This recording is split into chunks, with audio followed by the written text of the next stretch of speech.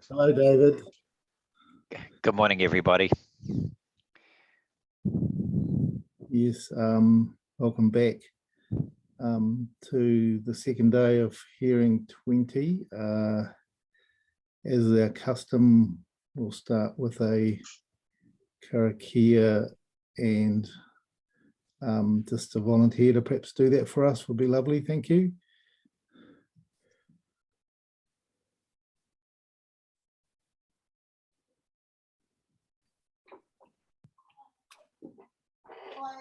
Kia ora koutou. I'll start our day with karakia.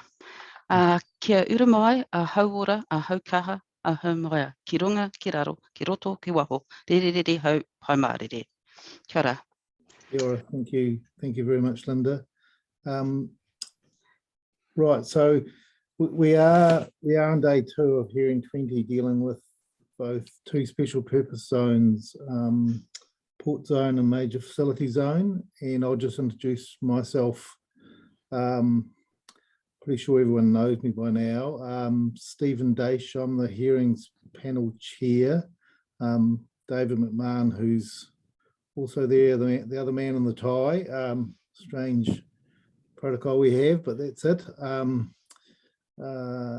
Is my fellow commissioner that's hearing this matter. So I'm based in Hawke's Bay. I've done quite a bit of work in and around Taranaki the last few years, and so I'm really enjoying these hearings. It's just fascinating. You've got a fascinating district, lots of issues, and we're certainly getting some awesome evidence coming through both the experts and via our oral evidence that is coming to us. So just like to thank everyone. David, could you just do a quick introduction? And I think because we've got some new faces here, we'll walk around the room again and just do an introduction. Certainly, I'm not sure that I've heard from Muralai or Linda before, so for your benefit and for the benefit of the rest of the room, I'm David McMahon. I'm a planning practitioner, similar background to Stephen. I'm based in Wellington, formerly in Christchurch, and I've been in this business since, oh gosh, 1985. As far as commissioner work goes, I first started that sort of tangent in 2001 and was accredited in the Making Good Decisions program in 2005. I guess I've considered hearings from a number of perspectives: resource consents, designations, plans, policies, regional plans, and my practice is also involved in preparing and processing resource consents for clients and on behalf of local authorities. So gives me a good understanding of all sides of the counter, if you like, in terms of planning practice and process. And I've tried to bring those sort of learnings to this forum. Looking forward to the second day, Stephen. Yes, thank you. I think we'll do a quick roll call. Murali, you're on the left of my screen, so welcome and nice to see you again. Yep, tēnā koe Kumihana Daesh, tēnā koutou katoa, te maunga Taranaki, tēnā koe nā mana whenua I tēnei rohe, Ngāti Te Whiti Hapu, tēnā koutou. Ko Kumihana Daesh, korua ko Kumihana McMahon, tēnā korua. Nā mihi kia korua mō tai mai ki ngā motu, mō te korua mahi I tēnei kaupapa, nui te kaupapa. Ko Murali Baska taku ingoa, nāku te maringa nui ki te hono atu ki tēnei kaupapa. Nō reira, tēnā koutou, tēnā tātou katoa. Thank you, Commissioner Daesh, and nice to meet you, Commissioner McMahon. I'm design architect, design director for Boone Limited, and I've been working with Ngāti Te Whiti on this marae project since 2005. So I have a lot of passion for this particular project and the Port Zone evidence. So yeah, ngā mihi. Ngā mihi, thank you, Murali. Christine, just Everyone knows Christine. Thank Good morning, everybody. I'm part of the administration team for the hearings. you. Cam, welcome back. A different hat on today. Te Mārie koutou, ko Cam Tugili tōku ingoa. So yeah, I'm here to present planning evidence on behalf of Ngāti Te Whiti Whenua Tōpū Trust and the Ngā Motu Marae Reservation Reserve. Thank you, Cam. Linda, and thanks for your karakia. Tēnā koutou, tēnā tātou. Yes, my name is Linda McCulloch. I'm a uri of Ngāti Te Whiti, and I'm the present chairperson of our Whenua Tōpū Trust, which is also the same trustees for our Ngā Motu Marae Māori Reservation. Kia ora. Yes, kia ora, Linda, thank you. Daniel? Kia ora koutou katoa. Kia ora Commissioner Daish, kia ora Commissioner McMahon. Ko Daniel McEwen tako ingoa, no Opanaki Ahau, landscape architects with Boone Limited, and presenting on behalf of the Ngāti Te Whiti Trust for today's hearing. Kia ora.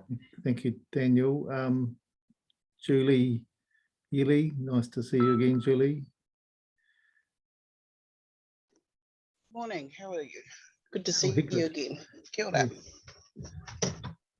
Just Julie, you with Ngāti Te Whiti hapu. So Sarah?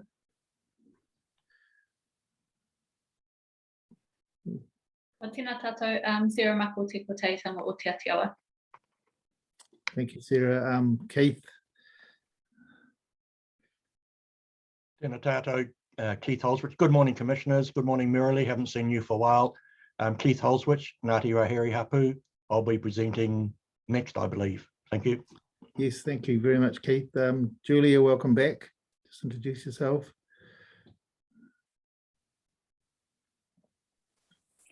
Kia ora koutou, Julia Williams presenting landscape evidence for the port.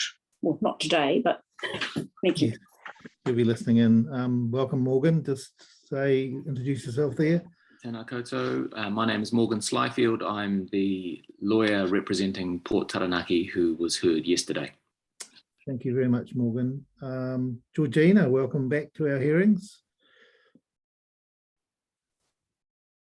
Good morning, Georgina McPherson here this morning to present evidence on behalf of the oil companies in relation to their bulk fuel storage terminal at the Omata tank farm within the major facility zone. Thank you very much, Georgina. Richard Bain. Kia ora koutou, my name's Richard Bain, I'm landscape architect, and I presented evidence yesterday on behalf of New Plymouth District Council with regard to Port Heights. Thank you, Richard. Right, Jacob. Kia ora tātou, my name is Jacob Stenner. I am the reporting officer in relation to the Port Zone chapter for New Plymouth District Council. Thank you very much, Jacob. Welcome, Hamish. Cool. Good morning, everyone. Hamish Wesney for the New Plymouth District Council, co-author of the Major Facility Zone report. Thank you, Hamish. Bronte. Tēnā koutou katoa, ko Bronte tako ingoa, and I have been working with Hamish Wesney, co-author of the Major Facility Zone as well. Thank you. Welcome again, Bronte. And Maria, you're last again. Nā tātou, Maria Hokopoura for Te Kahui o Taranaki Iwi Trust. Kia ora. Kia ora. Yes, so an interesting day ahead of us. Just really acknowledging the difficulty of the Zoom platform, really, for particularly when we're getting a lot of visual landscape architectural advice. It is a bit of a challenge, but I think we've been coping pretty well. And you'll see, in terms of my style, I'm a visual spatial learner. I found out a few years ago, and that's why I probably didn't do very well at school. That isn't really tuned into people like me, but certainly we'll be asking for using the visuals, and yes, just particularly a lot of the evidence from the hapu will be oral as well. So I think there are some speaking notes we'll go to. So we'll just roll along and do our best in the circumstances. So thank you. And Keith, you're first up today, and for Ngāti Rahiri, and you have circulated some speaking notes. So I'll find those and we'll get underway. Thank you very much, Mr. Chairman. You caught me on the hop. I thought I was following up later on. But oh, sorry. I'll just go to my we are starting with Georgina. Apologies. I've got the wrong session open. So Georgina, we are starting with you for the oil companies.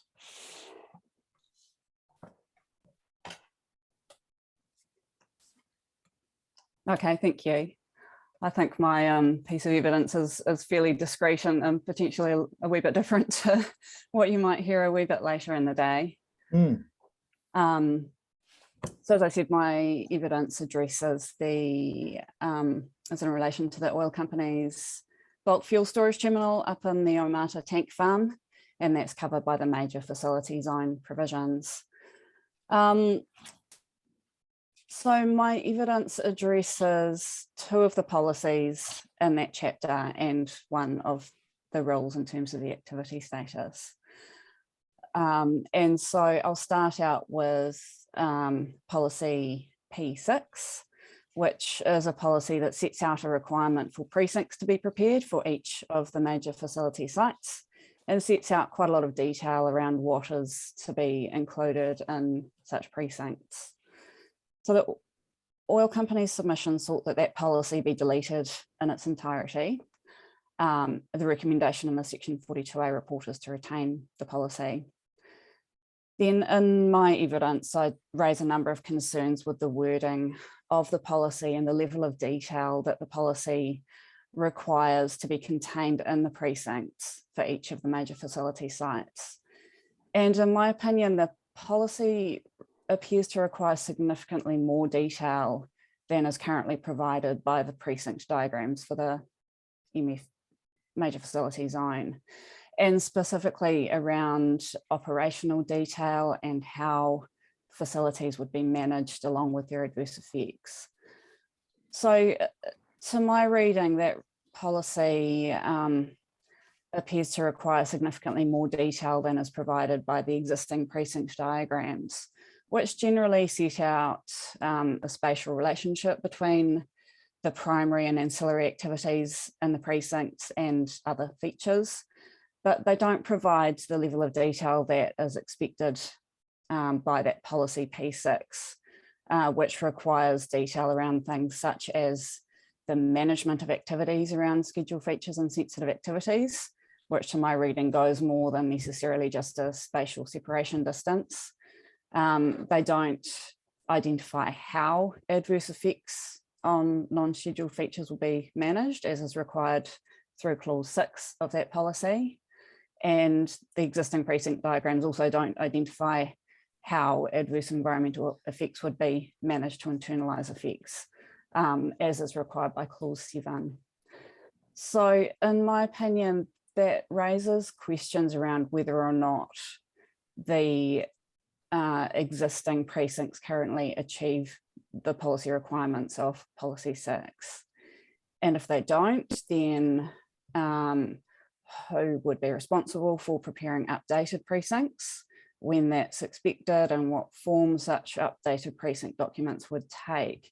And again, I sort of go back to the diagrams that are presented in the chapter now as being the precinct, and it's not clear how you would then incorporate this level of detail around how these types of activities are managed along with their environmental effects. So I do agree that the matters that are listed in clauses 1 to 8 are relevant considerations in terms of the appropriateness of development within the major facility zone. but I don't agree that the detail on how the individual facilities are operated and how specific adverse effects are managed are appropriate or necessary to be provided at the precinct diagram level, which is where this chapter appears to focus, the precinct requirements. Precincts are required in other parts of the plan, such as the hospital zone, and in my opinion, the policy approach that's taken in those other parts of the plan are more appropriate and should be applied also in the major facility zone. And that's generally a requirement that activities are undertaken in accordance with the precinct provisions that are contained in the plan, rather than this sort of policy approach that then requires a very detailed identification of how activities are operated and managed. There are a couple of other pieces of wording in this policy that I consider need a bit of attention, and that is where the policy refers to major facility sites, and the term site is then hyperlinked to the district plan definition of site, which is essentially the legal boundary of a parcel of land. But there are a number of precincts, in particular in Marta, where the oil companies have their facility, where the precinct comprises a number of different facilities on different legal titles, which means the policy could potentially be read in a way that suggests separate precincts may need to be prepared for each of the individual facilities because of this reference to a requirement for precincts to be prepared for each major facility site. I don't believe that to be the intent of the plan, and it would lose the ability to achieve the broader management objectives that are set out for managing precincts as a whole. So I think that that wording could be tweaked relatively easily. The other concern I raise in my evidence is around clause 5 of the policy, which requires precincts to recognise and provide for tangata whenua's relationship with ancestral lands, water, sites, wai, tapu, and other taonga. In my opinion, that's an onerous requirement in the context that the purpose of the major facility zone is to recognise large-scale facilities that are regionally or nationally significant and which contribute to economic and social well-being of the community, and to provide for the unique operational needs of those facilities. I do acknowledge there's a need to appropriately manage environmental effects associated with these facilities, and including in relation to the relationship of tangata whenua with ancestral lands, water, sites, wai, tapu, and other taonga. However, in my opinion, that balance is more appropriately achieved through the wording used in the energy chapter and the officer's right of reply, where the policy requirement, and it comes through in a number of policies in that chapter, requires consideration of whether the activity has the potential to compromise tangata whenua's relationship with ancestral lands, water, sites, wai, tapu, and other taonga. And I have included as an attachment to my evidence some suggested wording changes to policy P6 to address those concerns. So the second policy I've addressed in my evidence is policy P7. Georgina, I wonder whether, Stephen, through you, whether we might just have some questions on policy 6 before you move to 7, because it seems to be probably one of the key issues in your statement of evidence. Yeah, Stephen, are you happy for me to lead off on that? What I was thinking about, because I think there's only another couple of discrete points that Georgina's got. I did want to orientate ourselves with the mapping first with Georgina, and then perhaps go to questions if you're comfortable with that, David. Yeah, that's fine. Yeah, okay. Thanks, Georgina. We'll just move to the other discrete points we have. Okay, sure. So the other policy that I've made some comments on is policy P7, which requires activities within the major facility zone to minimise adverse effects on the character and amenity of surrounding areas and its zone interfaces, and lists a number of requirements to take into account in doing that. I share the concerns raised in the oil company's submission around a requirement for activities in these zones to minimise adverse effects. In my opinion, that term minimises is again unduly onerous and doesn't recognise that the facilities provided for in those zones are by their nature industrial in appearance and comparatively low amenity activities, and that they already generate a level of adverse effect that may not be possible to minimise or entirely avoid, remedy or mitigate adverse effects. And that's based on my understanding that to minimise, in terms of the dictionary definitions and how the term is applied in an RMA context, is to make something as small or insignificant as possible. So in my opinion, a more appropriate policy approach would be to require major facility zone activities to mitigate rather than to minimise adverse effects. And again, I've included the track change version of that policy wording to reflect that suggested change. And then the final point that I raise in my evidence is in relation to Rule 1 for the zone, which sets out a permitted activity standard for primary activities in the zone. And the oil companies did lodge a submission on that role, seeking that where the zone effect standards weren't complied with, the default for non-compliance would be to restricted discretionary rather than to full discretionary activity status. However, the track change version of the rule now results in a default to restricted discretionary for any activity that is not a primary activity in the zone. That wasn't the intent of the submission from the oil companies, and I haven't seen a submission from any other party that had sought that outcome.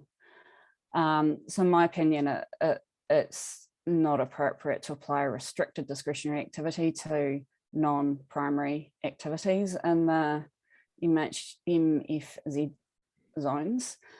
I consider that activity status should remain at discretionary to recognise the intent of those zones and to protect them from activities that might not be compatible with the primary activities in the zone. I do continue to support a default to restricted discretionary for non-compliance with the zone effects standards. So in my opinion, it may be a drafting error, but I consider that the default status should be separated out so that for an activity that's not a primary activity, it defaults to a discretionary activity status as per the notified version of the plan, but that where a primary activity is proposed that can't comply with all of the zone effects standards, then that primary activity defaults to a restricted discretionary status, and that might apply to things like a height or a setback infringement. So that covers all of the key points that I've raised in my evidence. So I'm happy to respond to any questions in relation to those. Yes, Georgina, before we go to questions, just like to thank you very much for your clear evidence. And it seems like you weren't listening in yesterday, were you? No, I don't. You've dealt with a lot of issues that we were asking questions about yesterday, particularly with the staff and some of the submitters. Certainly the linking of objectives, policies and rules to what is essentially a concept style plan, which is called a precinct plan, this has to be very, very thorough and very precise, particularly when you're looking to keep enabling important infrastructure. So yeah, really thank you for the thoughtful way you've gone about this. Before we go to questions, which David will lead, I did want to bring up on the screen your figure 1. Christine, I wonder whether you could find that for us. It's on page 5 of Georgina's evidence.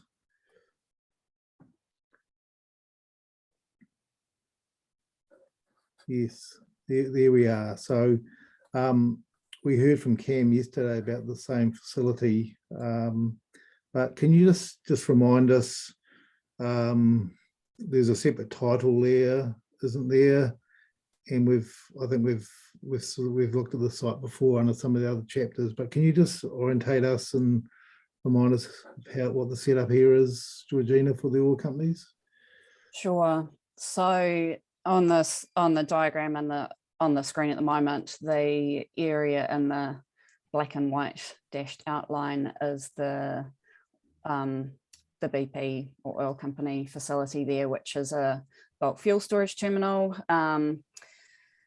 Fuel from the port is conveyed up the hill by pipeline, stored in the bulk storage tanks there, and then loaded into trucks by way of a truck loading gantry, which is close to the Centennial Drive frontage and actually relatively close to where the arrow points to, but actually sits slightly back from the road, with the Lattice Energy facilities separating the BP terminal from the road, and that can be seen a bit more clearly in the second figure a little bit further down the page, which is the precinct diagram, and that has the key which separates out different facilities within that broader precinct, along with some of the significant natural areas that are identified there. So the oil company site is on its own separate title within that broader Omata Tank Farm precinct. And my understanding is that those other operations by the other tank farm operators also are located on their own separate titles and pieces of land within there. So I think there's a range of situations across all of the precincts within the major facility zone, and that some do apply just to a single facility, where they may be located on a single parcel of land. But certainly in relation to this Omata Tank Farm precinct, there are a number of different land parcels in there and a number of different operators. Okay, thank you. And that second plan, we've been struggling through the hearing to actually, this is a snip. Oh, that's clearer. Yes, that's good. Thanks. So again, looking, you're squeezed in between the Lattice Energy. So yes, okay, there we go. Thank you for that orientation, Georgina. With that, I'll just hand over to David to start some questions. Thanks, Stephen. Good morning, Georgina. Can you hear me okay? Yes, I can. Great.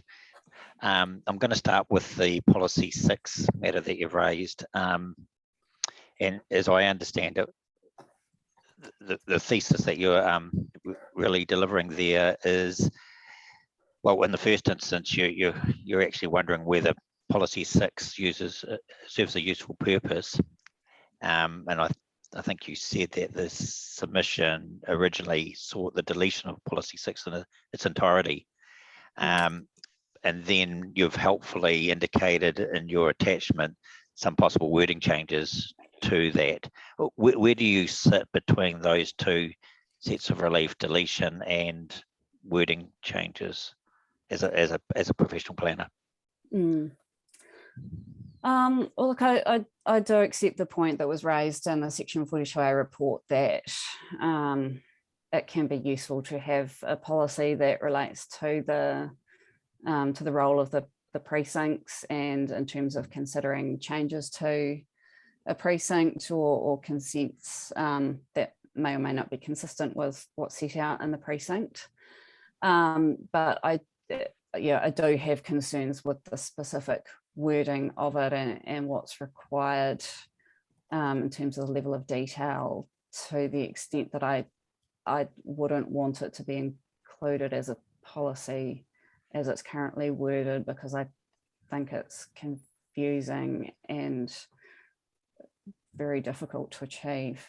Okay, let's just test a few of those things. Do you think that this policy is a plan making policy, or does it have an enduring life as a consideration policy at the time of consenting?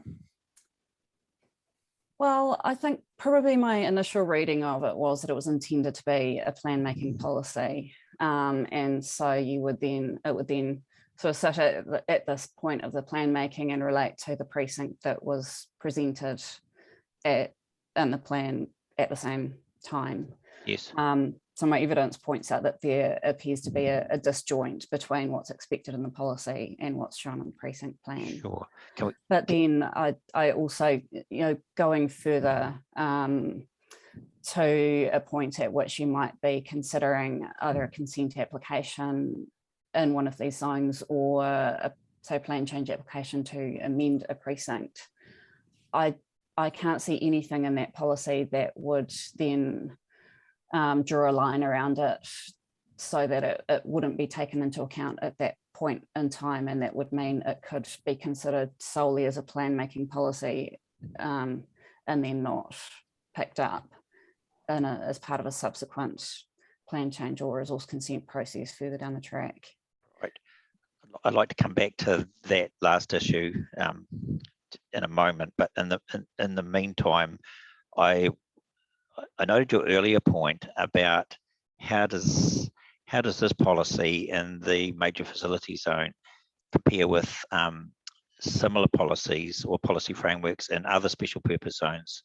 And the one that springs to mind immediately is the port zone, because we're dealing with a port zone also.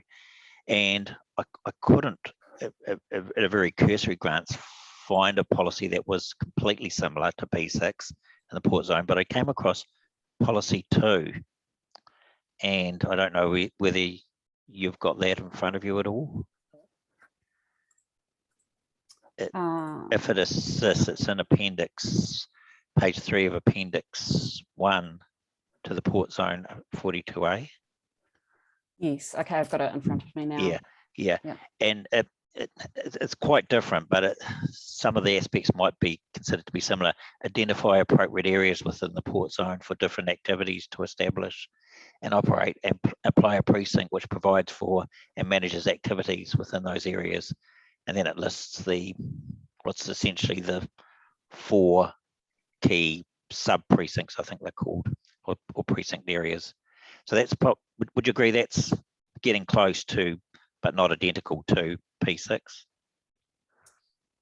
Well, yes, I agree. It probably is intended to perform the same role in terms of delineating the separate precincts within the zone. Yes, but that policy doesn't go on to then deal with the range of other matters that P6 does in terms of how effects are managed or mitigated. No, it doesn't. It doesn't.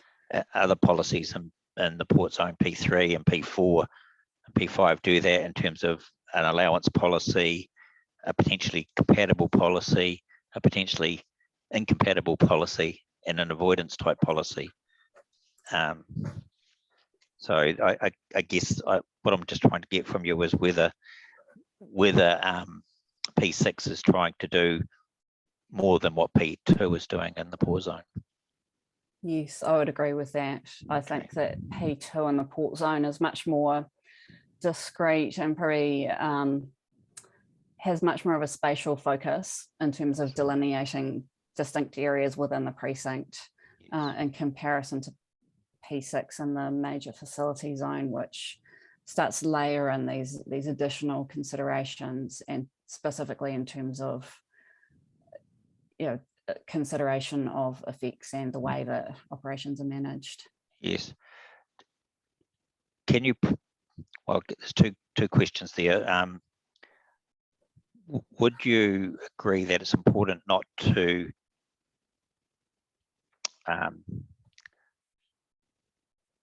I guess jettison the plan making component of the policy that tells the reader what the method is for achieving the objectives, in this case setting up a precinct? Is that something that, if P6 was to be modified, is that a part of that particular policy that you might think should be retained? Yes, well, I would agree with that, because the precinct approach is clearly quite key to how the major facility zone is managed. And I did look across the various zones that do take a precinct approach in the plan, I guess hoping to find a consistent approach that could maybe be applied here as well. And I have to say, I found that there seemed to be a number of different approaches. Sure. In terms of both the policy and the structure, whereby some of the precincts were just at this sort of spatial, quite high level spatial distinction between areas, and others then went into much more detail with a suite of rules and associated policies that applied in the different parts of the precinct. Sure. Could you have a look at MFZ policy P2, which is sort of the equivalent of the Port Zone 1, P2, introducing the concept of precincts, and then just compare that with the front end of P6. Is there any similarities there or any duplications that could be avoided?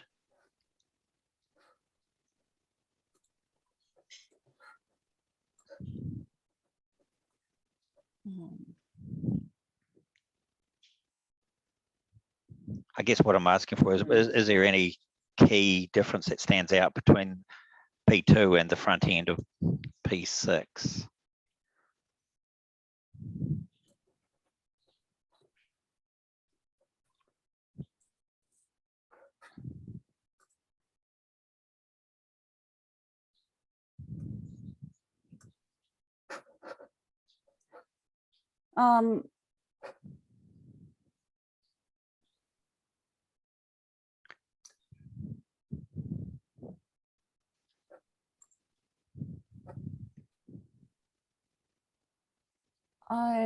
I think that they could,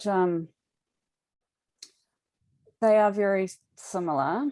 I guess in a way, it's a little bit hard to separate them then from the following requirements in P6. Yes. But I think if you were to read just the chapeau of that policy,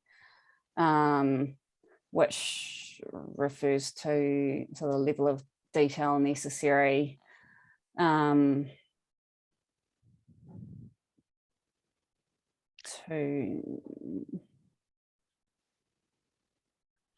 yeah, I do think there's in policy P6 there is probably still a bit more of a tendency to start looking at how a facility is managed in that wording, but I think it could probably be applied in a way that was workable if it was separated from those following clauses, which go into the level of detail that's required to be applied. Sure. Just finally on this issue, you've talked about a mismatch between policy P6 and the actual precinct diagrams in terms of the level of detail that's in the diagrams compared to the expectation of the policy. And you've raised the question of whose responsibility is it to bring the precinct plans up to date and provide that more detail. Do you have any view on where that responsibility might lie? Well, Yeah, I think if you were to be, if you're into a situation where this policy was in the decisions version along with the precinct plan, and an operator was to make an application for either a consent or a plan change, then likely that responsibility would fall on them in terms of the wording of that policy. And Yes. where I think that whilst the intent may have been for it to be a plan making policy, I don't see that there's any distinction in the wording that would allow you to not consider it. Yes, that's interesting. Another possible interpretation is that at the time of a consent being considered, and let's say it did trigger one of the clauses, either as a primary activity or an effect standard, and a consent was needed either as a restricted discretionary or discretionary, and the precinct plan hadn't changed in any marked way from what's in front of us at the moment, surely that's the assessment is against the snapshot of the precinct plan as it exists at that time. And the activity is either okay or it isn't okay, depending on what the precinct plan shows. Is there an obligation to go through and update the precinct plan at the consent stage? Because I'm not necessarily seeing that in the policy. I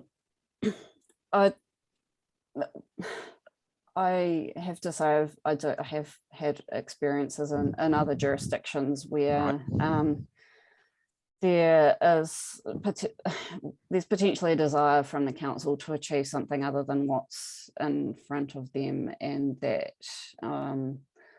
a policy like this could then be used to leverage a requirement for the operator to demonstrate those additional changes or additional management of effects in a way that is maybe beyond what you would necessarily anticipate. Okay. So just to wrap this policy one up, your changes in red and attachment A take the policy away from a plan making type policy to a enduring consideration policy, requiring those activities be in accordance with the precinct, and then you make some wording changes to clauses 1, 2, 4, and 5, not to 6, I notice, and that's been added in at the 42A report. If that altered policy formed the basis of the decision report, is that something you could support as opposed to deleting the policy in its entirety? Yes. Okay, thank you. Stephen, that was all on P6. Did you want to come in there before P7 and Rule 1? The only follow-up was just to let or get Georgina's view on this term in accordance with. Yeah. And we've been asking all of the planners that are involved in the precinct plans for these special purpose zones, Georgina, and also the structure plans that are we heard in hearing 18, but these are future growth areas.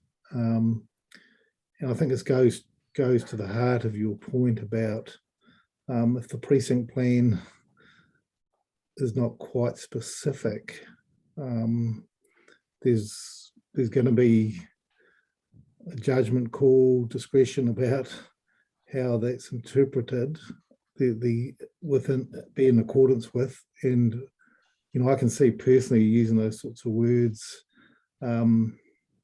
different views from applicant planners and council planners and applicant lawyers and the general public. So really we're struggling with this term in accordance with, in relation to references throughout the plan to other detailed spatial plans, and whether you had any thoughts about that could assist.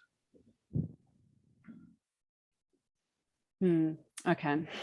I wasn't aware of that particular question running through the various other hearings, and that wording I have suggested that come from one of the other precincts, and so it was intended to be consistent with an approach that council was supporting and wanting to apply.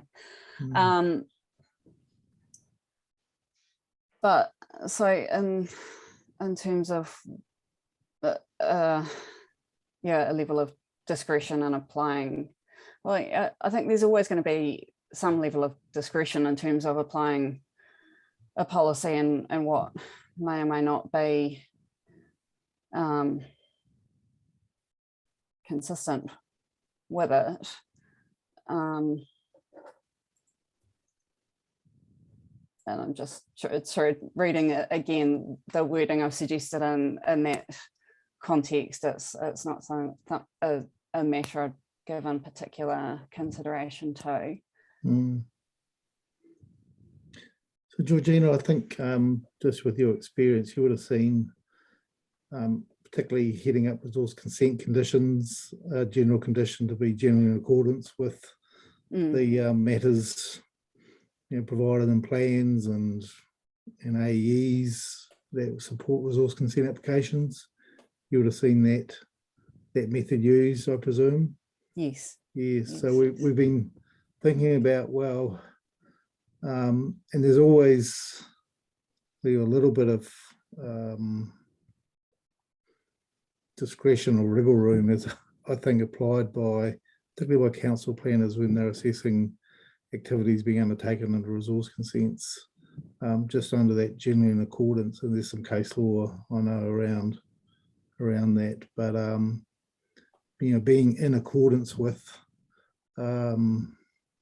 seems to be very specific. And if we've got precinct plans that aren't perhaps as clear as they might be, whether there's just some more work to do here on the linking policies and maybe the precinct plans as well. We've also already got a bit of work going on with the structure plans with the reporting officers and the submitters there. So just seeking your guidance about making this plan as good as we can within the scope of submissions, just from a resource user clarity perspective.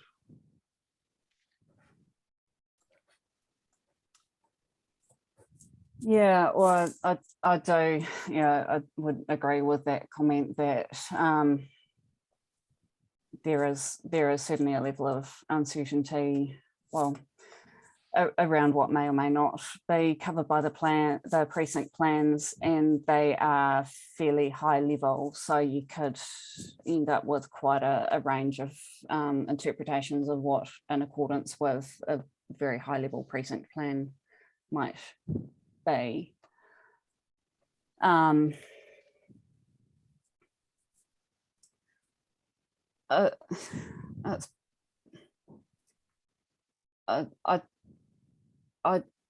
don't have a particular concern with its use in the context of a policy like that. Okay. So as a practitioner, you can see how it's meant to be applied, and looking at the way it's set up with the precinct plans and the policies, you're comfortable that people using the plan will work their way through that? Yes. Yeah. Okay. No, that's helpful. Certainly, Mr. Stenner, Jacob, and others on the planning team, we've asked some questions about those too. So getting your advice on that is helpful. One thing before we move on, I wonder whether Hamill Bronte could help me. There were some shrinking in of some of the extents of the precinct plans. I don't think this was one of them that was shrunken in your in your 42A report? Yeah, Hamish? that's correct, Commissioner Dash. That Omata tank farm stayed the same. Stayed the same as it was notified. Right, thank you. All right, so that's all I had, David and Georgina, on the policy 6. So I'll hand back to you, David. Yes, thank you, Stephen. That's an interesting conversation on an accordance. I'd like to come back to that in respect to the relief on Rule 1, Ms. McPherson. But in the meantime, and just before going to P7, for Hamish and Bronte, I think Ms. McPherson was saying in respect to clause 5 of P6, the wording that she's changed, that she's proposed, has an alignment with the right of reply wording for the energy chapter. Is that what you said, Ms. McPherson? Yes. Yes. So, and that's one of the more recent right of replies, I think. So I wonder, Hamish and Bronte, whether that's something you could give some thought to in the right of reply. And I know, Hamish, you were involved in the energy chapter. Yes, yep, no, certainly will do that. Okay, thanks. And just finally, Ms. McPherson, just before we move off P6, did you have any comment on clause 6 of P6, given that it's come in via the 42A recommendation? I notice you haven't redlined that in any way.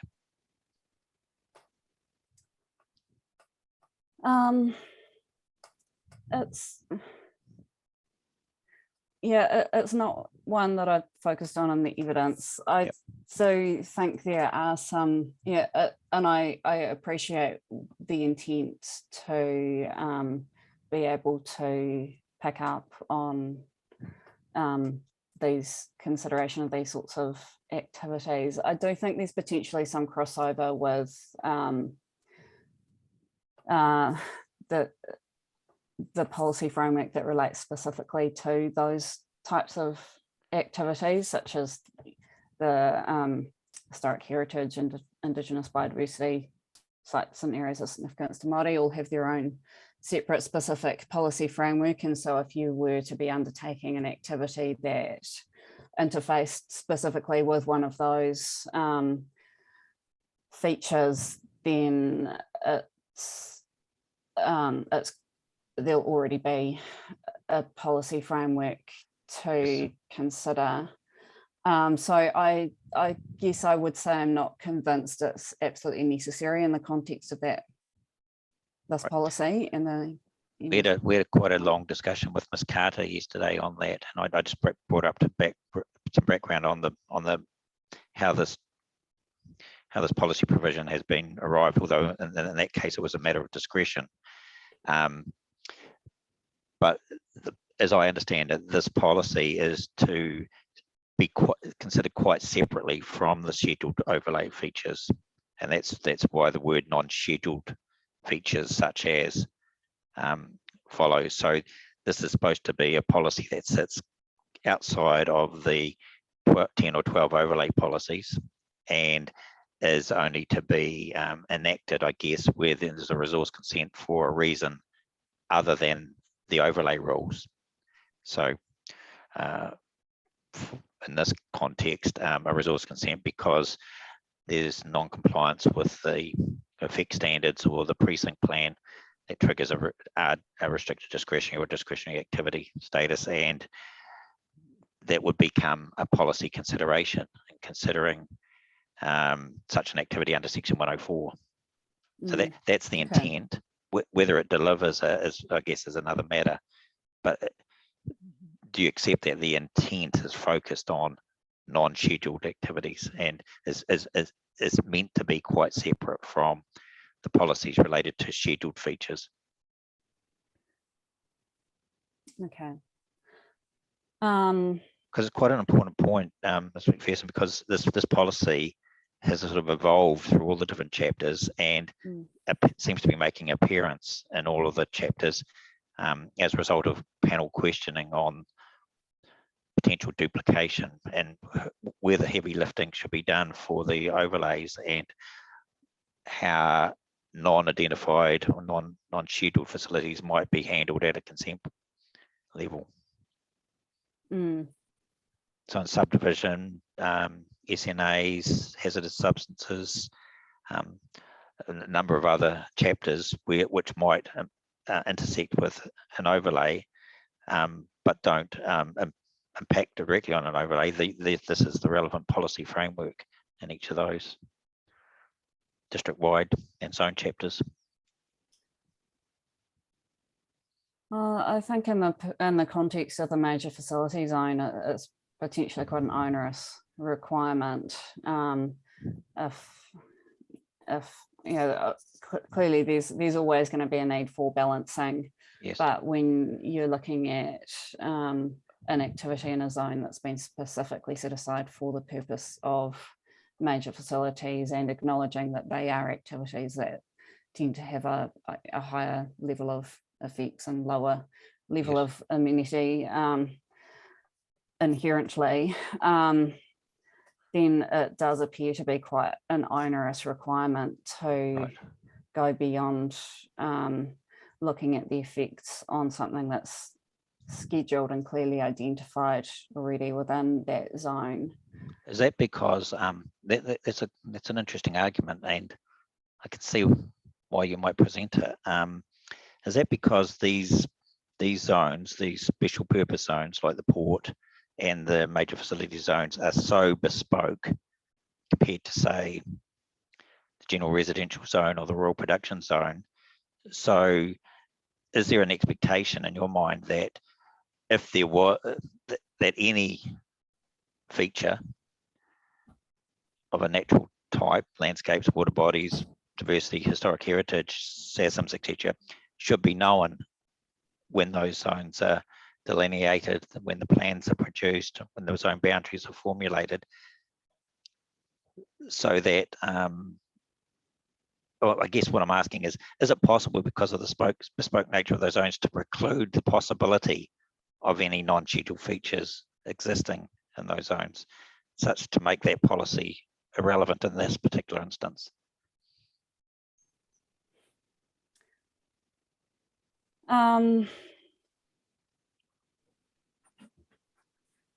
Well, that's the nub of it. That's the nub of it. Yeah, I mean, when you present it like that, you know, I accept that some of these, you know, the Amata tank farm in particular covers a very large area, and you're never going to have a situation of perfect knowledge about every nook and cranny there and the associated values of it.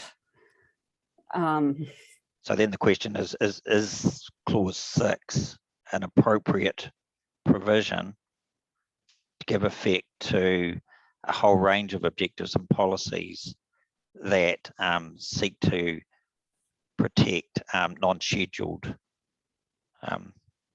natural features?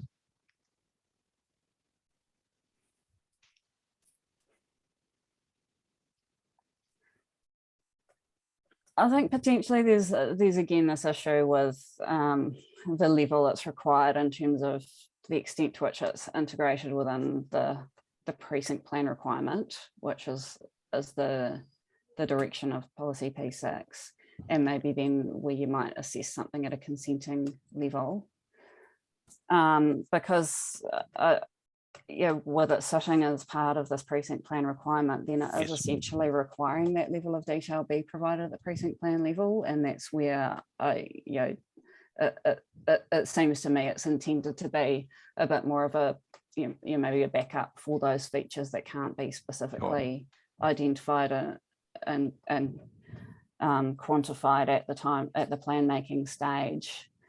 So I think you could possibly apply that at a consenting stage when you've got a specific activity in mind and you're assessing the effects of that, but it's, I think, going to be very difficult to achieve at a precinct plan level. So what I'm taking from that is the location of that clause might be questionable, that it might have some legs, but its position as a clause in P6 might not be the best location or home for it. Yeah, okay. Yeah, that might be the case. Okay. So, sorry to labour the questions on that. It's just that that's an important policy that runs through a number of number of provisions, so I was really keen to get your view on it. I'll move very quickly through the other matters. P7, that's the mitigate versus minimise issue. I understand what you're saying there. I mean, this is a policy, so the policy, we have to determine whether the policy is appropriate to give effect to the objectives.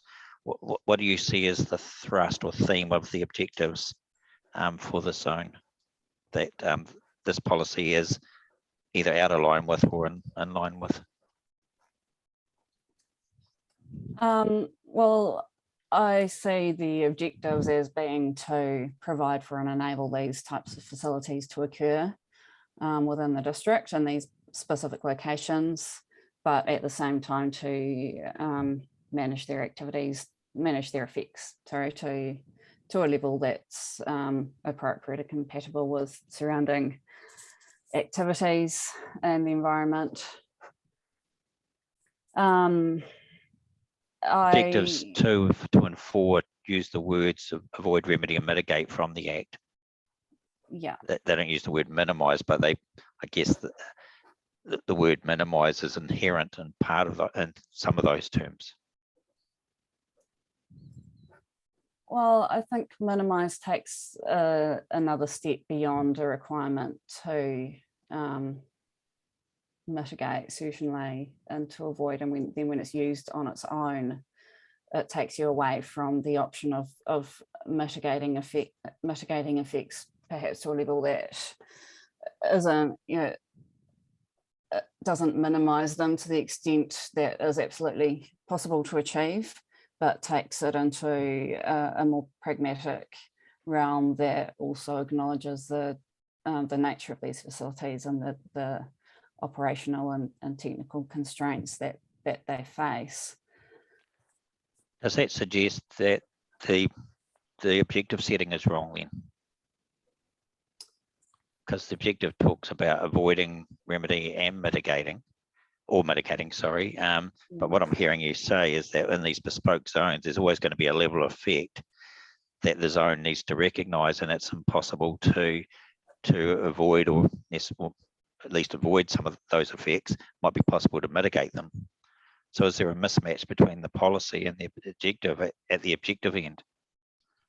Well, I don't know. I don't necessarily think so, because the policy talks about, as you say, avoid, remedy or mitigate as far as practicable. Just making sure I'm reading the right policy here. So objective 02. Yes, 02. And so it has that recognition in there through as far as practicable of the nature of the zone and the activities that are undertaken there. Yes, and there will be some effects that can be entirely avoided. That option is provided, that full suite of options is provided through the objective. I think the concern comes in where you then take that to the next level in policy P6 and P7, and require that essentially that adverse effects on character and amenity of surrounding areas is entirely minimised. And that's where I think it will be difficult to achieve minimisation of all those sorts of effects. Okay. If it was minimised to the extent practicable, would that change your view? Yes, I think that would be one way of addressing that, or another way that is often that concept's often picked up through policies is that in the sort of the list of considerations, there's a balancing requirement to consider the technical and operational needs of the facility, or take those things into account, which isn't provided in this specific policy wording. Okay.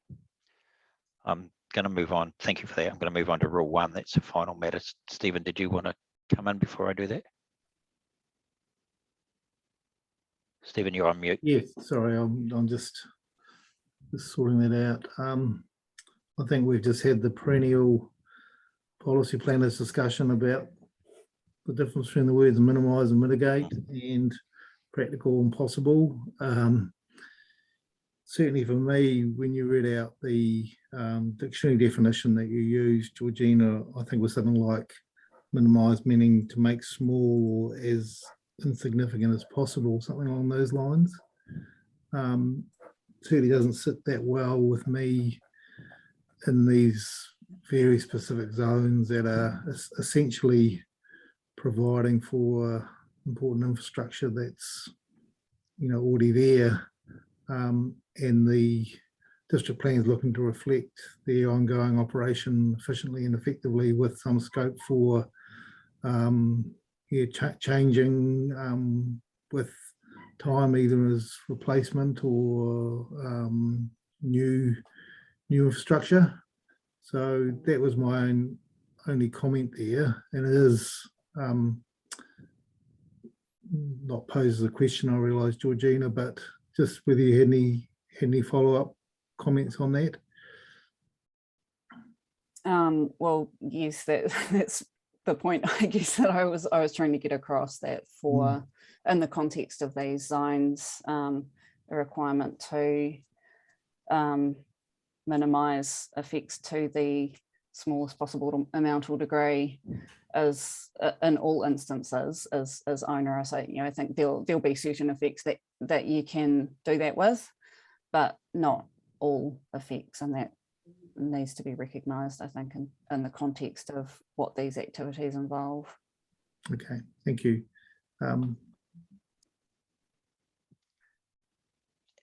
Thank you, Stephen. And just finally, the last matter, and I just got a mechanical type question that came up yesterday, Ms. McPherson, about Rule 1. In fact, it applies to Rules 1, 2, and 3 also.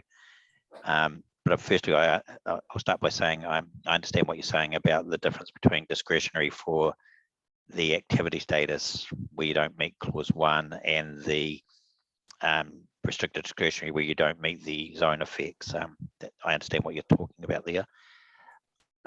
Something I asked Mr. Wesney yesterday was, in terms of rule clause 1, is it explicit that the activity not only has to be, in this case, a primary activity, but that it also has to be spatially in accordance with the precinct plan?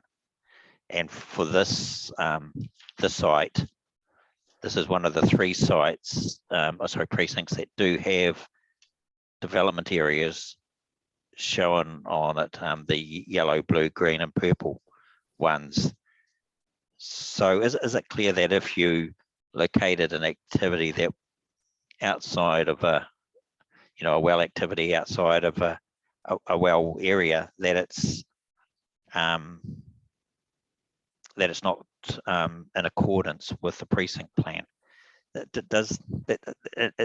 Wesney indicated that was the intention, but he did agree that perhaps the wording could be clearer to indicate there's a spatial element to Rule 1 or Clause 1 in these rules, as well as an activity element. So that's a bit clumsy on my behalf. Do you sort of understand the nature of the question? Yes, I do. And looking back at the precinct diagram, yes, I acknowledge there is potential that could be interpreted in a different way. And my reading of it was that the intent is that the primary activities would occur in the areas identified for development. Yes. But yes, as you say, for sites like Amata, there is a large area that isn't identified as an area for development, but there's no specific distinction between, there that says the primary activities must only occur in the area for development. So yes, I'd agree that wording could be improved. Well, that's a live issue for the officers, so they're going to come back to us on that. Okay. And that was all for me. Thank you. I really appreciate your candid answers. Thank you, Stephen. I have no further questions, Georgina. Appreciate your assistance, and we'll certainly got quite a lot of food for thought, and I know we'll be be assisted by our 42A reporters listening pretty intently to this evidence. So thank you again. Okay, thank you. Thank you for your questions. All right, we're now moving to Ngāti Te Whiti Whenua Tupou Trust and the Ngā Motu Marae Reservation Reserve. Linda, are you leading the charge here, or Cam? Kia ora, no, I'll open. Hmm. Kia ora, thank you. Ko Taranaki ki uta, ko Ngāmotu ki tai, mai te maunga o Herekawe, tai atu ki te awa o Waiwakaio, me hoki mai anō ki tēnei wai tapu, te tūranga waiwai o Ngāti Te Whiti, te ukaipo o te hapu e noho mai nei. Kei te mihi, kei te mihi, kei te miti. Kia ora. My name is Linda McCulloch. I am a uri of Ngāti Te Whiti Hapu and the chairperson of the Ngāti Te Whiti Whenua Tōpū Trust. Our trust was established in 2004, then named the Pukeariki Land Trust. The trustees of which are current trustees of the Ngā Motu Marae Māori Reservation. Both trusts are entities under the jurisdiction of the Māori Land Court. I am speaking today on behalf of the trust beneficiaries, descendants of Ngāti Te Whiti Hapu, and in support of the evidence that will be presented to you today by Murali, Daniel and Cam. I open my kōrero with our Ngāti Te Whiti pepeha. This pepeha outlines our ancestral boundaries by acknowledging our tupuna, maunga and awa. We refer to our land and our place to stand and acknowledge that it nourishes us spiritually, physically and culturally. I've been involved in Ngāti Te Whiti Hapu matters for approximately 30 years upon returning to Ngā Motu in the early 1990s. In addition to the Ngāti Te Whiti Trust, I represent the hapu of the Ngā Motu New Plymouth District Council's Central City Strategy as co-chair of the governance group.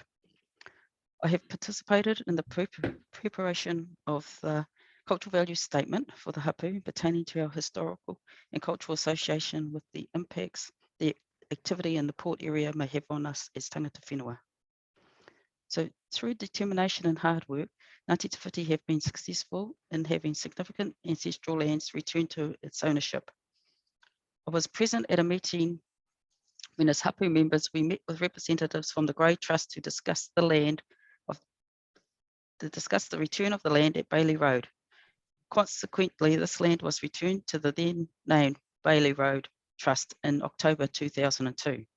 This land is gazetted in the Māori Land Court in 4 blocks. The Ngā Motu Marae Māori Reservation is referred to as Motoro 3 and was granted by the Māori Land Court in 2016. There are several objectives of the trust deeds that direct the trustees to ensure that Ngāti Te Whiti hapu members benefit culturally, spiritually and economically. The establishment of marae on this site assists the trustees to meet all their obligations to the trust deed and hapu members. This land at Bailey Road has significant mana and prestige for the hapu. The addition of marae on this site will elevate Ngāti Te Whiti in our ancestral land. You've heard from previous evidence presented to this forum from our hapu chairperson, Julie Healy, in hearings 5 and 14, and from Kaimahi of Kotahitanga o Te Atiawa, from Sarah Mako, that support our kōrero and right to stand here. In designing our marae, all consideration has been given to the site and the history and the connection physically and spiritually that it holds for us and the community at large. The frontage of the whare nui is glass as a means to have the physical connection to the land, the islands and the sea, but it's also to allow for inclusiveness of the community as part of our thinking in demystifying what occurs in marae. We have waiata, whakatauki and pakiwaitara, oral accounts of our connection to this area. The whare nui is situated to make the best use of the current views of Ngā Motu Islands. The ability to see and reference these tupuna, each of which have played a role in preserving our ancestors and our history, when whai kōrero is recited, is beyond mana enhancing. Our marae has been touted as a marae for the community, and this is in keeping with our history of Otakapā, the last bastion for Ngāti Te Whiti and Te Atiawa against the Waikato. Our tupuna welcomed settlers on the shores of Ngā Motu Beach. Settlers who died as a result of the Spanish influenza are in our urupā. Our chief at the time, Poaro Mataviti, entered into an arrangement with the Grey Trust over our land. The settlers or Pioneer Park that is situated south of the coal stores is where Poaro Mataviti is buried. And the narrative from the plaques in this park were written by our whanauna and former chairperson of the Hapu and of Te Atiawa, Wikatoria Keenan. The spirit of manaakitanga is as much an imprint in our DNA as our ngā motu and the Māori that are here. I close with this whakatauki that is a sign of our resilience and connection to this land. Paratutu te po te moana, to I te ao te I te pō. Paratutu, a rock standing firm in the sea, day and night. Nō reira, tēnā koutou, tēnā tātou katoa. Thank you very much, Linda, for that introduction. You're reading from some speaking notes? Are they Yes, I am. available to come through to us? Because yes. that was a very good, succinct introduction, and we'd really love to have that on our records when we look back on this hearing. Yes, definitely, I can do that. Yes, and Linda, I just wanted to confirm that David and I went on a very interesting 2-day tour with Anaru Wilcox. I can't remember the Wilkie, council. I think. Yep. Yes, and Te Poe Campbell, and we certainly stopped and looked at this area. Looked at the Urupā where your tupuna's buried, and also those beautiful engraved or set up panels about the background of this area. So that really has given us a good understanding. So thank you for that. I don't have any questions myself for you, although, well, perhaps I do.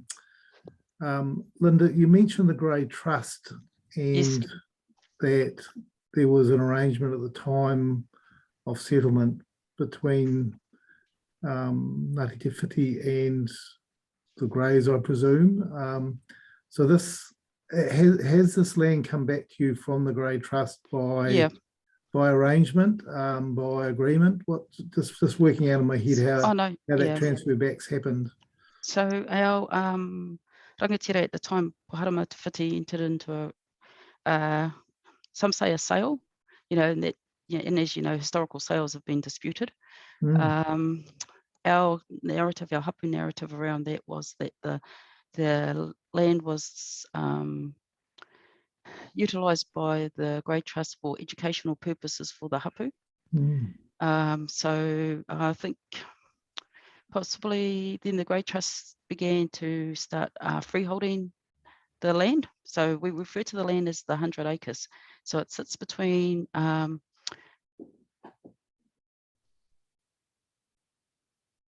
You've flicked on to mute there, Linda. Sorry, I did too. Yeah, leaning on the keyboard. So the land we refer to as 100 acres. So it was an arrangement by our rangatira at the time, Poharama Te Whiti, with the Methodist Church, or the Grey Trust, which is the body that administer the land. And the intention of that, well, our narrative around that was it was for the use and educational purpose of the hapu and the community. So I suppose when the Grey Trust began to start freeholding these lands, this is actually when it came to the attention of the hapu, and we started to campaign them about offering the land to us as the original owners. So this piece here, because at the time my father was the chair of the hapu and Wikatoria Keenan was heavily involved, and because of the relationship we had with the port company actually approached my father and Wiki and said that the Grey Trust, they had conversations with the Grey Trust, and the Grey Trust were looking to sell this land to the port, if that was the case. So it was only because of the relationships that we had that the port informed us of that. So we campaigned the Grave Trust ourselves. Mm. So, and then the land was gifted back to us in, hang on, I've got my records here.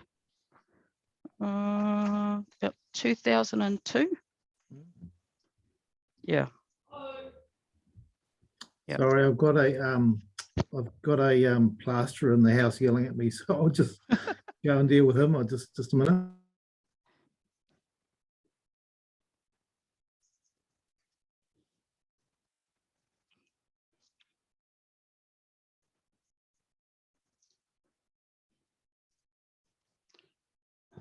It's one of the interesting things of these Zoom meetings. You bring your domestic life into other people's lives. So sorry about that. Yeah. Oh no, that's fine. I had a rubbish truck at the back of my window. Thinking, oh my gosh. So yeah. So in 2002, the land was vested back to what was called then the Bailey Road Trust. Thanks for that background. fine. That sort of set out in some of the evidence, but just hearing that from you, particularly with your father's involvement and Victoria's connection there, it's really interesting. David, did you have any questions? No, Stephen, taking quite a few notes, and those answers to your questions have been very useful for context. Thank you. So, thank you. Thank you. All right, Mr. Twigley. Thank you, Ngā mihi, Linda. So now I'm going to pass over to Murali, who's going to talk to his architectural evidence, and he'll be followed by Mr. McEwen and then myself at the end. Thank you. Tēnā koe, Cam. Tēnā koe, Linda. Ka nui te mihi kia koe mō tō kōrero. Tēnā pai. So my evidence pertains to the architectural matters. I'm a registered architect and a fellow of the New Zealand Institute of Architects, and I'm currently a board member for the New Zealand Registered Architects Board. I've been practicing in Ngā Motu for the last 34 years. I've been the lead architect for Ngā Motu Marae. Having been involved with the project since 2005, during this time, I've had the utmost privilege of partaking in numerous wānanga with Kaumatua, and Linda mentioned Wikitoria Keenan, Moimaya, and so Kui and Hapu and Whānau and other various stakeholders. I'm acutely aware of the significance of the proposed marae for Ngāti Te Whiti. The Ngāti Te Whiti Hapu have not had a marae in their rohe for over 150 years. And professionally, I consider Ngā Motu Marae to be a very special project for the Hapu and for the region. During the design process, I was made aware of considerable cultural significance of the proposed site to the Hapu, and Linda's alluded to those. So as well as enabling Ngāti Te Whiti to reassert their whakapapa, the marae will re-establish their tribal presence with Moturua directly adjoining Ngā Motu Beach.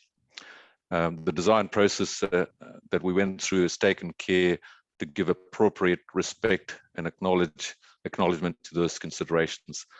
The site, as you know, is adjacent to a Waitapu Urupa and Otakapa and the Ngā Motu Islands, or the Sugarloaf Islands.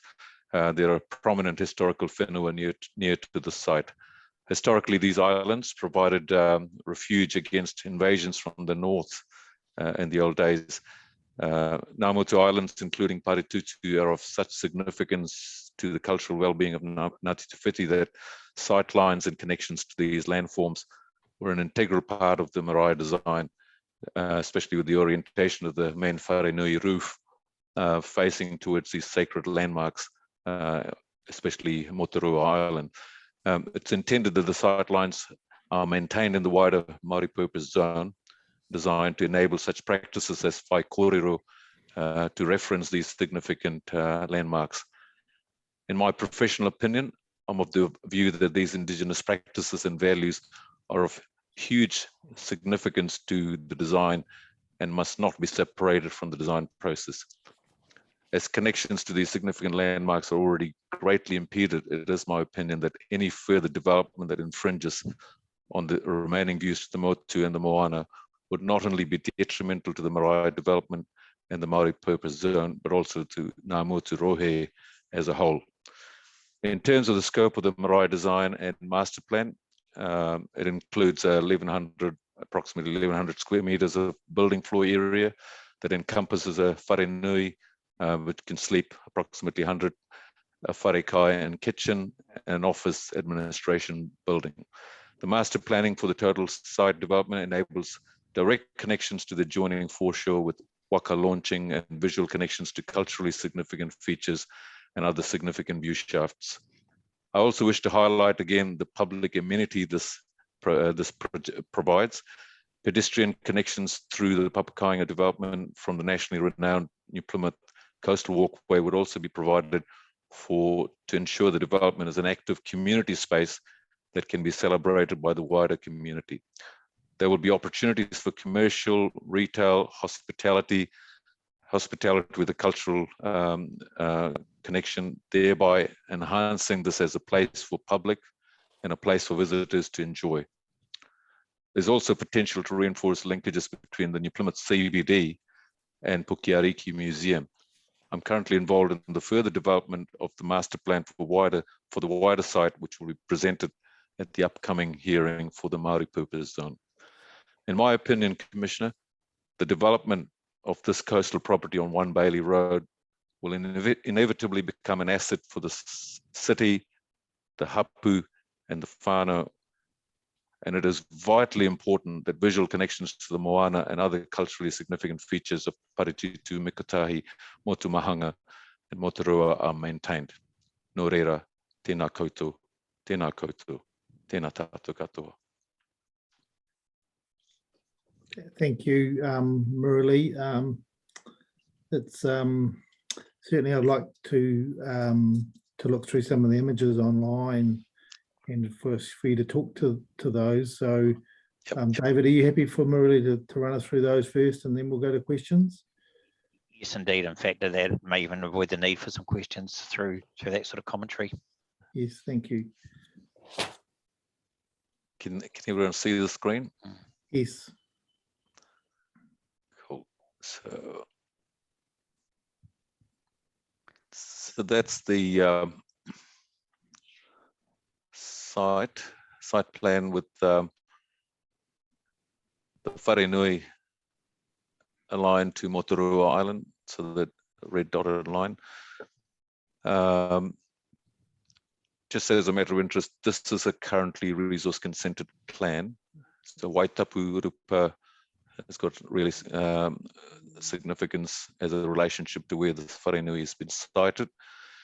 There's opportunity for road access along the existing road that leads into under the grove of the Puhutakawas, and opportunity to have another driveway across the Marae Aotea to service the kitchen and the office on top. Really, that's a lovely stand of trees, isn't it? So is that where the driveway is coming in?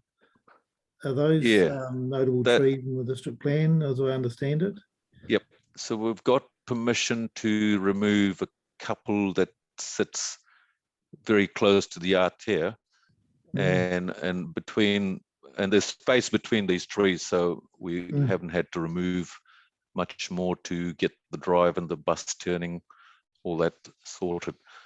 And in the wider master plan, there is a plan to remediate and regenerate the wetlands and the vegetation around the Urupa as well. Yep. Yes, and certainly when we were pointed out to that quite significant Urupa area, and also the wetland aspects when we had our visit. So it's good to see it on this plan view. Yep. Thank you. So that's a slightly more detailed consented plan. And the next plan shows the same thing, but we had investigated potential road access parallel to the railway line, which was then, due to cost implications, removed. And even though Kaumatua were not necessarily that, I mean, they didn't prefer this new driveway to come in front of the Aotea, they were happy to sort of accept that as a bit of a compromise. Okay. Yep. Really, just a question on the way. I see the word Papakainga on the right-hand side of your plan. Yep. So this is quite a long, narrow waterfront lot. So yep. Are we going to be hearing about that any further in the Murray Purposes Zone, I presume? Yep. Yes. Yeah, okay. in the next development, yeah. Yes, thank you.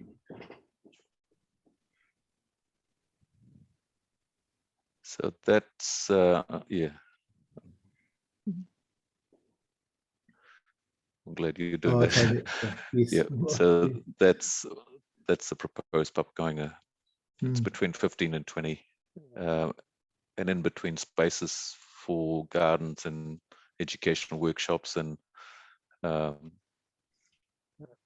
production facilities. So the idea is that Te Aranga principles and sustainable design principles right through the whole site.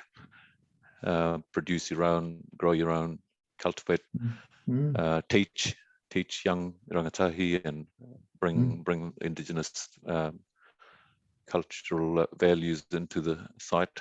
At the same time, Linda alluded to demystifying the entire site. So the idea of connecting to the walkway is deliberate, and it touches on the hapu values of opening out to everyone.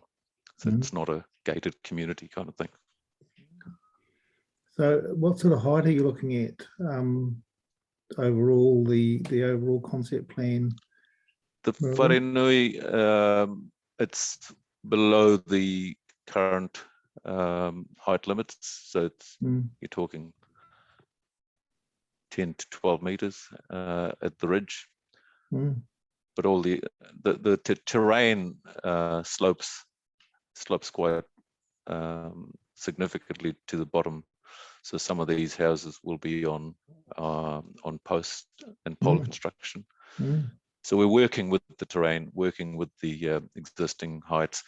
This is the lowest area, so hence the Wharenui and the buildings are all located. There's hardly any loss of views for people on Whiteley Street and residential buildings. So we've designed it carefully. Yes. Thank you for that.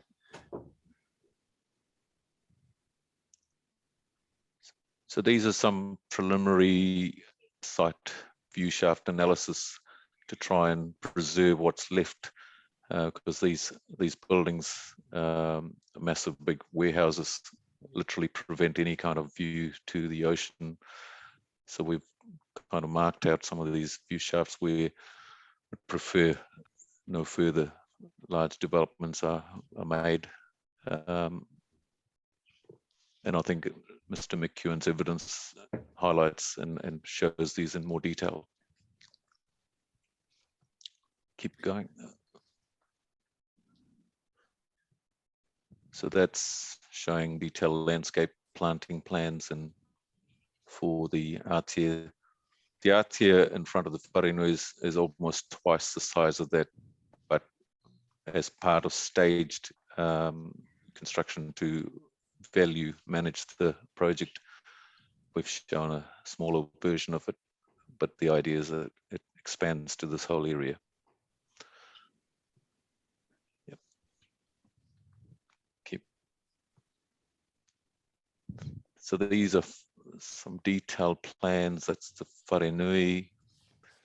It's got a unique shape which evokes the form of the waka, with the front eaves and the ridge pushing out beyond the building. The rear of the connection between the Wharenui and the Wharekai, which is on the right side, is there's an internal street.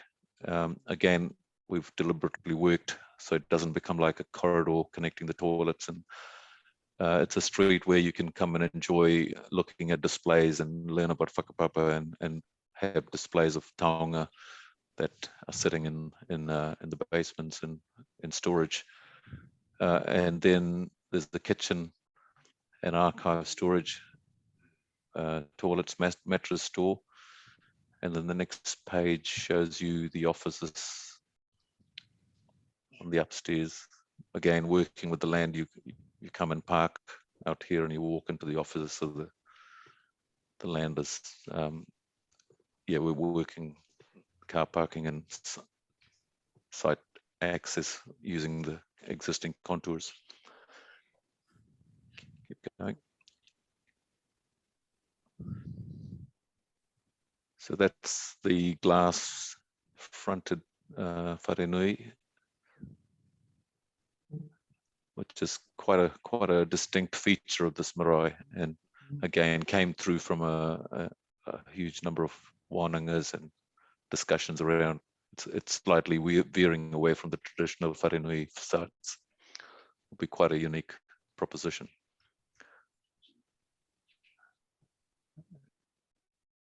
And that's looking at the whare kai and the offices behind, and the background you can see the houses.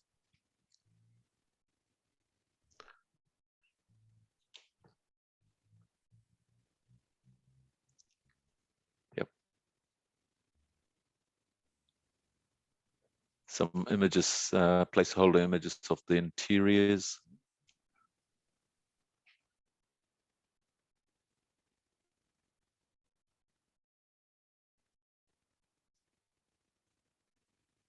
Yep, so that's that internal street we described, showing displays of history and whakapapa.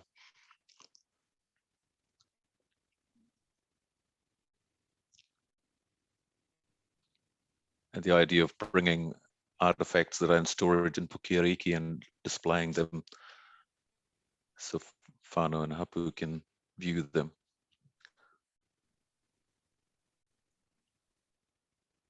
That's the inside of the whare kai. Thank you. Thank you, Murali. We'll see whether David has some questions or whether all the pictures have answered his questions. I'm sure you may have one or two. Actually, Stephen, I don't. My questions are mainly for Mr. Twigley and the landscape architect, Mr. McEwen. So appreciated the context provided by Murali, but don't have any questions. Thank you. Yes. Well, I have just a comment and one question. This looks certainly like a real treat of a project. It's obviously had a long gestation since 2005 when you've been involved, and these sort of projects do take time. And just want to, I suppose, acknowledge you for the showing us those, particularly some of those details. Clearly, it's a well-developed proposal now, and yes, I certainly look forward to visiting one day, if and when this gets through our processes. The question I have is involvement with the council planning team in terms of the view shafts and also just the general planning in and around this facility as on the proposed district plan, outside of the consenting framework. Has there been close dialogue between you and obviously Daniel's involved in the view shaft work as well? Yeah, I mean, the project from its inception has always had the council alongside, and we've had discussions with the council on numerous occasions during the whole between 2005 and now. We've all the while targeted the current resource consented plans, but the council's aware of the proposed Papakoinga and the fact that there has been talk about trying to keep these view shafts, Shafts, preserve these view shafts, and they're aware of the reasons why, and they acknowledge it. Okay. Yep. Thank you. So that's me, and thank you again for your assistance, Murali. So Daniel, are we with? Oh, I'm just looking at the clock. Let's take a break, just for a comfort stop and a quick cup of tea. If we can come back, let's say 5 to 11, that gives us a chance to go and have a freshen up. Thank you.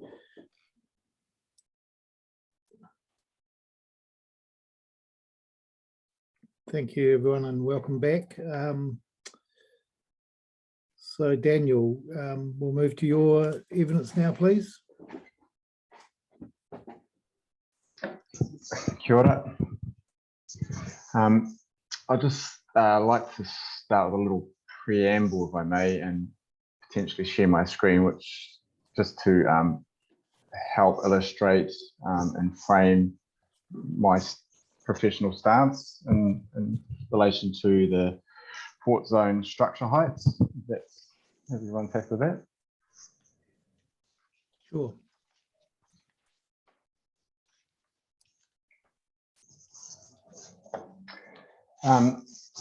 Just like to start by emphasising the Landscape Institute's approach moving forward to landscape assessment, and where the Institute is now has been producing some guidelines and which has now been adopted and soon to be published into a book, as you can see on your screen. And this considers a holistic landscape concept, which is where international landscape assessment practices is heading globally. And this is moving beyond the physical character and scenery, which is traditionally how landscape assessment has been approached, to the tangible and intangible relationships between people and place, where specific attributes rather than generic parameters are considered. And a big part of this within the New Zealand context is the Te Ao Māori perspectives, which highlight that cultural perspectives are central to landscape, not only for tangata whenua, but for everyone. Can everyone see this image that's popped up on the screen now? So yeah, this sort of frames my approach to not only assessing the current subject site, but my approach in professional practice as a whole, where we're starting to understand landscape from the idea that, or just to acknowledge that people in place and those tangible and intangible aspects need to be considered, as well as those scenic and views. So this image here sort of indicates that historic cultural context and landscape context of the islands and how they are in a marine environment, that coastal environment. And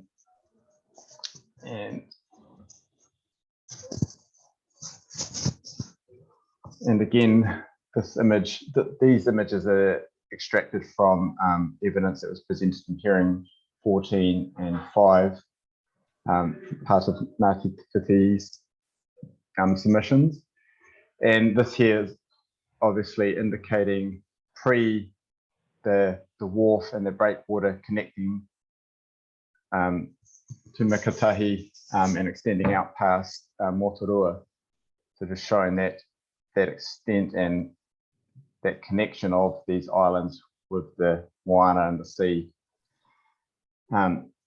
Daniel, is there a date, a rough date you know about this? These two photos? Yeah, this date, I don't have it handy, but this is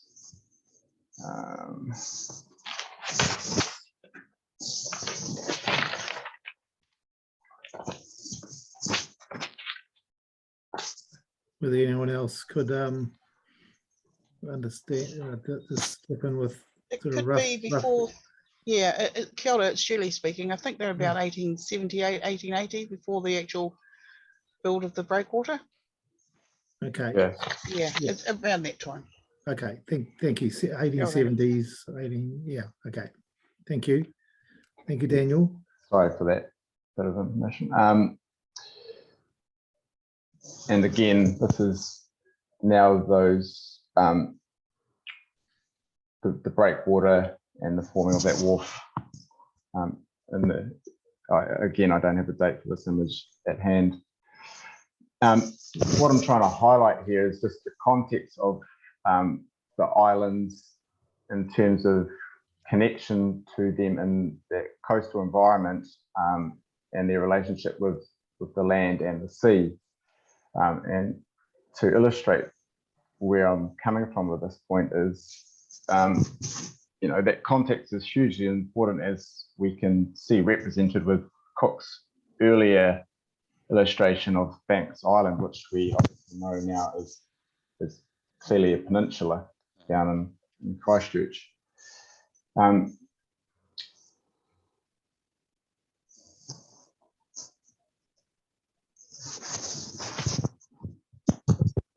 So yeah, what I'm trying to illustrate is the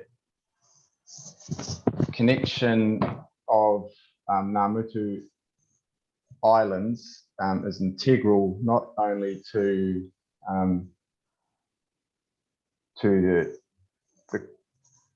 the area and rohe that forms New Plymouth Ngāmutu, but also the wider collective people of this area.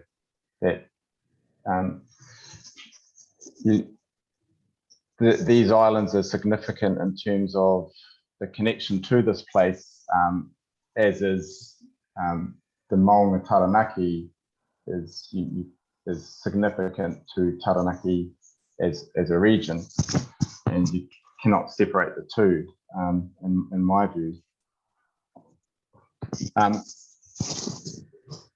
In preparing this evidence, I have visited the site on numerous occasions over the past 2 years, and 3 times over the last 2 weeks. And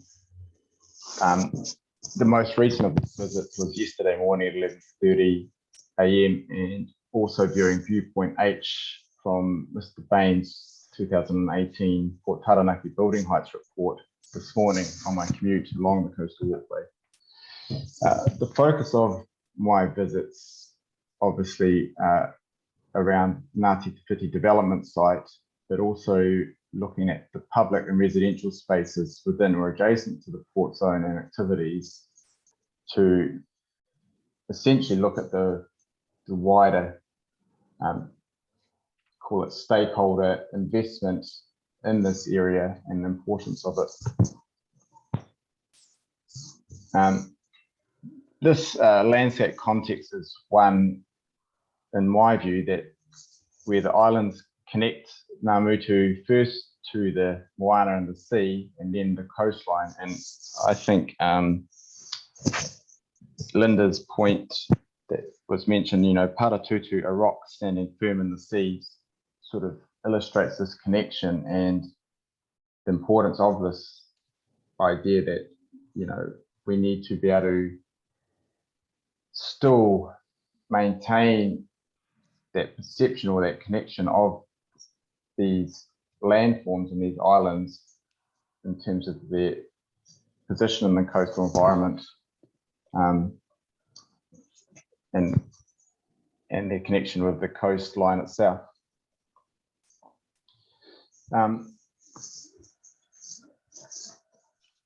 With my evidence, I prepared a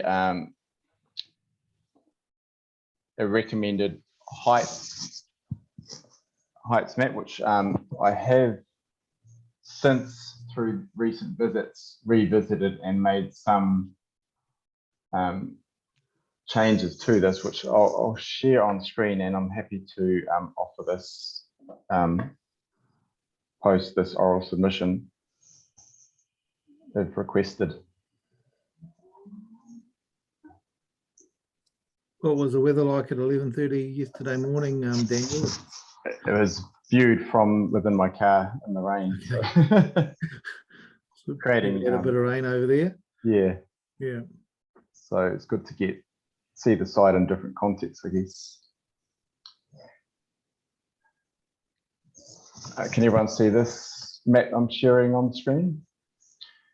So this is obviously a revision of what was submitted as part of my written evidence, that in essence applies the same sort of stance on how I believe the heights should be addressed in the port zone. In reading and listening to Mrs. Williams' submission, my thinking, in essence, I think, aligns with the concept of an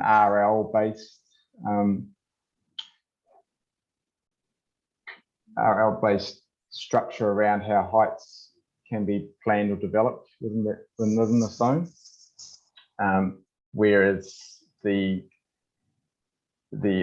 heights that are presented within the Mr. Bain's 2018 report with that more broad brush approach, my professional opinion is that it's not detailed enough or sensitive enough to address all the matters at hand and also cater for all the various stakeholders that have investment in this area as a whole. So my proposal here is we have these view shafts out to these significant islands, and they are hinged back to the Ngāti Te Piri Marae developments into the Wharenui. And this is the reference point because the narrative and the story or connection to these significant landforms, these islands, it's in my view that, you know, the marae will facilitate the telling of that story and facilitate that connection not only to Hapu but to the wider community and visitors afar as well, visiting the area. And with those connections, I guess, potentially susceptible to further disconnect or disruption with future development. It's my view that future development within the port zone, which is clearly an integral piece of infrastructure moving forward, that it needs to be carefully considered within that holistic approach where people in place and the connection to the land is equally as valuable as that visual landscape and the activities that occur within that zone. Just talking to this map, the main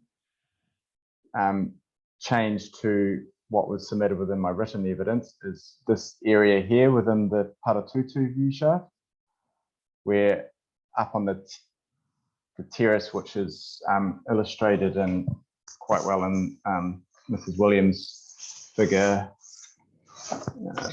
Figure is it? In terms of how that terrace drops down in levels, figure JW1. She's got an aerial there too. So because of this terrace, I've considered a 3-meter permanent structural height limit. And this is in order to protect that connection of Paratutu to that coastline.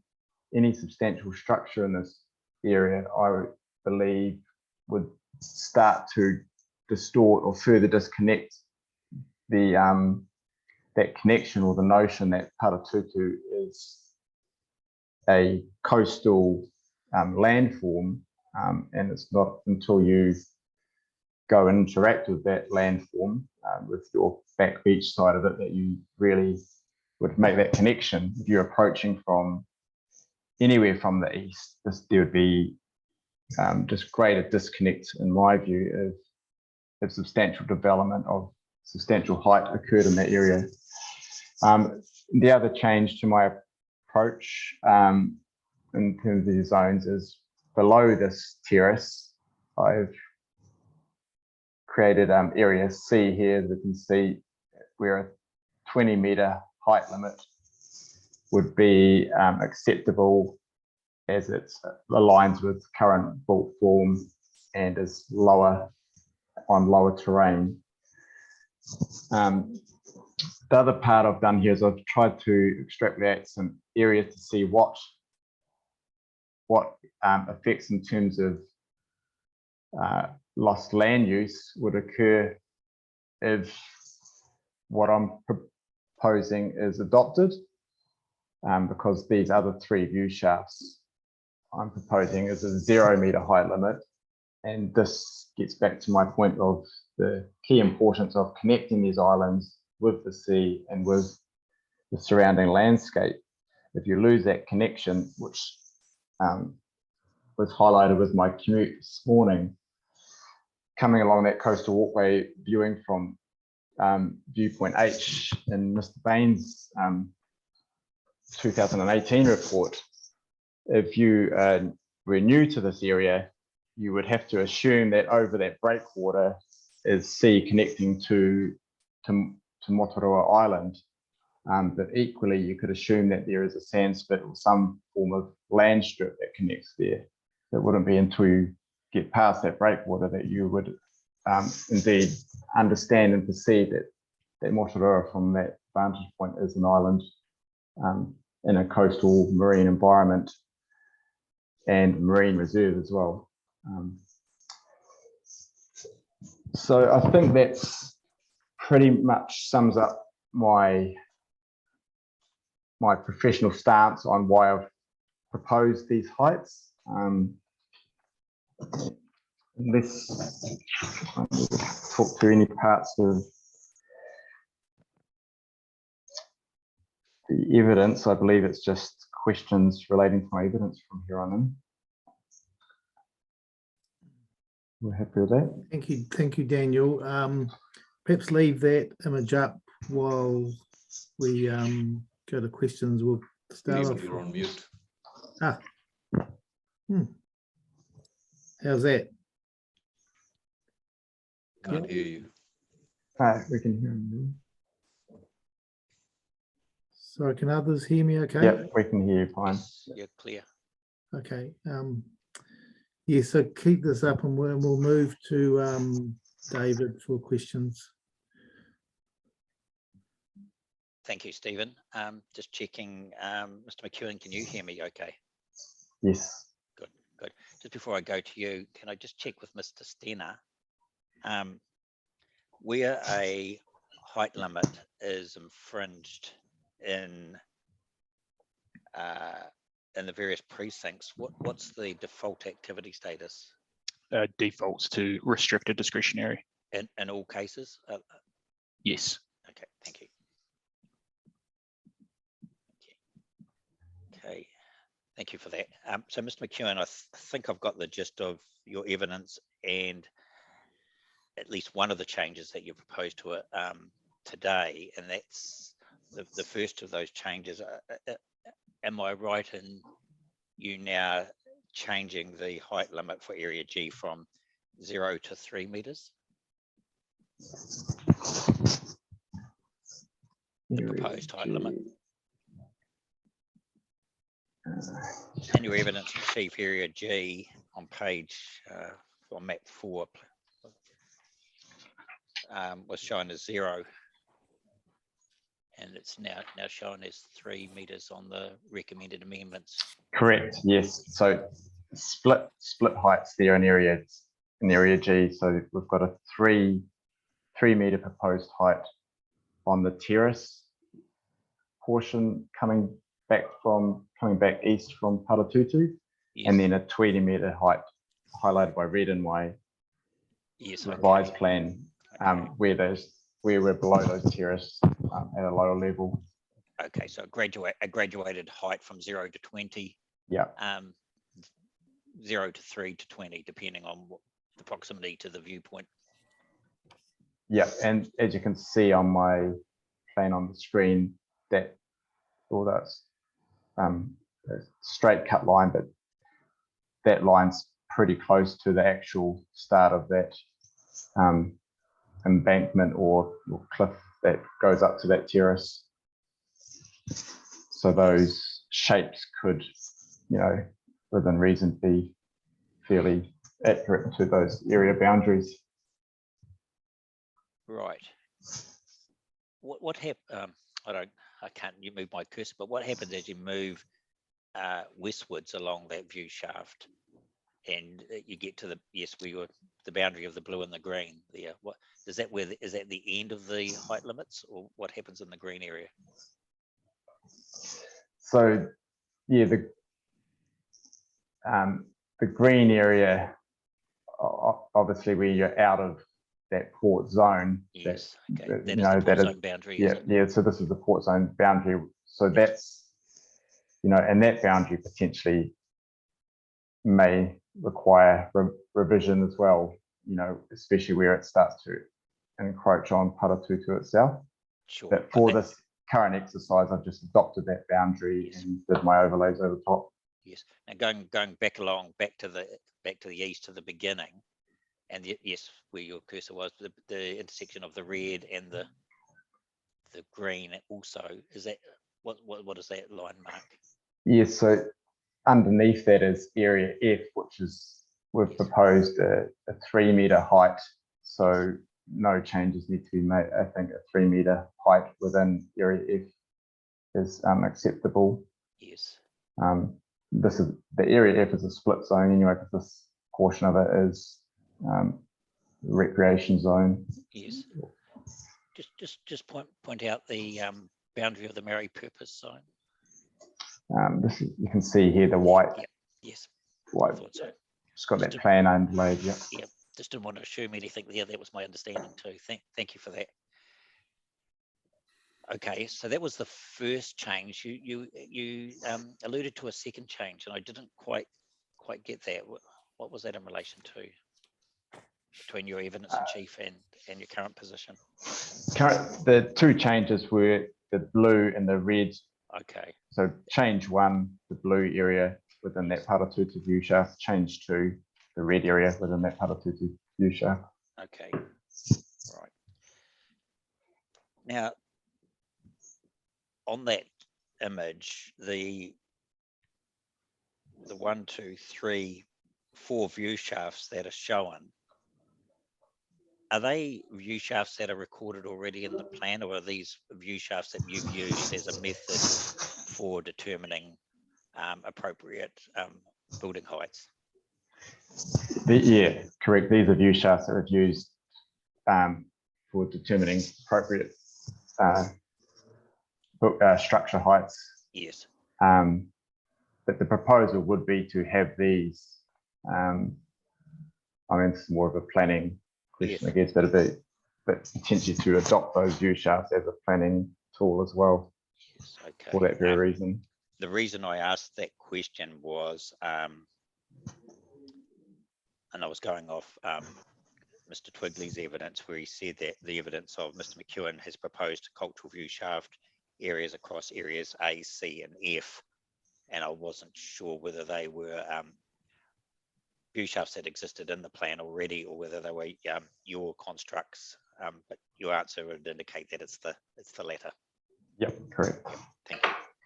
And that's really your methodology. It's the basis of your methodology, isn't it? Or part of your methodology for determining appropriate building heights. Yeah, building and structure heights, because obviously yes, where we're out more on those breakwaters, the building versus structures sort of comes into play. Yes, and sorry, can you just zoom out a little bit so we can see the legend. Yes, okay.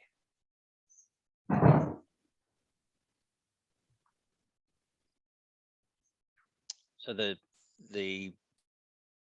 view shaft, view shaft that aligns to Paratutu, is that going across both areas A and F, or just area A? It goes across area F and then into area A, and also you can just see under there it intersects with area C as well. C. Oh, yeah, I wasn't sure what blue that was. Is it? So Yeah. it's C. Okay, I'll just make a note of that.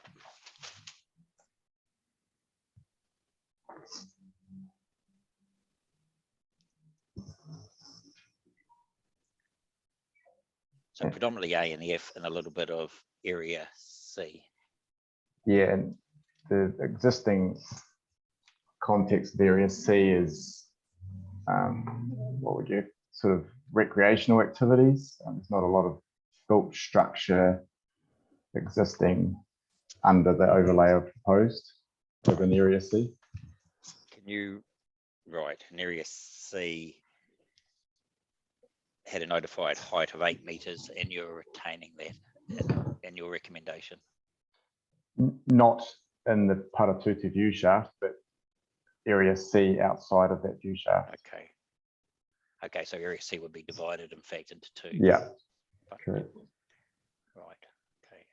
So it's just the dark blue sort of obscured the boundary of area C. So just while on colours, Daniel, area C and area D, they're both blues. In terms of underlying, there's plenty area F's and another blue. Getting a little confused. Whether you could help me with that, or do I need to go back and look at the original precinct plan? Hang on, I'll just bring up.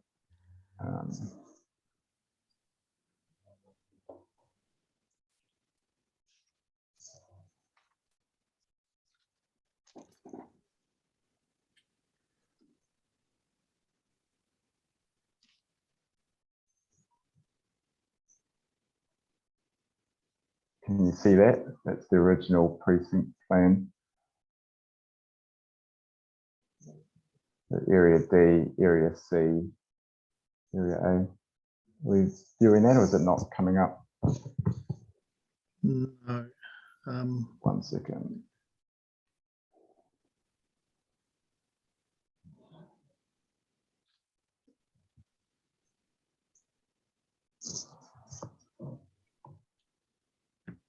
Ah, yes. So area D, area C.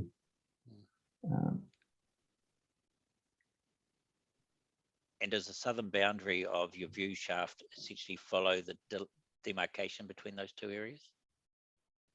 Or does it overlap? Southern boundary. No. So, oh, might be the northern boundary. Sorry. Northern, no, southern boundary of Yeah, view. southern. Yeah. I'll just zoom in. Oh, it's Sorry, very close. my colours.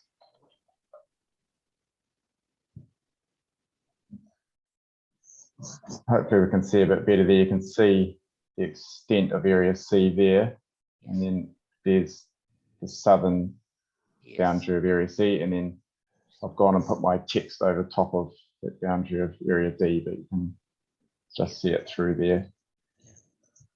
What would you estimate the distance between the southern boundary of area C and the southern boundary of the view shaft to be in terms of meters?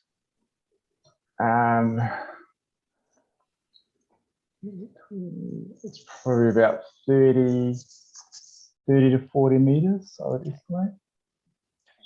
Hang on.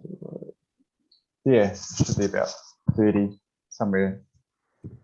Yes, and the construction of that view shaft, has it been? Is it a very precise measure in terms of the angles and the where the line actually intersects? Where it's currently sitting, it's purely been just taken from that central axis of the Wharenui to the summit of Paratutu. So yeah, potentially needs a bit more on-site data and research to formulate these. So yeah. Okay, thank you, Mr. Kerno. They were all sort of technical matters I wanted to just land with you before I go to precise questioning. And in terms of precise questioning, and Stephen, I wanted to take a lead from you on this, but what I'm hearing is that you have areas of agreement with Mrs. Williams, and with Mr. Bain.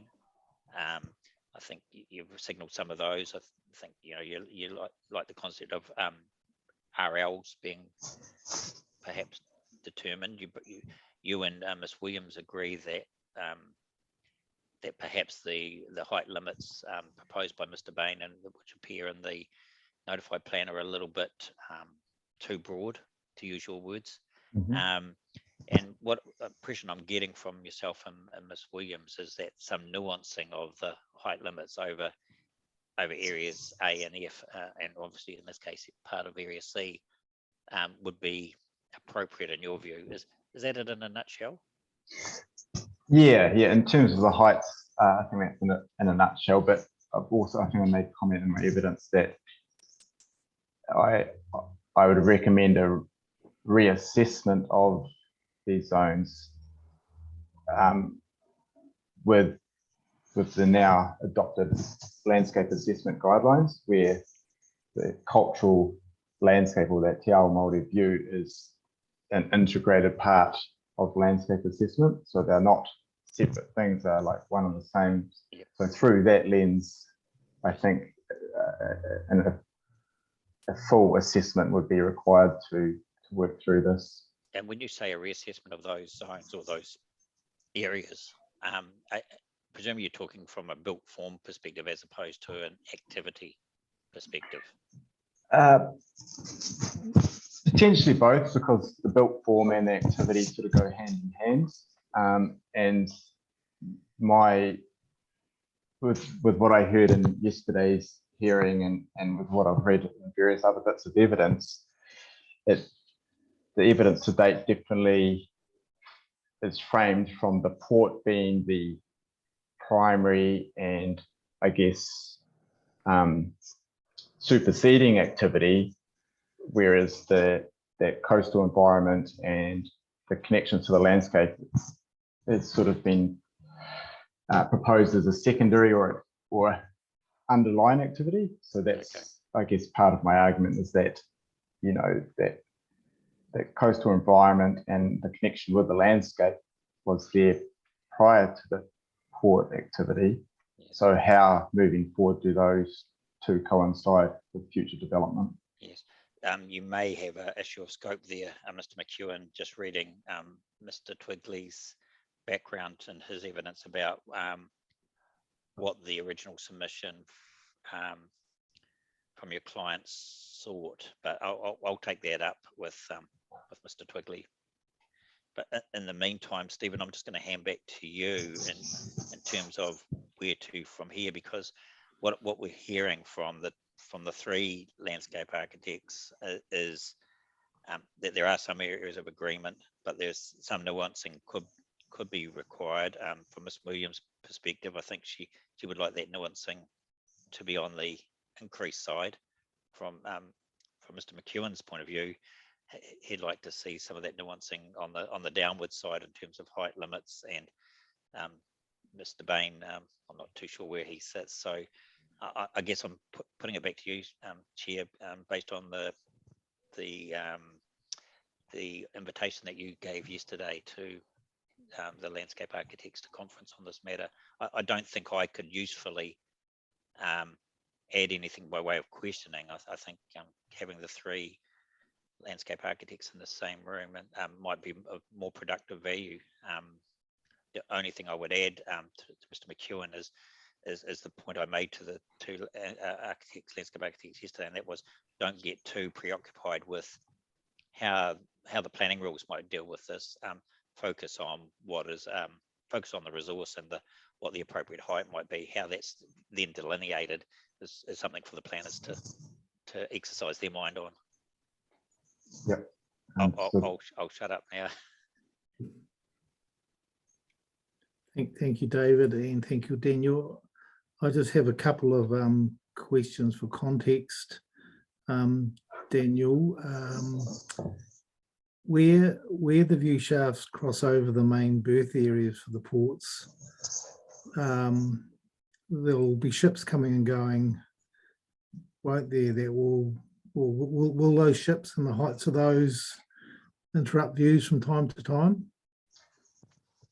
Correct, yes. And I guess that's why the amended plan that I'm presenting has those blue areas. So it'd be considered that the green of those view shafts is the actual view shaft area, but in terms of controls, in terms of heights, it's just within those port zone areas, if that makes sense. Yes. All right. So ships would be a temporary, a changing element that's sort of accepted with the activity, and I guess enhances that activity of the excitement of a port and what it provides. So the green shading of view shafts don't have any particular meaning in those areas, other than that's just the spatial view. Correct. Yep. Yes. Okay. And really, just out of again context, you've got these 3 reference points: 1 to the north, or 6 to the north, 1 to Motu o Tamatea, and 1 to Kawaroa. So Motu o Tamatea is one of the islands, but that's not visible from the areas, is it? Correct. Yeah, and that's why I haven't. There's no view shaft, so Yes. it's more, in terms of the connection to this landscape, and in terms of narrative and story, it's just making sure those references are somehow maintained through that process. So yeah, no view shafts, but just referencing where those significant connections are. And Kawaroa, can you just explain what that is? Well, Kawaroa is the reef. Oh, of course, yes. Yeah, so that's significant to the existing landscape as it stands, but also cultural significance from iwi hapu perspective. And could you just reference where the railway station is that you had marked on one of those very early photos in the middle of the sea? So is that off the map, is it? Yeah, it's out. That's sort of around the Winmon sort of area. Okay, so just off this map, yeah. The east. Okay, thank you. So this new information, both your historical photographs and your preamble reference, plus this amended map, Daniel, that needs to come to us formally through Christine, the hearings administrator. If you could organise that for us, and that will go online. Christine maybe I think you should put it together as an addendum statement with this new information, Daniel. Yeah. So it's tidy. And look, in terms of process from here, we will hear from Cam on the planning aspects. I'd normally, from an efficiency point of view, probably program a hot tub sort of session between the 3 landscape architects, but that's just not practical on the Zoom platform. So we will, depending on discussions with Cam and the other iwi submitters, very likely issue a minute asking for some conferencing, and we'll have a discussion at the end of the hearing during the right of reply part of our process later in the day, just on the format of that. So Daniel, thanks for your evidence, and obviously all your applying your local knowledge and your work to this issue. And we'll now move on to Cam to give us his planning evidence.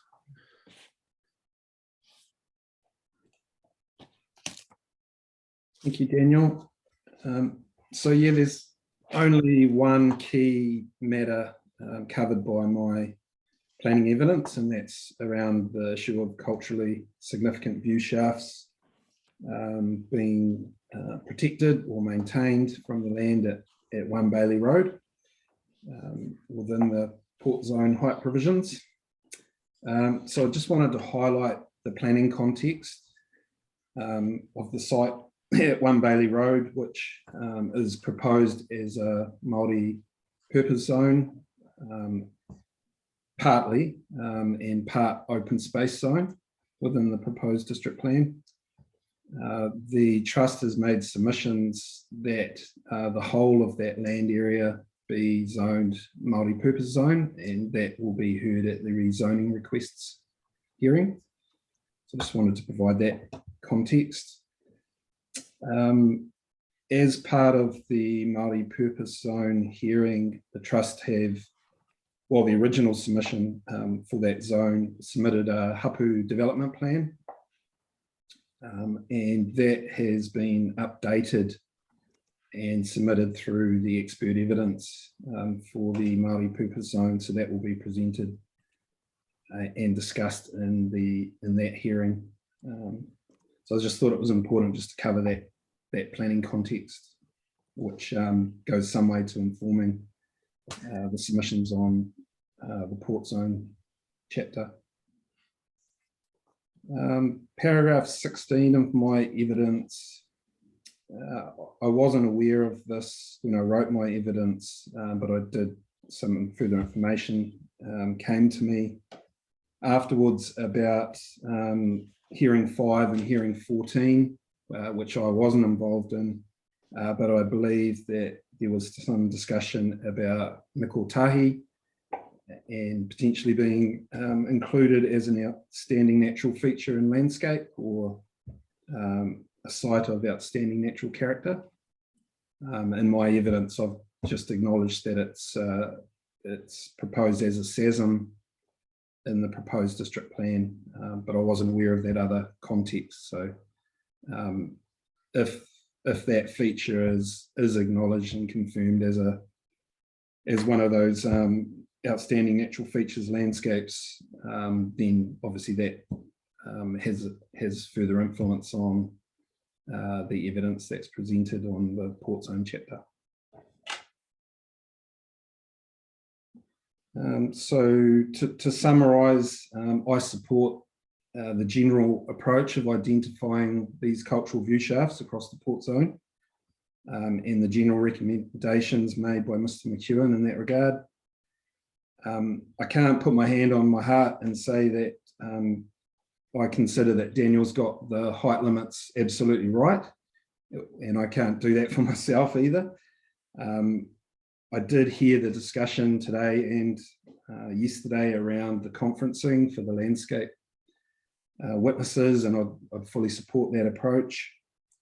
I think determining the appropriate heights is quite a technical issue, particularly if the preference is to move to an RL, which I think is the right approach. You've got different operational areas throughout the port, you've got different topography, you've got different proximity of the site at One Bailey to the port, which also has an influence. And so, yeah, I'd fully support that approach if that's what the commissioners direct. So I don't really, if this is going to happen, this conferencing, which seems likely, I don't think there's much point in me sort of trying to justify my position on a certain height within a certain operational area. I'd certainly welcome the chance to do that after the expert conferencing from the landscape experts, and if that was done in conjunction with some planning conferencing, then yeah, support that as well. Cam, just on that process point, just with your experience, do you see a combined landscape architects planners conferencing session being valuable, or would you see it better to be in sequence, landscape architects first and then planners? I think in sequence would be my preferred approach to it. Yes, my experience, and whether I'm just lucky or not, is that if there's a general view between let's call them technical experts, in this case landscape architects, that there's some more work to do, and they'll be there representing their expert opinions, of course. Normally there can be some progress, so I think at this stage, and we'll confirm it later in the day, is that we'll certainly leaning towards that, as you say, but just interested in your experience about joint conferencing versus expert by expert conferencing. Thank you. So anything else to cover off on Cam before we go to questions? Yeah, I thought it might be helpful just to run through my annexure A, just going through the recommended amendments, because there is some content there that would be, I think, helpful to discuss. So it's really the changes that I've recommended are under three key topics. The first one is around the addition of scheduled features to some of the rules, and what the purpose of that is that where these height limits might be breached under that standard one, as Jacob acknowledged, a proposal for a structure that did that would then be considered as a restricted discretionary activity. And when I turn to those matters of discretion, they only focus on non-scheduled features, which would mean that a consideration of the effects of those overheight structures on these motu and paritutu wouldn't be part of that assessment. So yeah, there would be little purpose in putting these cultural view shafts on if then the assessment criteria didn't allow for a consideration of the effects on them. So that was the first key point, and that permeates across a number of the rules under the precinct rules. And then the second point was just ensuring that all of the motu are included consistently in the provisions. I just noted that in some of the provisions it mentions some of the motu, but not all of them. And so I've just picked up where they're missing and where a couple of additions there to make sure it's consistent. And then the third amendment relates to the introduction of these cultural view shaft provisions, and that's under sort of three key areas. One is in addition to the overview within the Port Precinct, just have some commentary around the cultural view shaft approach if it's adopted. The second is those specific changes to standard 1 in terms of the permitted structure heights. And then the third point is the change to the actual precinct plan itself. But again, there's probably not much point in diving too deep into that if the landscape architects are going to conference on the what they think are the appropriate heights.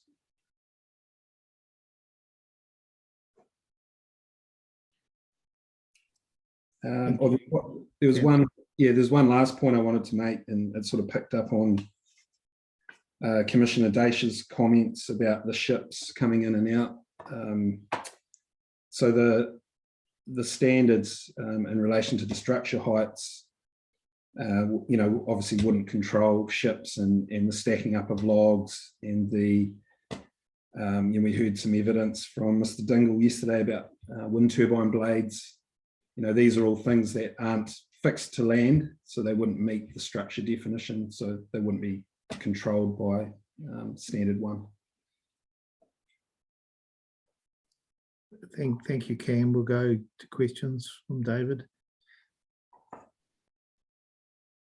Thanks, Stephen.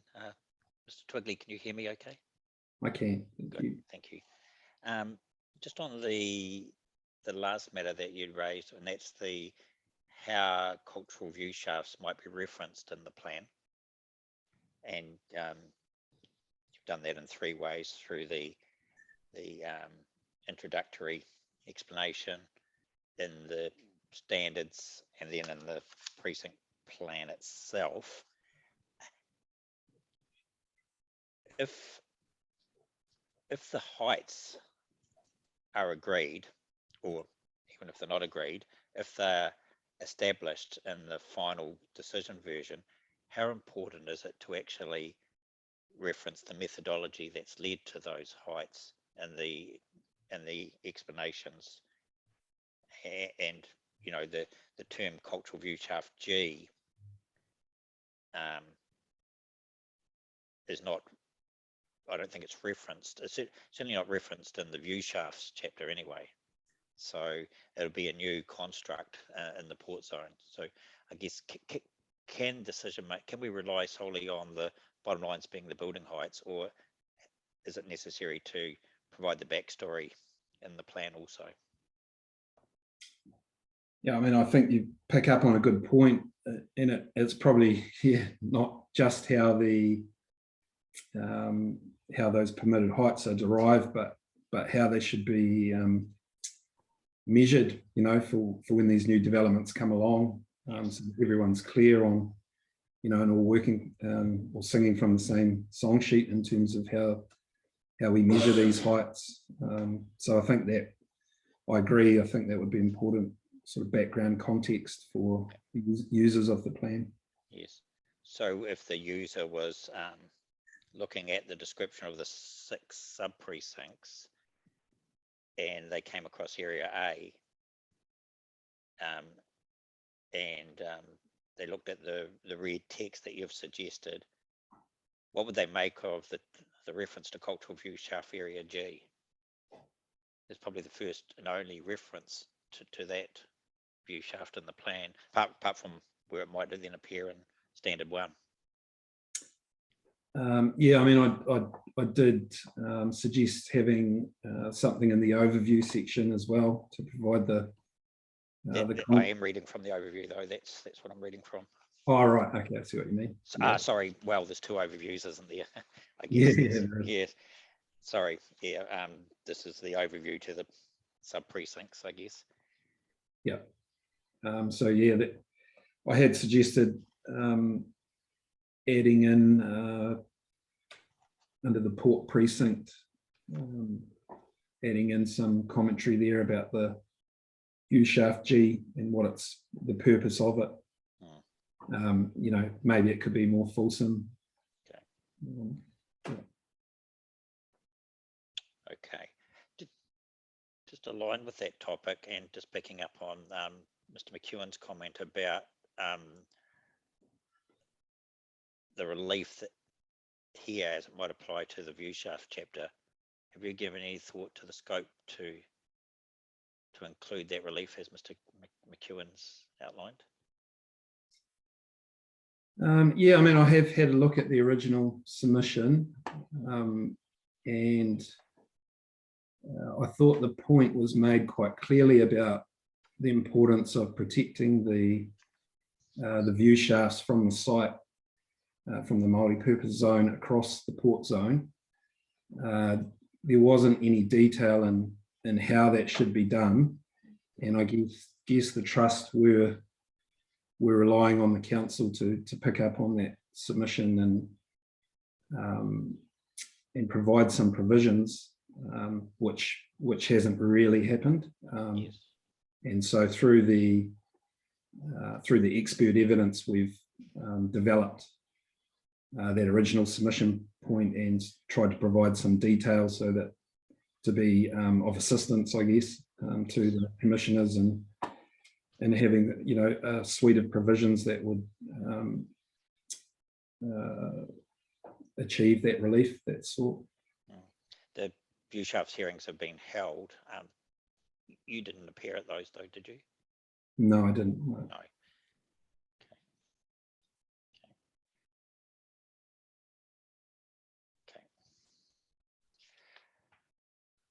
Okay.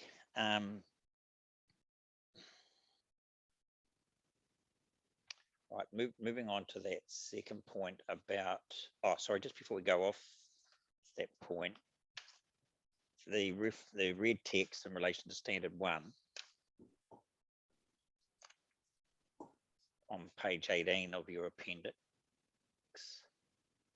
Yes. Item 7, the cultural view shaft area G, obviously that's on an evidential basis, that's already changed, hasn't it, from 0 to 20? Yes, I mean, yes. I didn't fully adopt no.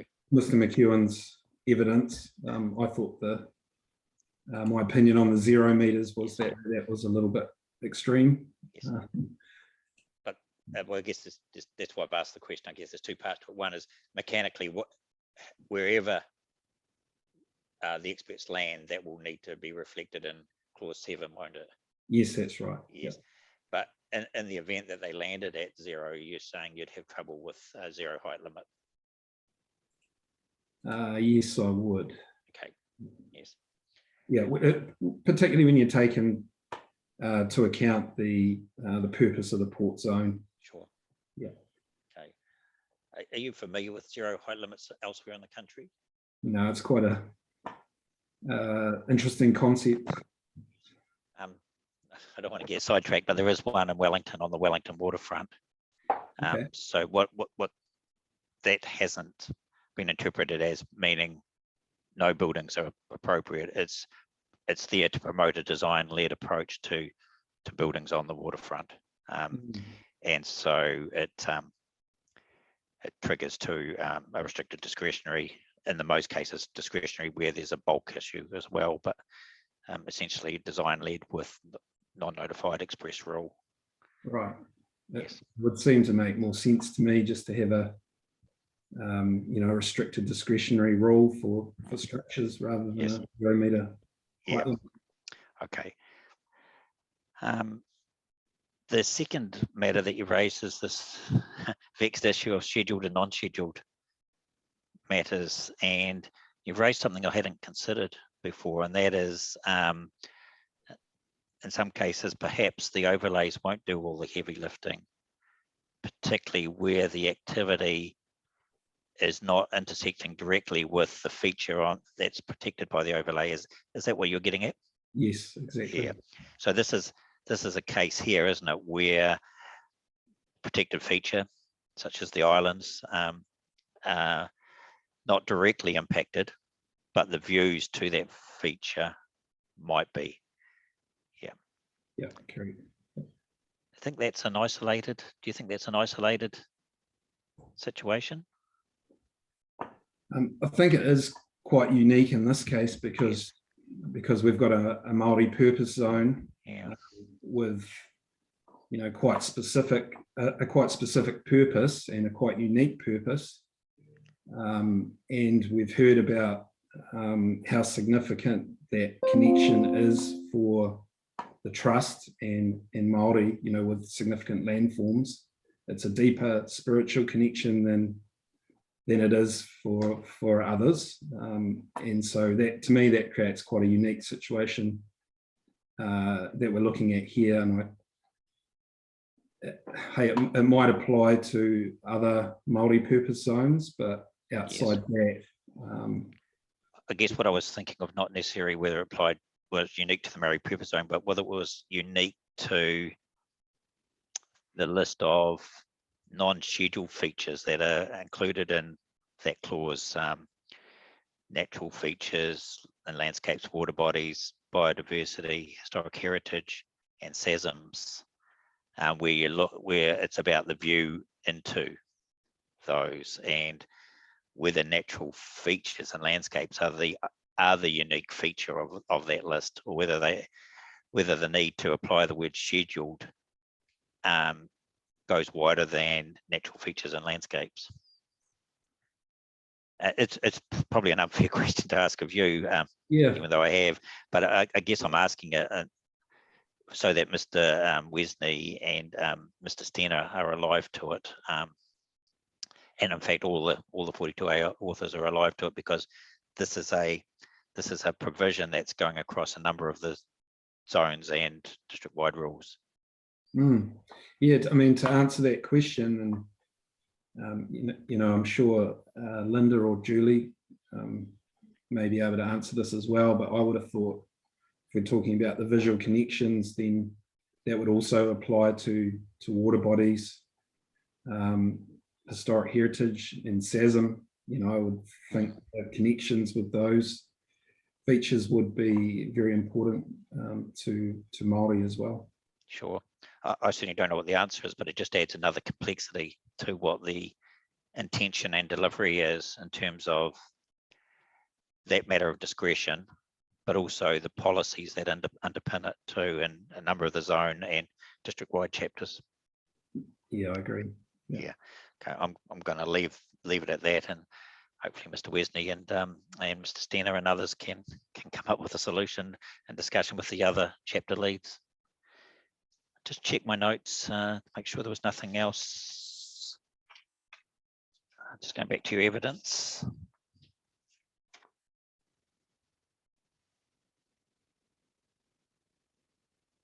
Oh, yes, paragraphs 30 and 31 about moving Maori purposes activities from P4 to P3, which is a change from potentially compatible to compatible.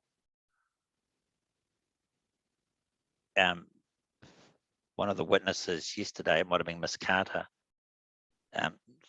described that as an unintentional change. Don't know if you heard her say that. I think I did hear her say that. I might not have captured everything on that. Yes, and on day one, I questioned Mr. Stenner on that in terms of the sensitivity of some of those activities. So in light of that, are you still of the position that you outline in paragraphs 30 and 31? Or particularly 30, sorry. Yeah, that aligns with the original submission points made by the trust. So yeah, I'd stand by those 2 points.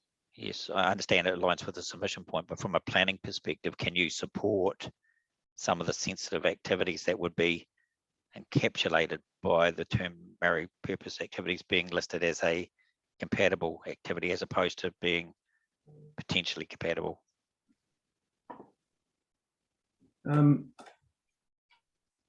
Yeah, I think it actually would be better under potentially compatible when you look at the purpose of the port zone. Yes. Also, I guess the point is that the port zone is under the control of the port, and there may be instances where Māori purpose activities are considered appropriate. Yes. Some of them, noting that Māori purpose activities encompasses quite a large range of activities. Yes, acknowledge what you're saying with the difference between a property ownership veto and a planning veto. Yeah, but we've got to have regard to what's the most appropriate planning provision, don't we? We do. Yeah. Yeah, thank you. And that was all from me. Thank you, Mr. Twigley. Thank you. Thank you, Stephen.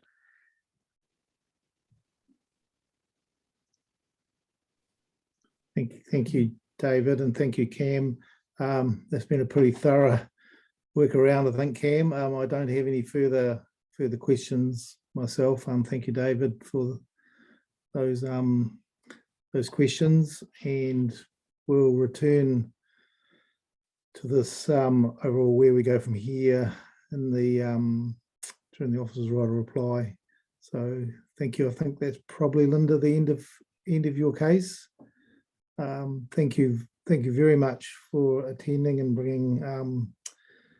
bringing your I suppose your hapu overview as the chair of the trust looking after this land, and also the advisors. It's been very interesting morning. Thank you. All right, so we are now moving to you, Keith, Ms. Tolswich. Off to a false start this morning, apologies. And you have some meeting notes, don't you, Keith? Thank you. Yeah, Mr. Sorry, Chairman, some speaking notes. Speaking notes, they have been sent through. I understand you have those. Yes, we do. Thank you very much. Mr. Dash, Mr. McMahon, greetings to you. Good morning, everyone. Kia ora whānau. My name is Keith Holswich, and I've been tasked by my hapu to represent them. And off script, Mr. Chairman, Mrs. Marsh once again puts her apologies in. She's still on the archaeological site at Epiha Road. Loving it by all accounts. Okay. Thanks for that. Submitting to this hearing is very important to us because we are immediate neighbours at the Motunui Major Facility Zone, and that includes Precinct 4 of Methanex and Precinct 7 of OMV. In our evidence, we express our concerns about the connotations associated with describing the activities within this zone as being matters of national significance. We describe in our evidence how over the last 150 years or so, we as a hapu have been asked to give up our gardens, our homes, our villages, and our marae, all for the national good. And we note in our evidence that we eagerly await the time when we as a hapu can be considered of national importance and something may be taken from others and given back to us. We also note that presently we consider our neighbours using the zone at Motunui as very good corporate citizens. But we express concerns about any future owners and users and what may constitute repurposed activities on the site. And I think in our evidence, we talked about cowboys coming on board. There's cowboys in every industry. We're just concerned that they don't come into the major facility zone. If we go straight into our interpretation of the Section 42A report and the objectives, we can agree with some of the objectives, but we remain skeptical of others, and in particular, Objective 2 on page 4 of our evidence. And I'll just go on to page 4 if I can to have a look at that.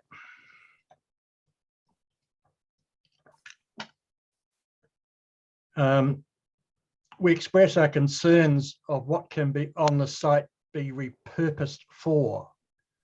We question how those proposed objectives can be relevant if any repurposed activities is not of national importance, or can only activities of national importance be used on this site. And I note with interest this morning, Ms. McPherson, who commented that it appears council is trying to achieve something that is not in front of them at the moment, and perhaps something that cannot be anticipated. And that scares us. We wonder what if this repurposing note had been included in all the other zones, and can imagine the delight if the rural production zone may be repurposed to anything else. So we've got some concerns about the term repurposing, although we note Objective 4 sets out various matters that can be attended to. We don't know how to handle this or what the answers to this are. Perhaps others, if we're confused, perhaps others will be as well. We note in our evidence that council, we believe, have missed a golden opportunity if this zone is to be repurposed to remove all adverse effects over neighbouring land and to ensure that such adverse effects are internalised. This would have been ideal. Perhaps an objective along these lines could have been added, but we simply do not know what planning geek words to suggest here. In summary, we are simply seeking to secure the peace and quiet enjoyment of our lands, not just for the immediate future, but for the generations to come and mokopuna yet to be born. And off script, Mr. Chairman, I noted your comments this morning that the word minimise doesn't sit well with you with respect to the major facility zone. We believe Council is trying to legitimise existing problems in the zone that were never properly addressed previously, and that scares us as well. And may I say at this time that while our neighbours come and go, we cannot. This is our land. This is all we have. We have nowhere else to go. Objective 3 on page 5 of our evidence. Here we question whether references to reverse sensitivity relate to our land or to the major facility zone. If it applies to our land, then we cannot accept this objective. Again, we're unsure of the ramifications of this objective. We suspect it doesn't apply to us, but we simply don't know. Objective 4 on page 5 of our evidence. Again, we note that Council have missed an opportunity to rein in the adverse effects from the zone, interfering with the peace and quiet enjoyment of our adjacent land.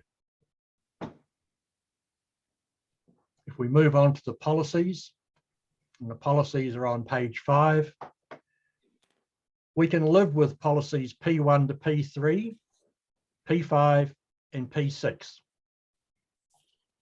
P4, we once again express our concerns about the reverse sensitivity matter, if indeed those matters apply to us, and we're not sure. Policy P7, we cannot accept this policy, or indeed any policy, that requires that adverse effects on the character and amenity of our land only needs to be minimised. Once again, we request that adverse effects from this zone should be internalised, if not immediately because of existing use rights, then in the future when the use of this site is repurposed. And that's the golden opportunity for Council. If the site is to be repurposed, Council should be able to internalise adverse effects. We move on to the effect standards, and we've made several requests to make the effect standards that will at least begin to protect our land. And most of those, Commissioners, is regarding what happens if our land is rezoned Maori purpose, because there's no mention of Maori purpose in standards S2 to S4. And we've noted in our evidence where we would like that put into the effect standards, just in case our land is rezoned. And that's it, Mr. Chairman. For such a very important matter, we have very few comments to make. If we did not have such good corporate neighbours, I'm sure we'd have a heck of a lot more to say. I'm happy to take any questions. We look forward to participating further. And to you all, thank you very, very much. Happy to take questions, Mr. Chairman. Yes, Keith, thank you for that. And just, I think for context, it would be useful to just somehow visually, Christine, I see your head down, but we do need to have a look at this site, probably on the planning maps, just to orientate it to the Maori purpose zone in and around this area. I think it's quite important, Keith. We did include a plan in our evidence Okay. in Appendix 1, which hasn't got the zoning on it, but shows where our land is in relation to the sites out there. Okay. So Keith, was that Appendix 1 on your evidence that you put through for the hearing? That's correct, Christine.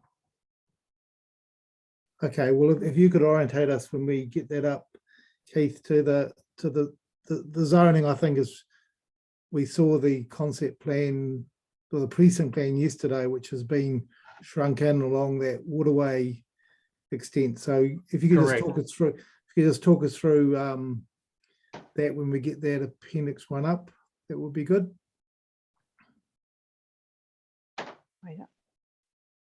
As long as that land, sir, remains as basically pastoral land within the major facility zone, that would go a long way to alleviate our problems. Yes, and I was certainly thinking about your situation out at Epiha Road when Hamish and Bronte explained the shrinking in of that major purpose facility precinct. Yes, if you look in the center of that, you'll see the 3E block. And then there's a wiggly line just to the left of that block. That's Yes. where the line is now going a bit to the left of that to follow the fence lines around. Yes. Is that land actually owned by the owners of Motunui? Yes, Methanex own the land from Epiha Road through to the western extents of their site, and OMV own all of the land from the western extents of Motunui through to Nicarima Road. Okay. Yes. So we have land also on the west, the Waipapa Pa and the Waipapa Urupa, and they are directly across the road from the OMV site. Yes, and we went out to that Urupa at the end of, is it Nikiura? Nicarima Road, it's called Nicarima Aotearoa Road. Road. We know it as Nicarima Road. Yes, I understand you Road. were there. And that's the one where the coastline's coming a bit uncomfortably close. Indeed it is. Yes. Okay, and in terms of the Maori Purpose Zone proposals in this area, does this plan give us reference to those? We are we had put in the district plan that we wanted all of the land to be Maori Purpose Zone. I don't think that's practical because some of the Urupa sites simply don't have room for development. Yes. I suspect there would be land such as the Waipapa Pa down the bottom left. Yes. The 3E blocks in the center at the top. Yes. And the 2 blocks 6G and 6C on the right hand side. Yes. That there's enough land in there for those to be redeveloped and that the Urupa on those sites will not be affected. Okay. So we'll hear some more about that over the next few days, won't we? Yes, indeed. Yes. Thank you. So I thought David's not sitting on the Maori Purpose Zone, so I think that orientation is really, really helpful to us. So thank you. And I'll just move to some questions now from David. If we could flick off the image. Thank you, Christine. Good morning, Mr. Holsworth. You hear me okay? Indeed, I can. Good morning. It's afternoon, I see. Indeed. Oh, it is indeed. Yes. Not a lot from me. You raised an issue about national significance early on, and your focus was on, where does national significance lie? Is it with these sort of facilities, or is it with cultural values? Presumably, you're aware of Section 6E, which is matters of national importance, which includes Maori and cultural values and the importance as a matter of national importance. Indeed, I do. And I go back to the noise chapter where we have now got a noise zone put over our land by council without our knowledge. And we wondered where 6E came into that at the time. Okay. Well, it's something that the council will need to take account of. In fact, when setting objectives, the test is, do the objectives of the plan give effect to the act? And that would Yes. include all matters in section 6 Yes. and all instruments at the higher level that give effect to those matters, such as the MPSUD, coastal policy statement, etc. Yep. Okay, yep, that's good. At the objective level, it seems that you have the most beef with objective 4, particularly with this concept of repurposing. Yes, I think it's the unknown. Yeah. And that's what was raised by Ms. McPherson this morning as well, of what can go there. Now, I accept that objective 4 has got some specifications of what can and can't be done, but I'm still a bit, what does it talk about? More efficient, sustainable land use, reduce greenhouse effects, etc., etc. I think it's the unknowns about what it is. Council are trying to cover all bases, it seems. Yes. It seemed to me that what the point that Ms. McPherson was making was slightly different. She was focusing on how these sites might continue to operate under their current regime and how the precinct plan might guide that or not guide it. Whereas objective 4 to me raises the idea of alternative or transition uses involving the site's transition to an alternative use associated with the decommissioning of the site. But I wonder whether Mr. Wisney or the 42A could comment on that at all. Having a cup of tea. There might be. Okay. Could you just elaborate on that, David? Oh, sorry. What's the purpose of MFZ objective 4? Is it having an eye to what might happen when these sites transition to another activity, or is it something different? No, that's the exact purpose. It's when the current use ceases. It's to recognise that there's significant infrastructure already at these facilities. Yes. So what alternative uses they could be put to needs to be considered. Yes. Thank you, Mr. Wisney. Mr. Holsworth, does that change your view on the objective now that it's trying to plan for in a sensible manner any transition away from these activities, particularly given the term to a more efficient, sustainable land use or reduce greenhouse gas emissions? Does that indicate that it's got an eye to the future in terms of, I guess, more passive uses? Does it? It does, and it's encouraging to read those words. Yes. The concerns we raised then, a major facility zone, in council's words, is a matter of national importance. What happens if something comes along afterwards and it's not of national importance, but they've still got all the rights to use that as a matter of national importance?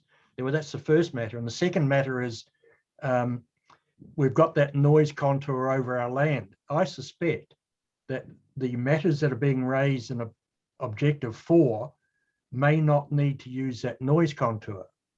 And it would be a good opportunity for council to start removing those adverse effects that are there now for anybody new who comes along. I don't know how to express that in planning geek language, but that's sort of what we're trying to head towards. Okay. But no, objective 4 is encouraging. Absolutely. Thank you for that. Just moving very briefly on to the policies, and again, P4 was the one that you seem to have the most concern with. And I was a little bit surprised to hear that, because it's an avoidance policy. But then I had a closer look at it and I wasn't sure whether the avoidance was relating to activities within the precinct or activities adjacent to the precinct, or both. And just before I ask you a question on that, I wonder if Mr. Wisney could clarify that also. So it would be within the precinct. Yes. And is that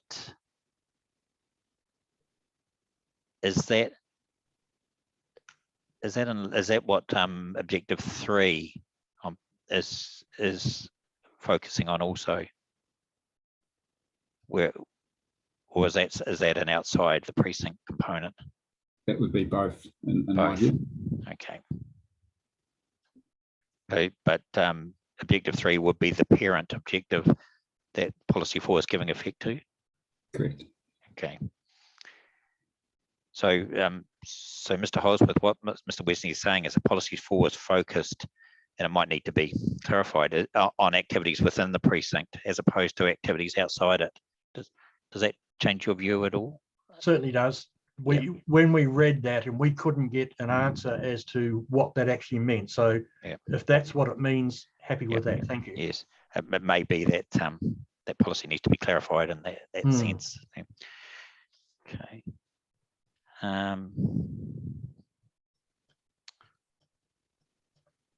So just going back to your evidence. So I've got both your evidence and your statement, so speaking notes in front of me. So it's a bit The only other confusing. measure we had was effects standards and the inclusion of a Maori purpose zone and the effect standards. Yes, okay. Yeah, thank you for reminding me of that.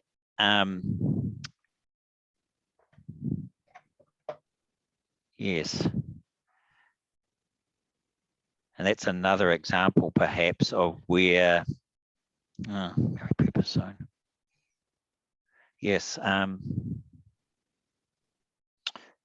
So that's the effects of activities within the major facility zone on the adjacent Maori purpose zone itself. That's the issue. Correct, and the Maori purpose zone is not mentioned anywhere in those effect standards. And by my reasoning, if it's not mentioned, it's a permitted activity, and therefore it doesn't come into the effect. But I don't know. Well, that's not quite right. This is a matter of discretion, I think. So the matter of discretion doesn't drive whether it's permitted or not. It's the standard and the rules. So the matter of discretion only comes into force if you infringe the rules and need a resource consent. Okay.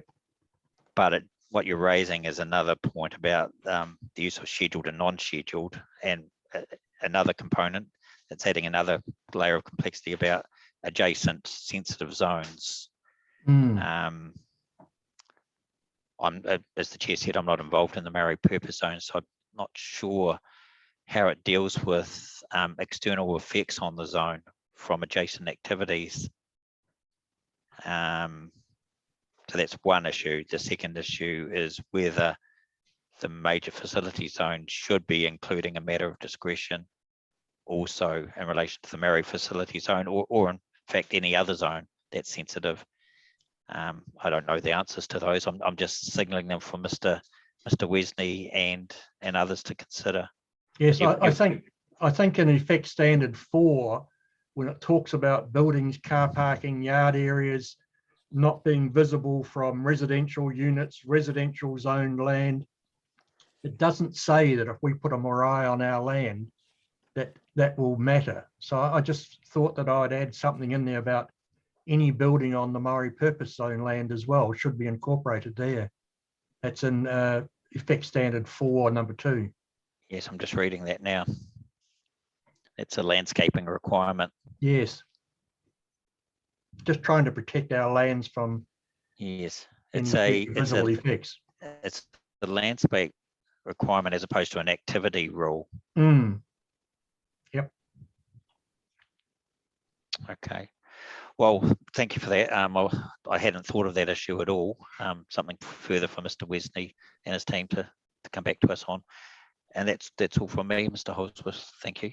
Thank you for your question. Thank you, Stephen. Yes, thank you, David. I think again, David's done a very thorough job. I don't have any additional questions, Keith, but I understand where Ngāti Rahiri is coming from.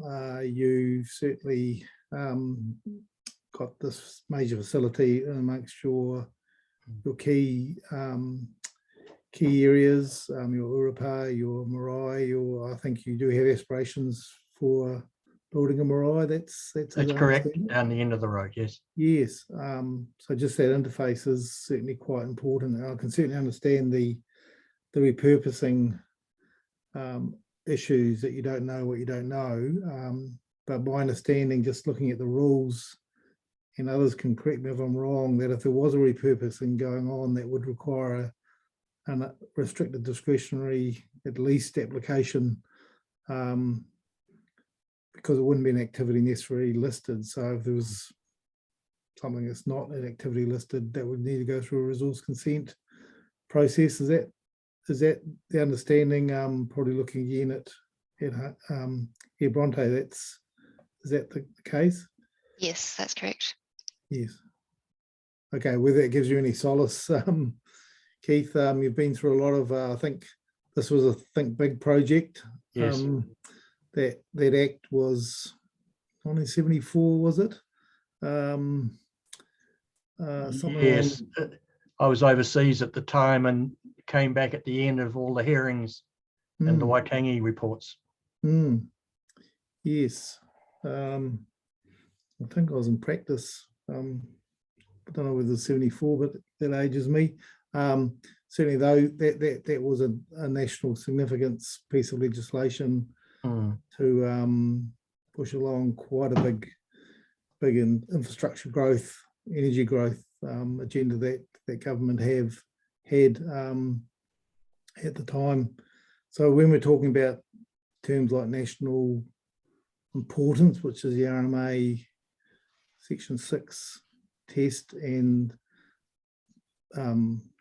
infrastructure of national and regional significance, they do have different origins. National significance and regional significance items come through national policy, and the regional significance one comes through the RPS mainly. So it's a bit of an intersect there. So thank you. That wasn't a question, it was just a thank you and just some reflections from me. I think we will need to take a break now, and we are running behind.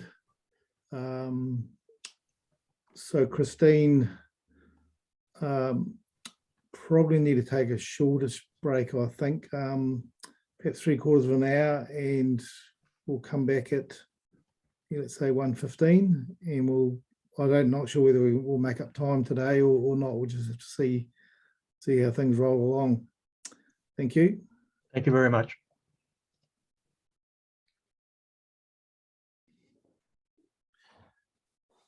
Well, welcome back to our afternoon session. I think I'm just going to pull up our. Yes, Julie Healy, you've popped up there, and it's your turn to speak on behalf of Ngāti Te Whiti Hapu. Thank you. Okay. You have some speaking notes, Julie, which I think have just been updated and recirculated. Yes. Yes, I have. I'll just find those. David, do you have those updated speaking notes too?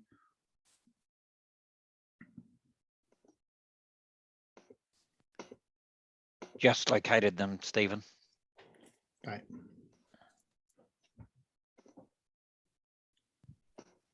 We okay? All good to Do our go. introduction. Okay, ko parititi te pau, ko tokomaru te waka, ko namutu te moana.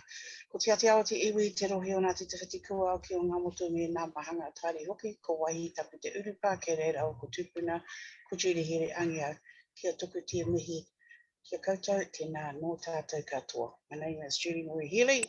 I'm the chairperson of Ngāti Te Whiti Hapu. I'm providing a statement in support of the submissions of Ngāti Te Whiti, as well as the submissions of Te Kotahitanga Te Atiawa.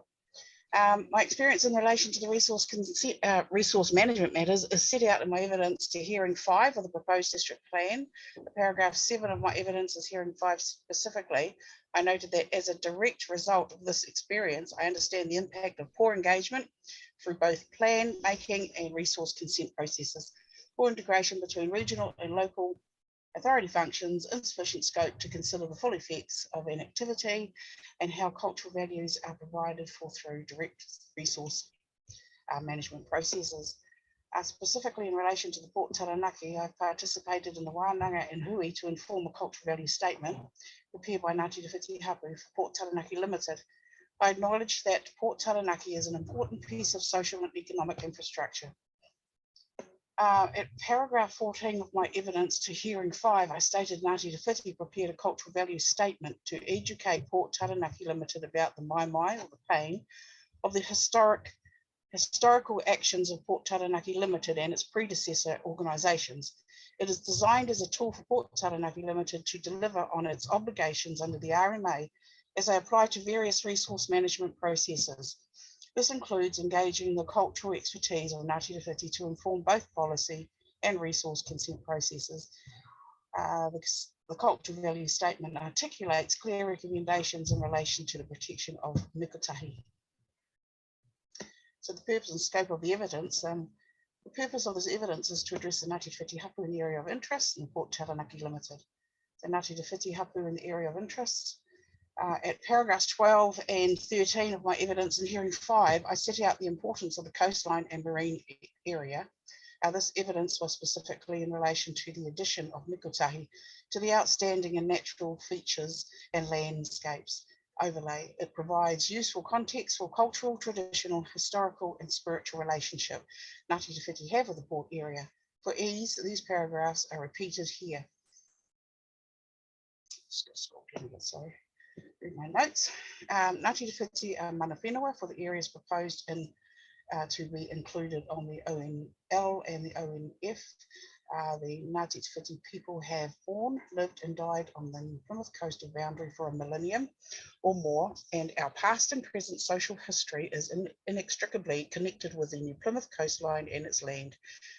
The cultural and spiritual importance of the coastline and marine area continues to be embedded in Waiata Pepeha traditions, histories, and continues to underpin the mana and mauri of Ngāti Te Whiti. These ideologies and histories reinforce the connection, the tribal identity, continuity between the generations to the present. Ngāti Te Whiti draws its mana whenua from the land and through the land. Ngāti Te Whiti mana whenua survives to the present day through mana whenua. There are cultural narratives which form a part of these on the outstanding natural land and outstanding natural features and the adjacent areas. Some of these include our relationship with Paritutu, Ngā Tairua, Paparoa, Motukuku, Moturoa, Motu Mahanga, Mataura, Pararaki, and Motu Tamatea. Te Tai Orehua Reefs, Waikaranga, Toku Tapu, Toku Mapuna, Paparoa, Tai Kokako, Pineke, Kinake, Ukumokomoko, and Tarawhata. And the resources these provide for mana whenua. There's Hirakawe, Honihongi, Tutu, and the Waitapu streams, numerous pā, papakainga, urupā, including mikotahi, Otaka, Moturoa, Paritutu, and the associated archaeological, cultural, historic, scientific, and technological features of these sites. Mikotahi Pā was a half-tide island connected to the mainland at the base of Paritutu and now forms part of Port Taranaki. It is and always will be part of Ngā Motu and the landscape I have articulated above. In paragraph 15, I supported the officer's recommendation to include mikotahi in the natural features and landscape chapter, schedules 8 and 10 in planning maps.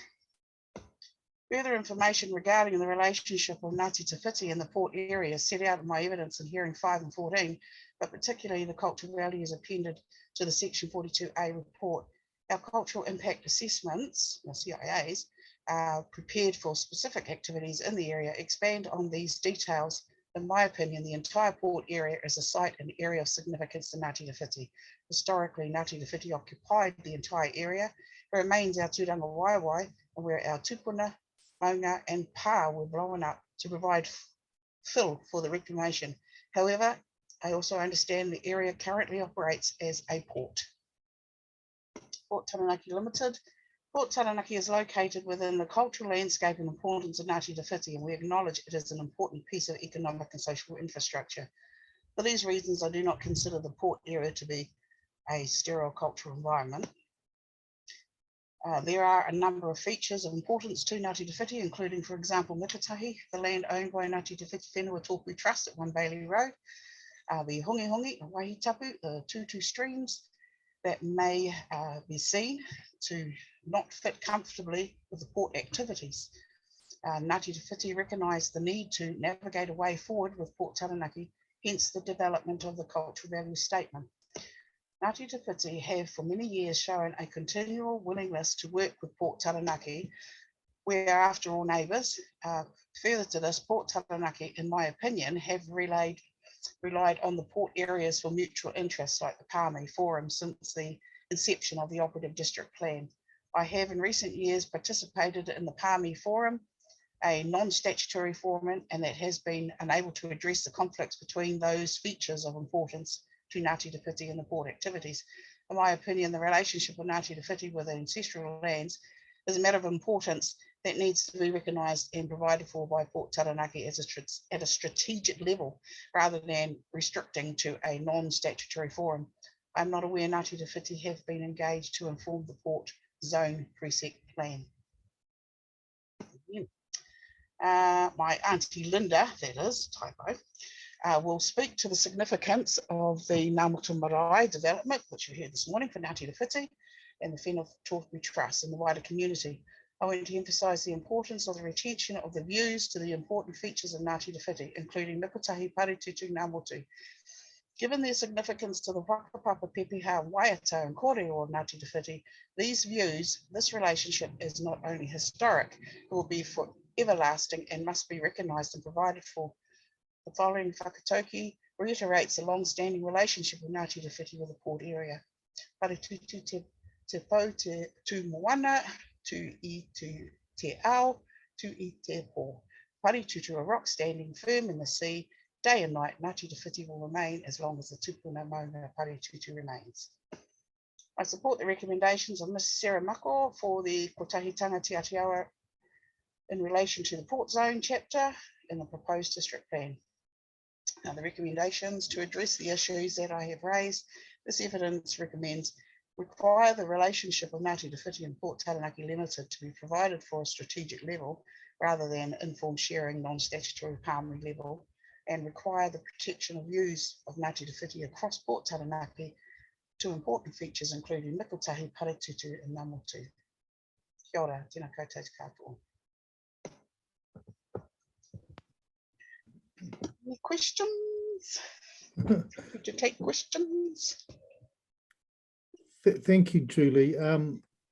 Before we go to David, I was really interested in your pepeha at the start of your evidence, where you note that Paritutu te pau. So is that a marker, pau in that regard?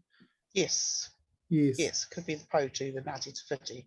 Yes. As we would look at that Ngā Motu being, well, the Ngāti Te Whiti area. Yes. So that's an important, certainly important. Is that a pepeha that is used throughout Ngāti Te Whiti? Is that? Oh, this is the pepeha that my cousin had given me before we started on hearing 5, which I did ask if I could change to our other pepeha, but I'm not familiar with that one. Okay, no, it's just. But this kind of outlines, you know, the waka of Ngā Motu. Yes. Yes. Te moana, te atiawa, which we kind of joined with Ngā Mahanga Tairi behind Paritutu, and Yes. that our tupuna lay at the urupa down there at Ngā Motu Beach. Okay, yes, that's really great for you to take us through that, and it certainly links some of the Mahanga Tairi linkages behind Paritutu in terms of just the other evidence we have. So we're learning a lot as we're going along. Julie, it's really interesting. Thank you. David, do you have some questions for Julie? Yes, I do, Stephen. Good afternoon, Julie. Good afternoon, Commissioner. Hi. Given that you've passed the baton to Ms. Markle, I won't ask you any questions about the the relief that you're seeking in relation to the port zone, I'll reserve that for Ms. Markle. And similarly, sorry. Oh, just saying thank you. Yes, Yep. yes. And similarly, in terms of the protection of views, presumably you're relying on the evidence of Mr. McEwen, who we heard before lunch. Oh yeah, totally support the evidence that was given this morning. Yes. Very interesting. No, it was great evidence. Thank you. Yes. That just leaves me with your paragraph 14. Paragraph 14. Okay. Yeah, and I'm particularly interested in the port areas of mutual interest forum, the PAMI forum. Right. And I guess what you're saying is that in terms of the matters that you're raising now, you haven't got a lot of change out of that forum, a lot of return. And I just wondered whether that was always going to be the case given the way that forum was set up, or was it for some other reason that we're not aware of? Yeah, I think we could probably address more of that in our Kaitiaki forum with the port, through their cultural value statement, through that whole process. This process here, we have been able to address some issues. Right. So the resource, the plan process is more on point in terms of addressing those issues. Is that what you're saying? Yes. Yeah. Okay. Okay. And in the last sentence, where you say that you're not aware that whether Ngāti Te Whiti had been engaged to inform the port precinct plan, was that engagement with the council or the port that you're referring to, or the lack of engagement? Probably council and port. Okay. I think we should have been notified. We did. I know I did have a meeting a while back before just looking at those zones. And looking especially at height restrictions, but the whole process never followed on. So Ngāti Te Whiti were not, I would say, considered for this plan. And I do think we should have been probably, notified by the port also. Yes. Presumably there was or TRC. Yeah, presumably there was a draft consultation version of the plan before it was notified. You're saying that you weren't given an opportunity through that process either. Not through zoning on port, no. Okay. Okay, that's all. Okay, thank you for that, Julie. I'll take those other matters regarding changes to provisions up with Ms. Markle. Good idea. Thank you very much. Julie, you're not going to get off quite that easily. I'm going to ask you a couple of questions. It's really about the CVA that it's actually appended to the council's 42A report as Appendix 6. So when Jacob has prepared his 42A report, he's given us a copy of that. And we also saw a copy of that in the hearing 5. Hearing 5, yeah, correct. Natural features. And I think I asked you some questions about it then, or someone, just about the fact, the origin of the CVA, that was that suggested by Ngāti Te Whiti, or was it commissioned by the port, or how did that all come about? And that came about through the storm and the Wash Bay discharge consents that were applied for by the port. Oh, the storm. The wash down and the stormwater discharging. So that came about through that. So this was commissioned by the port for that. Yes, so we were commissioned to put this this tool together. Yes, and it's quite recent. It's February 2021. That's right. I think the actual final draft was handed in July 2021. Yes. Handed over to the port. Yes.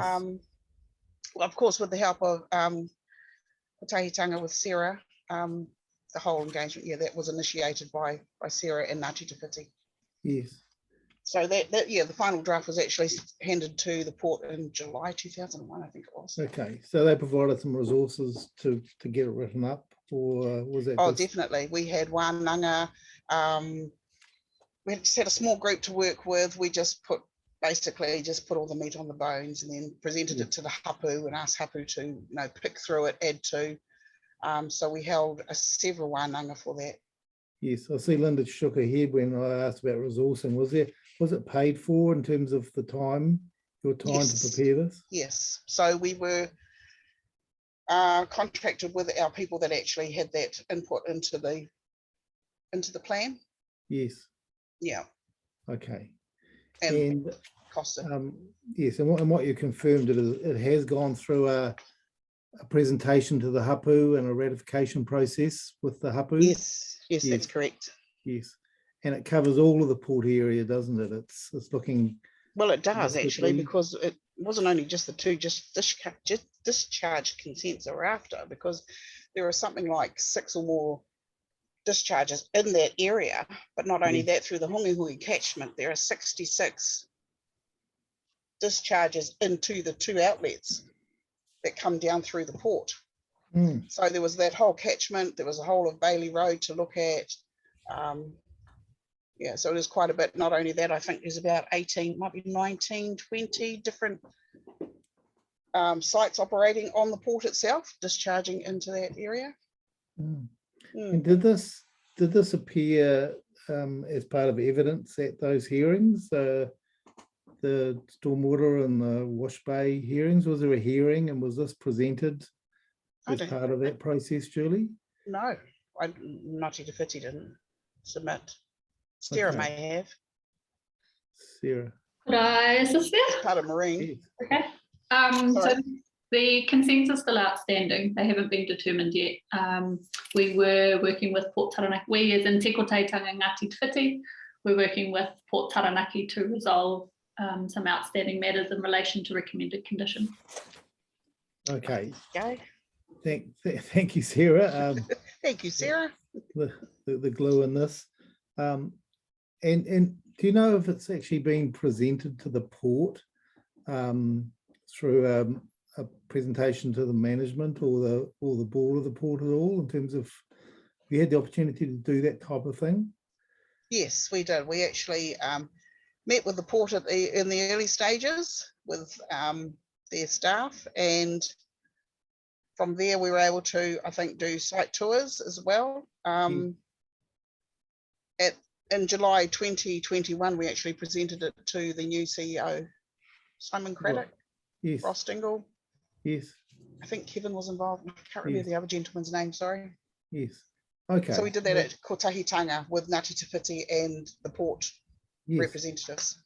Okay, so a pretty solid process by the sound of things. Yeah, it was.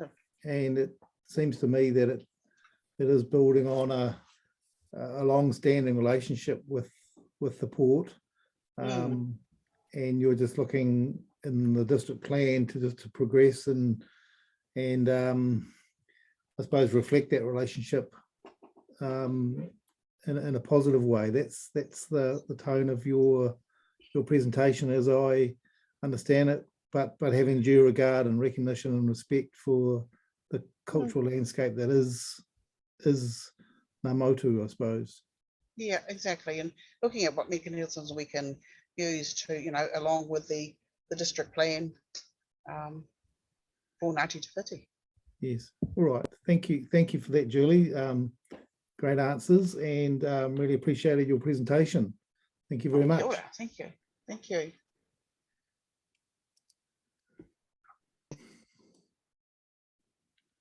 Yes. So we now have Ngā Mahanga Atairi. I can't actually see Tane or Keith there. Perhaps we'll skip on. Have they produced something for us? Do you know, Christine? No. Maybe you could just. Mari has just popped up. Does Mari or yes? Yeah, I haven't heard from Tane as to whether he's appearing or not today. Okay. But they did produce evidence. Yes. It was largely, in support of the position that my evidence had taken. Okay, so we've got that evidence sitting in front of us, And as you say, Maria, if it's we've heard from both Tane and Keith on some of these subjects before, so we'll just have a read through again just to refresh ourselves. So we can move, I think, on to yes, you and how do you want to do the tag team with Sarah again? Does that suit? I'm easy. Yeah, same. Big cousin can go first this time, maybe. Okay. Yep. I'm all good. Older to go. cousin. Yep. Okay, thank you, Maria. Again, we've read your evidence, so you know the drill, highlights, and just work your way through the provisions as you see them, and then we'll go to questioning. Thanks, Maria. Cool. Thank you. Tēnā tātou katoa. So Te Kāhui o Taranaki's submission and I guess scope for this hearing is quite focused. So submission scope only relates to the major facility zone, and so there's nothing on the port. And I guess the thrust of the submission was that the major facility zone provisions in chapter hadn't been drafted with the input of tangata whenua, and so the submission was the relief sought was that a CIA was produced for the major facility zone and that the provisions of that chapter were amended to reflect the outcomes of the CIA. The CIA process has not happened, but I accept the stance that the Section 42A reporters have stated, in that the whole plan informs the major facility zone, and that the plan is supposed to be read together, and that the strategic objectives address some of the concerns that Te Kāhui raised in the submission regarding, especially regarding Section 6E, 7A and 8 of the RMA. Yeah, so I accept that, but I think that the implementation of the major facility zone is more of a it's looking at what was currently there and then making rules around those facilities, rather than looking at the whole context of the site. So, for example, there are some legacy issues in terms of the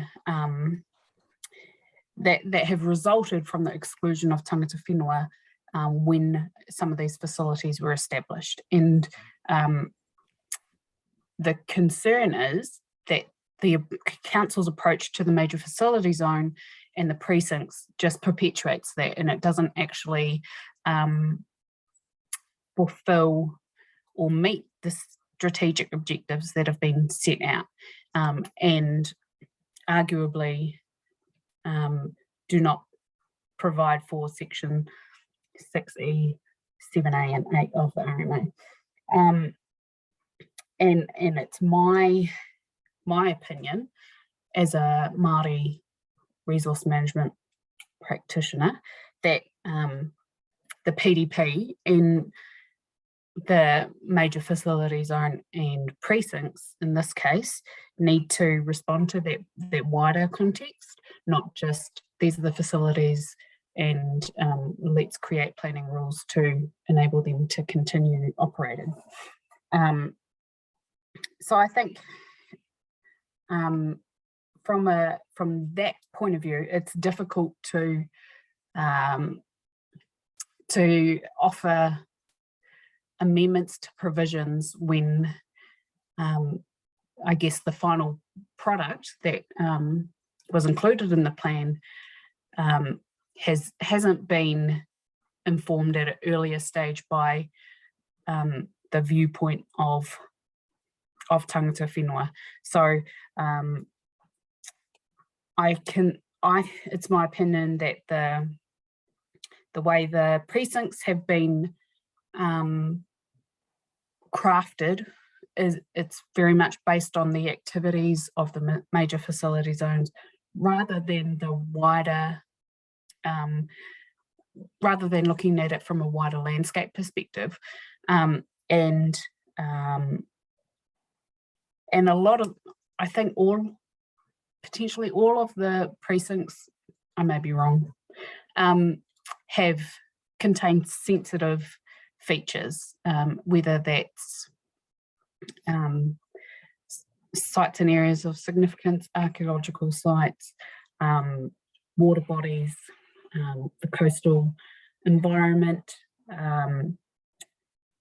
SNAs, all those are present in most of these precincts. And so I think that while I agree in principle with the concept of precincts and see how as a planning tool they can be used, they could be used appropriately, I think that the detail that is included in these precinct plans isn't there to be able to have them implemented in a way that fulfills the policy direction set out, especially at the strategic objectives level. And specifically to mention, so Te Kahui also further submitted on the Omata tank farm, which is precinct 8 or figure 95. And there are a few, in this, this precinct is within the Taranaki iwi rohe and Ngā Mahanga Ataire's area in particular, and there are some very significant sites there for tangata whenua that were included in the notified precinct area, but there was the precinct figure 95 precinct 8 didn't contain didn't contain any kind of detail as to how those would be, how effects on those features would be managed or so I'm not, as a planner, I'm not convinced that in this case precinct 8 would reflects those strategic objectives and the higher order planning directives, and even the policy direction within the chapter. In saying that,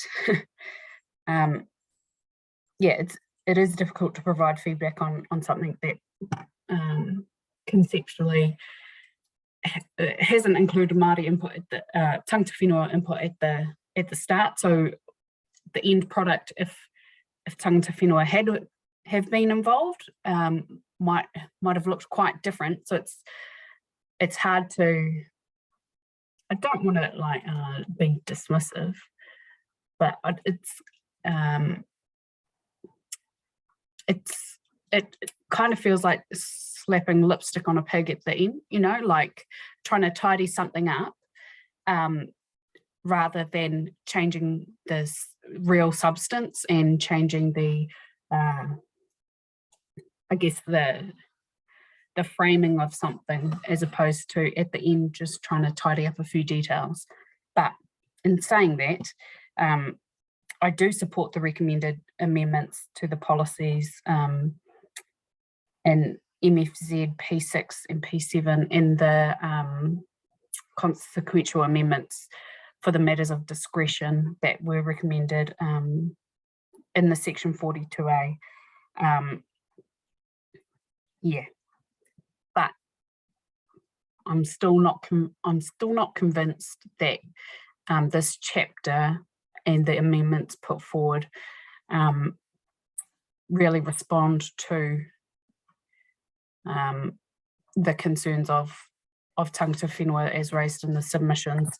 And so my recommended amendments to are limited to precinct 8, which is figure 95, and I've included that in my appendix 1. The recommended amendments.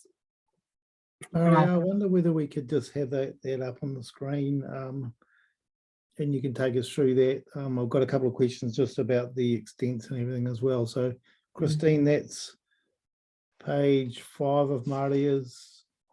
Oh, let's have a look. It's appendix 1. Yes, there we go. Well anticipated. So this is the appendix you're referring to. It's entitled Appendix 1, Recommended Amendments. Yes, that's correct. Yes. So I haven't changed any of the, I guess the imagery. None of that has changed. I've added the text in red in the box at the side and the wording underneath, because I wasn't, I'm not technologically gifted in terms of editing maps and what have you. So I decided I'd leave that well alone. You're not alone with the Maria. Yeah. Yeah. My skills are limited to adding a new box and putting words in it. So my recommended amendments to the Omata Tank Farm precinct was that no buildings or structures would be located within 200 metres of Te Ngā Horopa, which is the Sassaman archaeological site south of the number 2. Yeah, that part there. Thank you, Christine.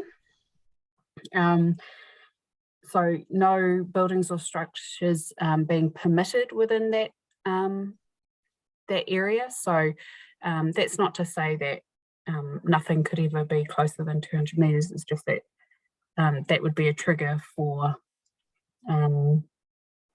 resource consent and for engagement with Hapu to determine where the most appropriate location for what was proposed would be.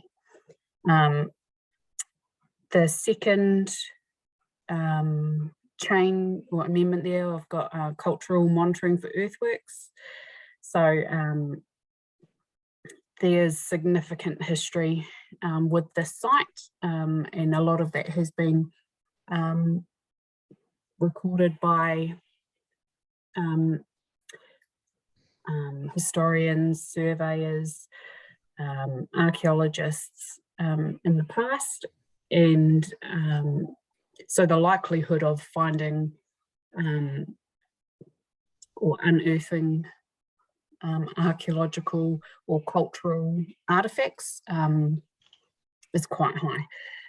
So having a cultural monitor there to observe earthworks is recommended, and then following that, should anything be found, an adaptive management process to be followed. So not just the, I guess,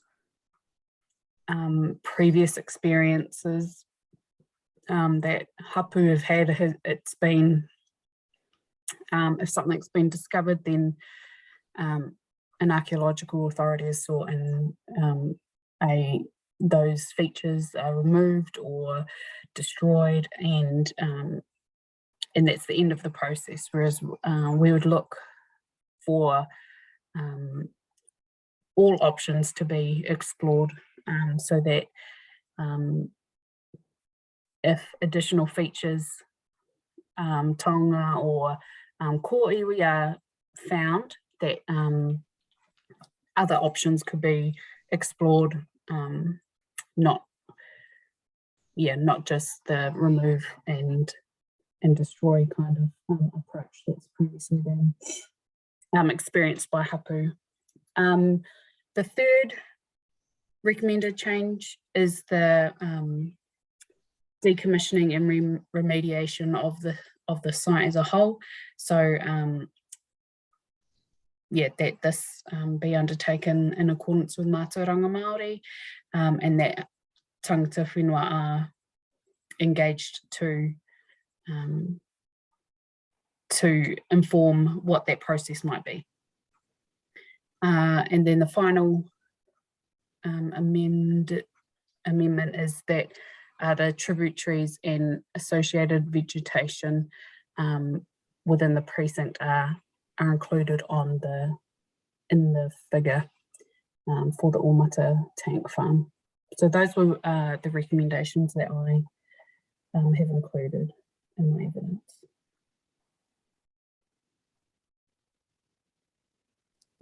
Thank you, Maria.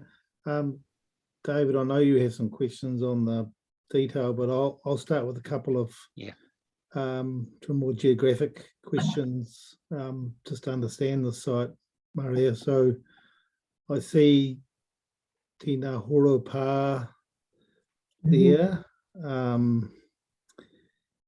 And I think we've had evidence before that where there's a pa, there's associated features such as Urapa garden areas, Kāinga, that might be people living around about. That's pretty much the summary?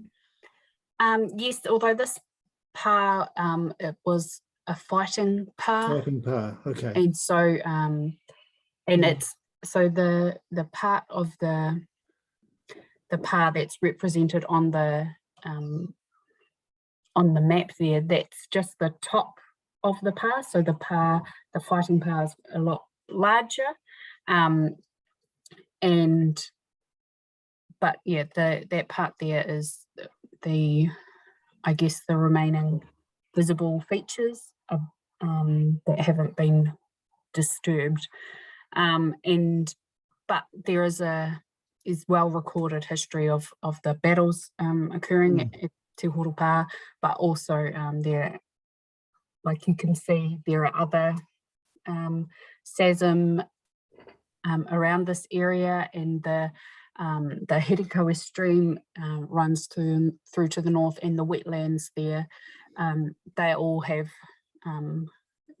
there are stories linking the use of those areas and the pa and the connections with the other pa. So it's it was a fighting pa, but there are definitely that the cultural landscape does extend well beyond just that little circle on the map. So when you say in the bottom note, amend figure 95 to identify the tributary and associated vegetation with the precinct, the tributary is the stream you just mentioned its name just now? Yeah, so you can see that it goes along the top of the... Yes, I can see that, yes. Yeah, and so there's also parts of vegetation under where it's got future planting on the in the map area, that kind of jadey green colour. You can see the vegetation below that. Yes. And so that is I've been informed that those drain into the Hirikawa stream, and that's kind of the landscape, and those are all interconnected, and so and that's also a connection between those wetland areas and the coast, and that whole system there is interconnected. And so having those recognised, the tributaries and the vegetation recognised as being part of that that landscape and part of the connection between the coast and the wetlands is important for tangata whenua. Are those picked up at all by any of the overlays, Maria? I don't believe so, because no, I don't believe so. Okay. My second question is about the extent of this, Amata Tank Farm precinct. It covers quite a lot of, maybe 50% of it is area that looks like it's either undeveloped or it's underneath the, in terms of infrastructure, or it's underneath the power lines, the National Grid power lines. Is that what we're seeing? Yes, that's correct. Yes. And we heard from Hamish yesterday that of these 6 major facility zones, the council's moved to, on the basis of a submission that they made, to shrink in the zones really around the established infrastructure. But I think you were listening yesterday, and we heard today from Hamish that this wasn't one of those. Yes. Perhaps between either you or Hamish, you can enlighten me with the balance area that's not currently constructed or has infrastructure that is a primary activity on it. Is that land owned? Is the boundary there because of a land ownership perspective, or is that sort of future development land that's identified? Hamish, you might be better to answer this one, but my understanding is it's about the land ownership, not necessarily about the development area. But Hamish, you're probably close. Yep, as I agree with what Maria just said, it's land ownership rather than future development aspirations. Yes, and New Plymouth District Council didn't make a submission on this one seeking the narrowing off the zone. That's correct. But it did for some other sites. Yes. Yes, and why was that, Hamish? Why was this one not in the same boat as the other ones? My understanding is that the previous ones were the precinct plans agreed with the operators, and the version that was included in the proposed plan wasn't the version that was agreed with the operators. So I think that's the only explanation I'm aware of for those changes. But this plan has been agreed by these 4 operators. Is that what you're saying to us? Yes, that was my understanding in the preparation of it for the proposed plan. Okay, so I'm interested in, and maybe we'll get you back again, Hamish, but that answers that question. Maria, is your interpretation of the precinct plan and the way the rules work that all over this, let's say this precinct, including those areas outside the identified areas for development, how would the primary activities sit if you wanted to, for example, do something new that was a primary activity or an ancillary activity in those vacant areas? Would those be permitted, or would they go through a resource consent process? My understanding is that if they were a primary activity or an ancillary activity, they would be permitted within any of that area of the precinct, unless there were other overlay rules that captured it. Yes, that's my read as well, but others will correct me if we're misreading that. But I'm looking at that list of primary activities, and it's pretty broad, isn't it? You could. Yes. Is the term infrastructure defined? Waste treatment and disposal. It could be all sorts of possible activities falling within this area. Is that your read? Yes. Yeah.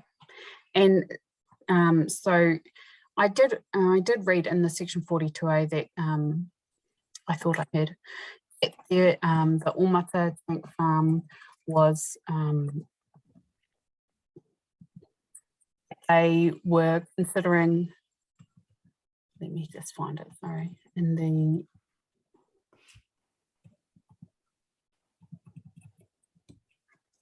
they're considering changing the boundary of the precinct, but that they requested more information from iwi and Hapu about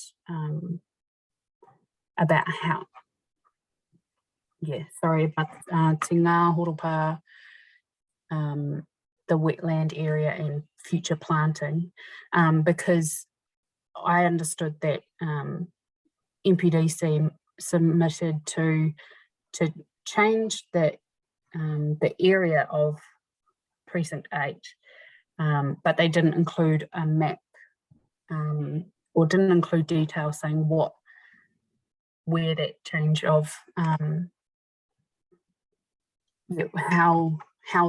what that would look like. It only said that sorry, this is in paragraph 199 of the section 42A report. Yes. That the submission was to revise figure 95 to only cover the key areas of development or for development, but there was no detail around what that looked like. Yeah, so and then the 42A sought further information from submitters around what updates were sought regarding the PAR, wetland and future planting areas. So and then paragraph 203 says that the boundaries of the precinct map can also be corrected.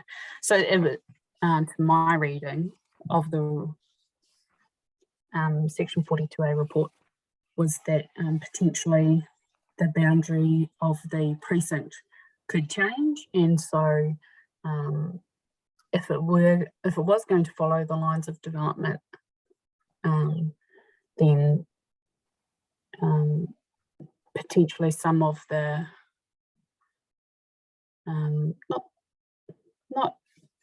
some of the concerns may be alleviated through that, but not all of the concerns are either. So, but as it is now, it's my understanding, it just leaves a lot open for permitted activities to occur within this area, which is quite concerning for Te Kāhui and Hapu. So Hamish, I think we do need you to come in and perhaps add some background here.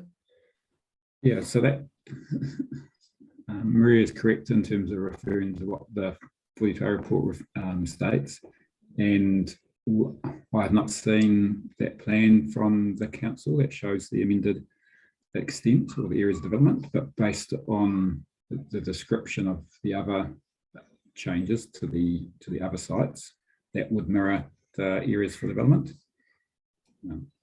So in the absence of anything specific, that would be how I see it stands at the moment, that precinct boundary should be amended to incorporate only the areas for development, similar to the other precinct plans.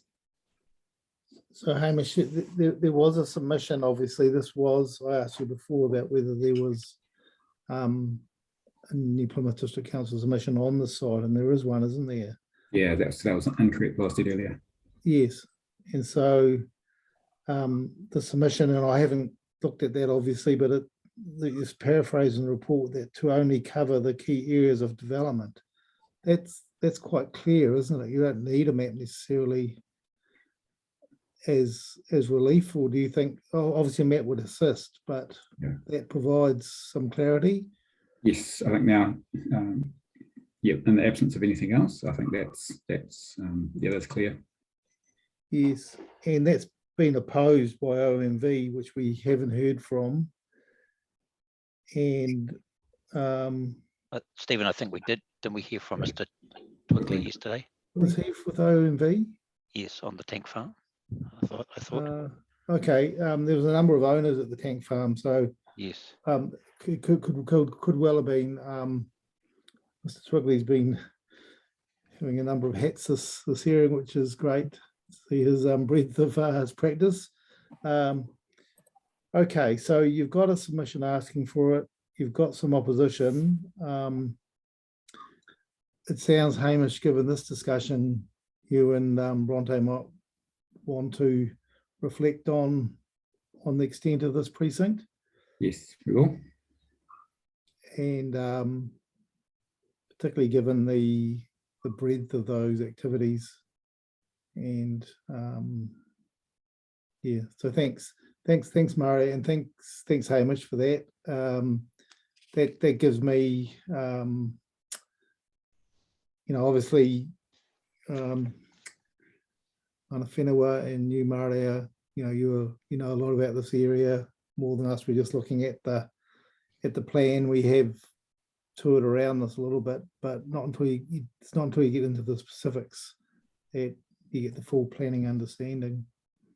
Okay, thank you. And I'll just hand over to David for questions he may have. Thank you, Stephen. Just on that last point about the scope of the submission from the council and the opposition to it from OMV, I think a lot's going to turn on the wording of areas of development and or whether that's future development or existing development, and how that relates to the precinct and the plan in terms of its ordinary meaning. So yeah, I'm looking forward to that response from Mr. Wesney and Bronte in due course. That aside, Maria, I just want to split my questions into two sort of themes, if you like. The first of all, the major facility zone generally, and then specifically the site that we've just been discussing, the Amata Tank Farm. As I understand it, and I'm not trying to denigrate your concern about the lack of input of iwi into the drafting of the MFZ, its objectives and policies and rules and precinct plan, because I think you do make a valid point there. What I'm trying to understand though is generally with these, with the zone, what is missing that might otherwise be there. And to give you some context on that, we've got a zone that has an overview, it has objectives, it has a purpose, it's got some policies and rules, and it's got some diagrams to assist in the implementation of those rules. I guess what I've written down when I read your evidence is what planning component from the MFZ as a zoning construct is missing in your view? And I know that's possibly a difficult one to answer in the abstract, because we will get on to specifically the tank farm as an example, but do you think there's anything fundamentally missing in planning terms from the zone? Not necessarily, because I do think that it is appropriate to use this kind of approach, like a special purpose zone and precincts or concept plans to address some of the concerns and the challenges facing these, these businesses and pieces of infrastructure that do contribute or do serve a key function for economy and for society. So I think that I don't necessarily have an issue in that sense, but for me, it's that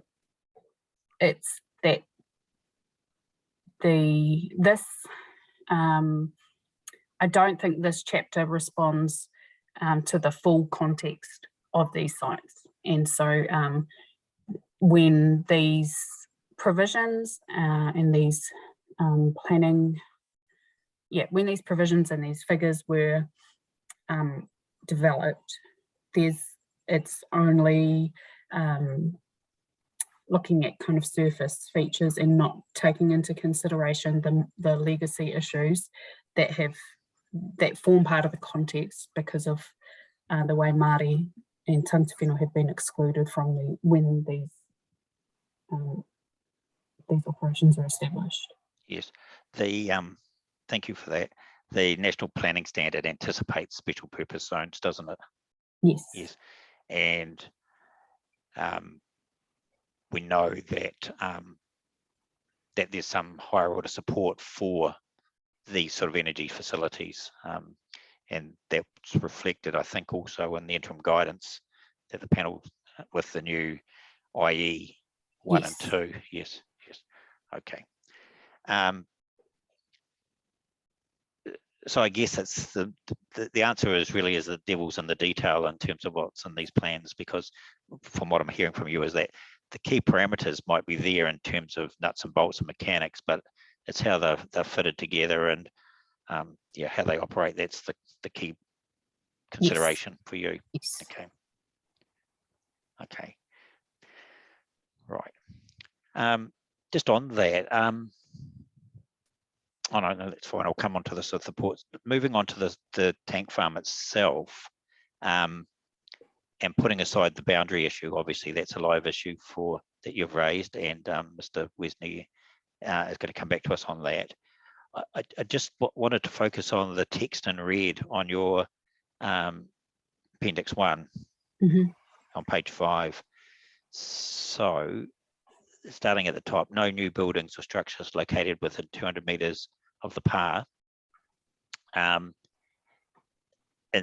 just so that I'm clear, that's the delineation A, is it, on the precinct plan? Or have I got that wrong? So there's the SESM within the precinct area. Within the precinct area, yes. Right, and okay, and there's other SESMs outside the precinct area. Yes. From your knowledge of how the SESM rules work, would that that no new buildings or structures located within 200 metres, presumably as a permitted activity, would that not already be captured by the SESM rules? No, so that would be captured by anything within 50 metres of the SESM would require, would trigger. So it's okay. So are these SESMs that have a delineated extent already then? All of them? Yes. There's only one part SESM identified within the precinct, yes. Because if they didn't have a delineated extent, then presumably the 200 metre would apply. Yes, that's correct. Okay, so effectively the difference between what the SESM rules are requiring and your first entry in red is 150 metres. Yes, correct. Okay, thank you.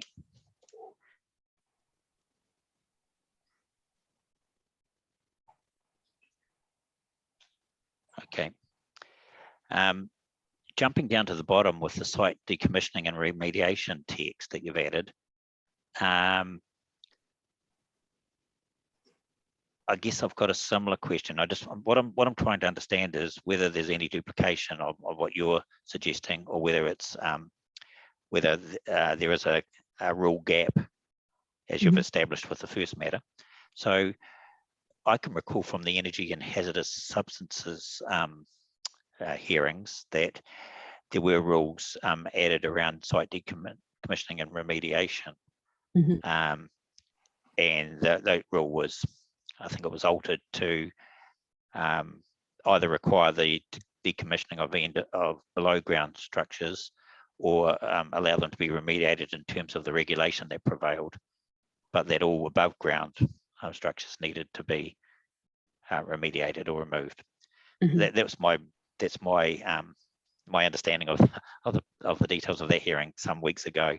and Hamish might be able to correct me if I'm wrong. But my question to you is, given that, is that last bullet point on your page 5 duplicating that provision, or is it in addition to? I'm trying to remember the exact wording. Yes. Of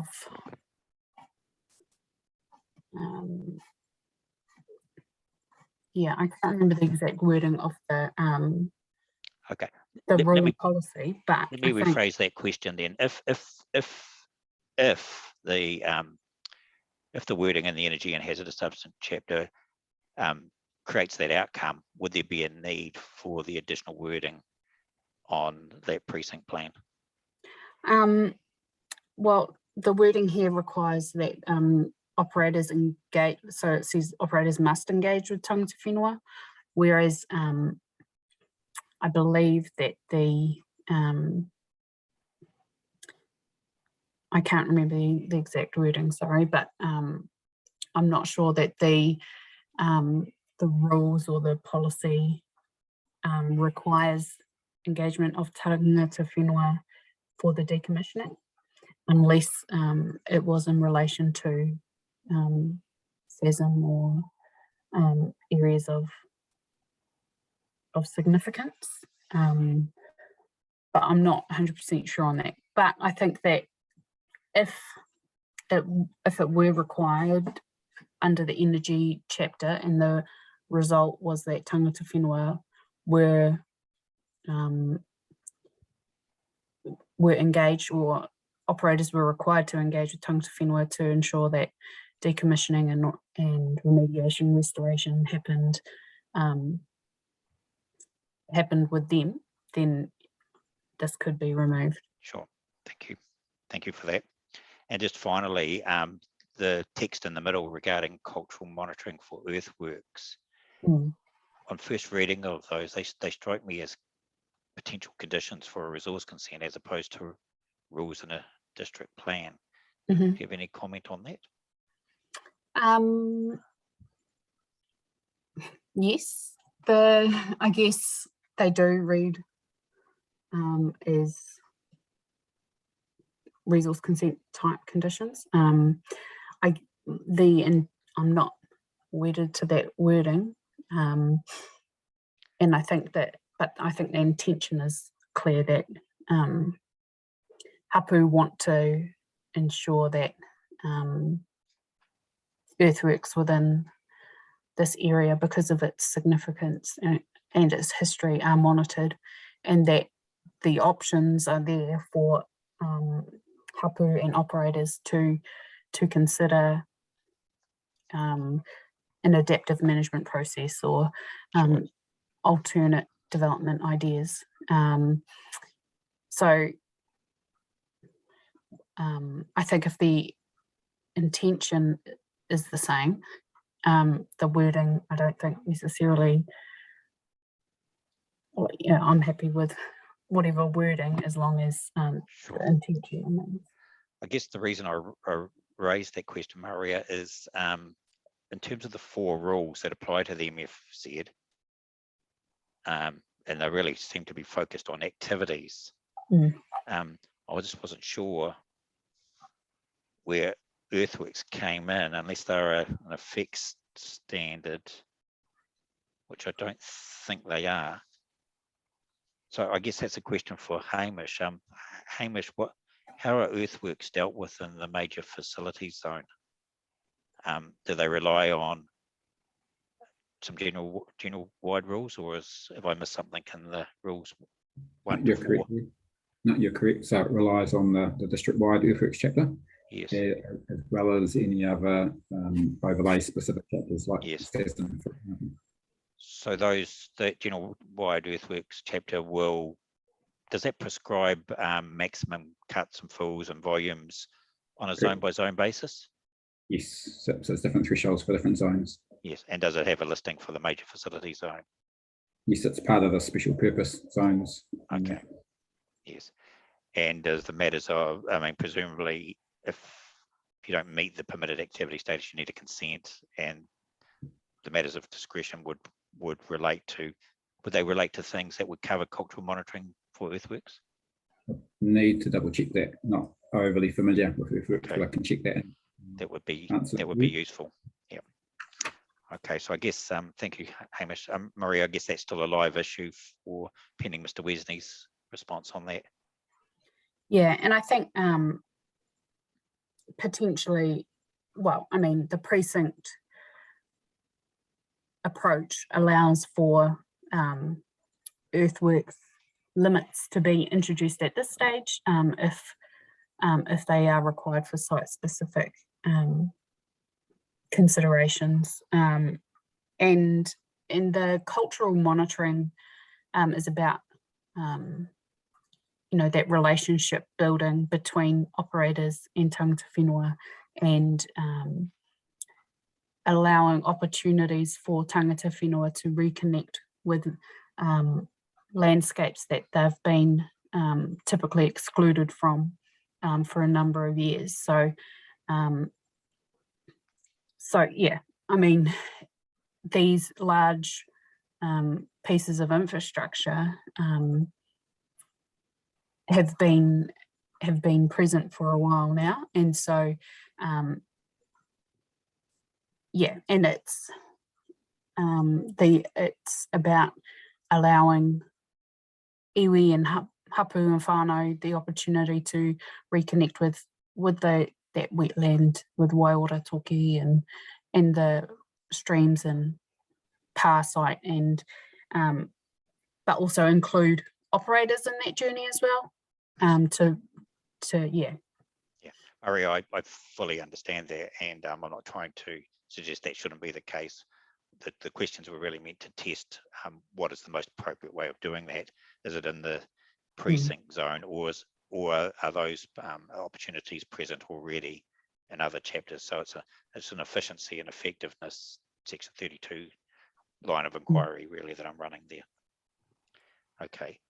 I guess the final matter, and it's not really a question, it's just reiterating, and the chair touched on it earlier, and it's something that we discussed with Mr. Wesley earlier, and that is this relationship between the rules and the precinct plan from a spatial perspective, and whether the intent was to align the activities to the spatial areas in the plan, or whether development could occur anywhere within the zones of the precinct. So I'm still not clear on the intention, and because of that, the delivery is a little bit obscured. So I guess that's something that Mr. Wesley needs to come back and advise us on, and I guess it also affects the further submission lodged by OMV in relation to the opposition to changing the boundaries. So I guess the answer to the first question will depend on the significance of the boundary change and what it's seeking to achieve. So not a question there for you at all, but just some context for Mr. Wesley to respond to in his right of reply. That was everything from me. Thanks again, Maria. Thank you, Stephen. Yeah, Marty, I just have one follow-up question, and it's on your Appendix 1, your new red text. Under cultural monitoring for earthworks, the second bullet point, this is looking to set up a process of discovery or rediscovery, or what the Canadians call chance finds. So you use a term, an adaptive management process. So what does that mean to you? I'm familiar with the term as it relates to resource consent conditions, where there's a clear outcome sought, and there may be a trial for a while to see whether a course of management achieves that, and if it doesn't, the ability to change and adapt management to meet those bottom lines. That's sort of the classic resource consent process. But in this case, as a term of art, it's certainly got some currency in case law and planning planning speak. So in this case, how are you using those words? Yeah, so potentially I've used it in the wrong context, but I guess that it's that process of considering what the proposed development is, what the intent of the proposed development is, and how that may impact on whatever taonga features or kōiwi that are found, and allowing tangata whenua, the operators, council and landowners to kind of work out that process with all the options on the table, rather than just going through we found something, so now let's get an archaeological authority to legitimize our destruction of it, and being, I guess, single-minded in that approach, and yeah, and so I guess what I'm intending is that operators or developers would work alongside tangata whenua to ensure that if it is appropriate that a taonga or kōiwi or a taonga or features can be removed, then it might be that the development goes ahead as planned or consented, but it might be that if it's not appropriate for those for that development to continue in that particular area, then maybe there are other options that can be explored. Does that parallel the sort of accidental discovery protocol provisions in the earthworks chapter? Partly, but I think that I don't believe that the wording of the accidental discovery protocol is as explicit as that. I'd have to double check that though. Okay, no, Ken, just wanted to understand your direction there, and yes, so thank you. Maria, I don't have any other questions for you, so shall we move to Sarah Mako? Thank you for your assistance. Nā korua.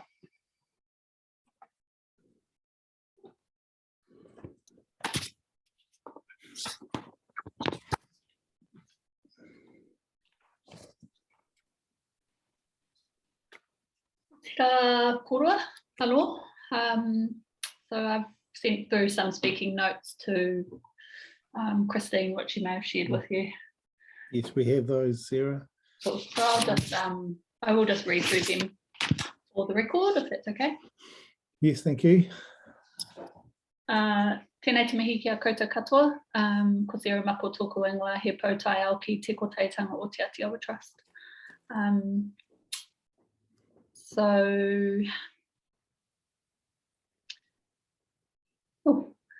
Anyway, I'll start at paragraph 1. A considerable amount of evidence has been presented to the hearings to date regarding the relationship of Ngāti Te Whiti, Te Atiawa and tangata whenua more broadly with the port area and surrounds. Evidence regarding Mikotahi and the significance of her being included with her other maunga that make up the Ngā Motu complex as an outstanding natural landscape and feature. Also evidence regarding the interruption of access to Mikotahi as a result of port actions. Evidence has been provided regarding the sites and areas of significance to Ngāti Te Whiti located within the port area and in proximity. You have heard from Ngāti Te Whiti this afternoon this morning and this afternoon, who consider the entire port area as a site and area of significance to Māori. However, recognise it as an operational port and that there may be an element of unreasonableness to that. Perhaps a matter to be considered as a non-scheduled feature. The port construction commenced prior to 1900 and therefore could be considered to be a pre-1900 archaeological site.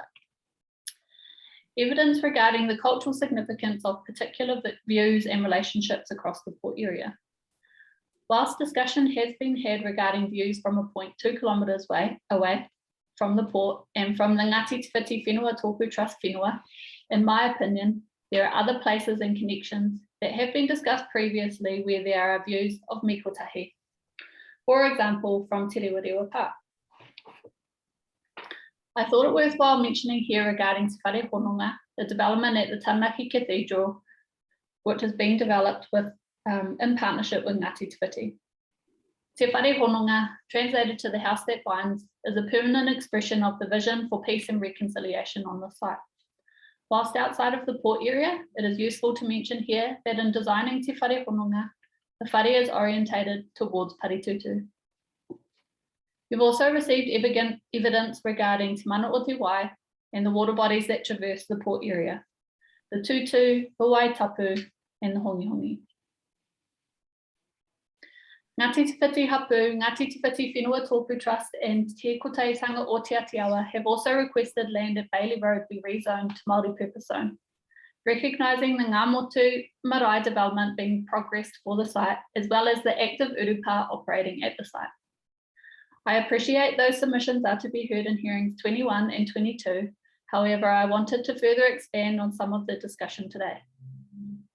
My involvement with this project has been limited to with the Ngā Motu Marae project has been limited to processing of the Section 125 application under the RMA during my short stint back at New Plymouth District Council in 2019.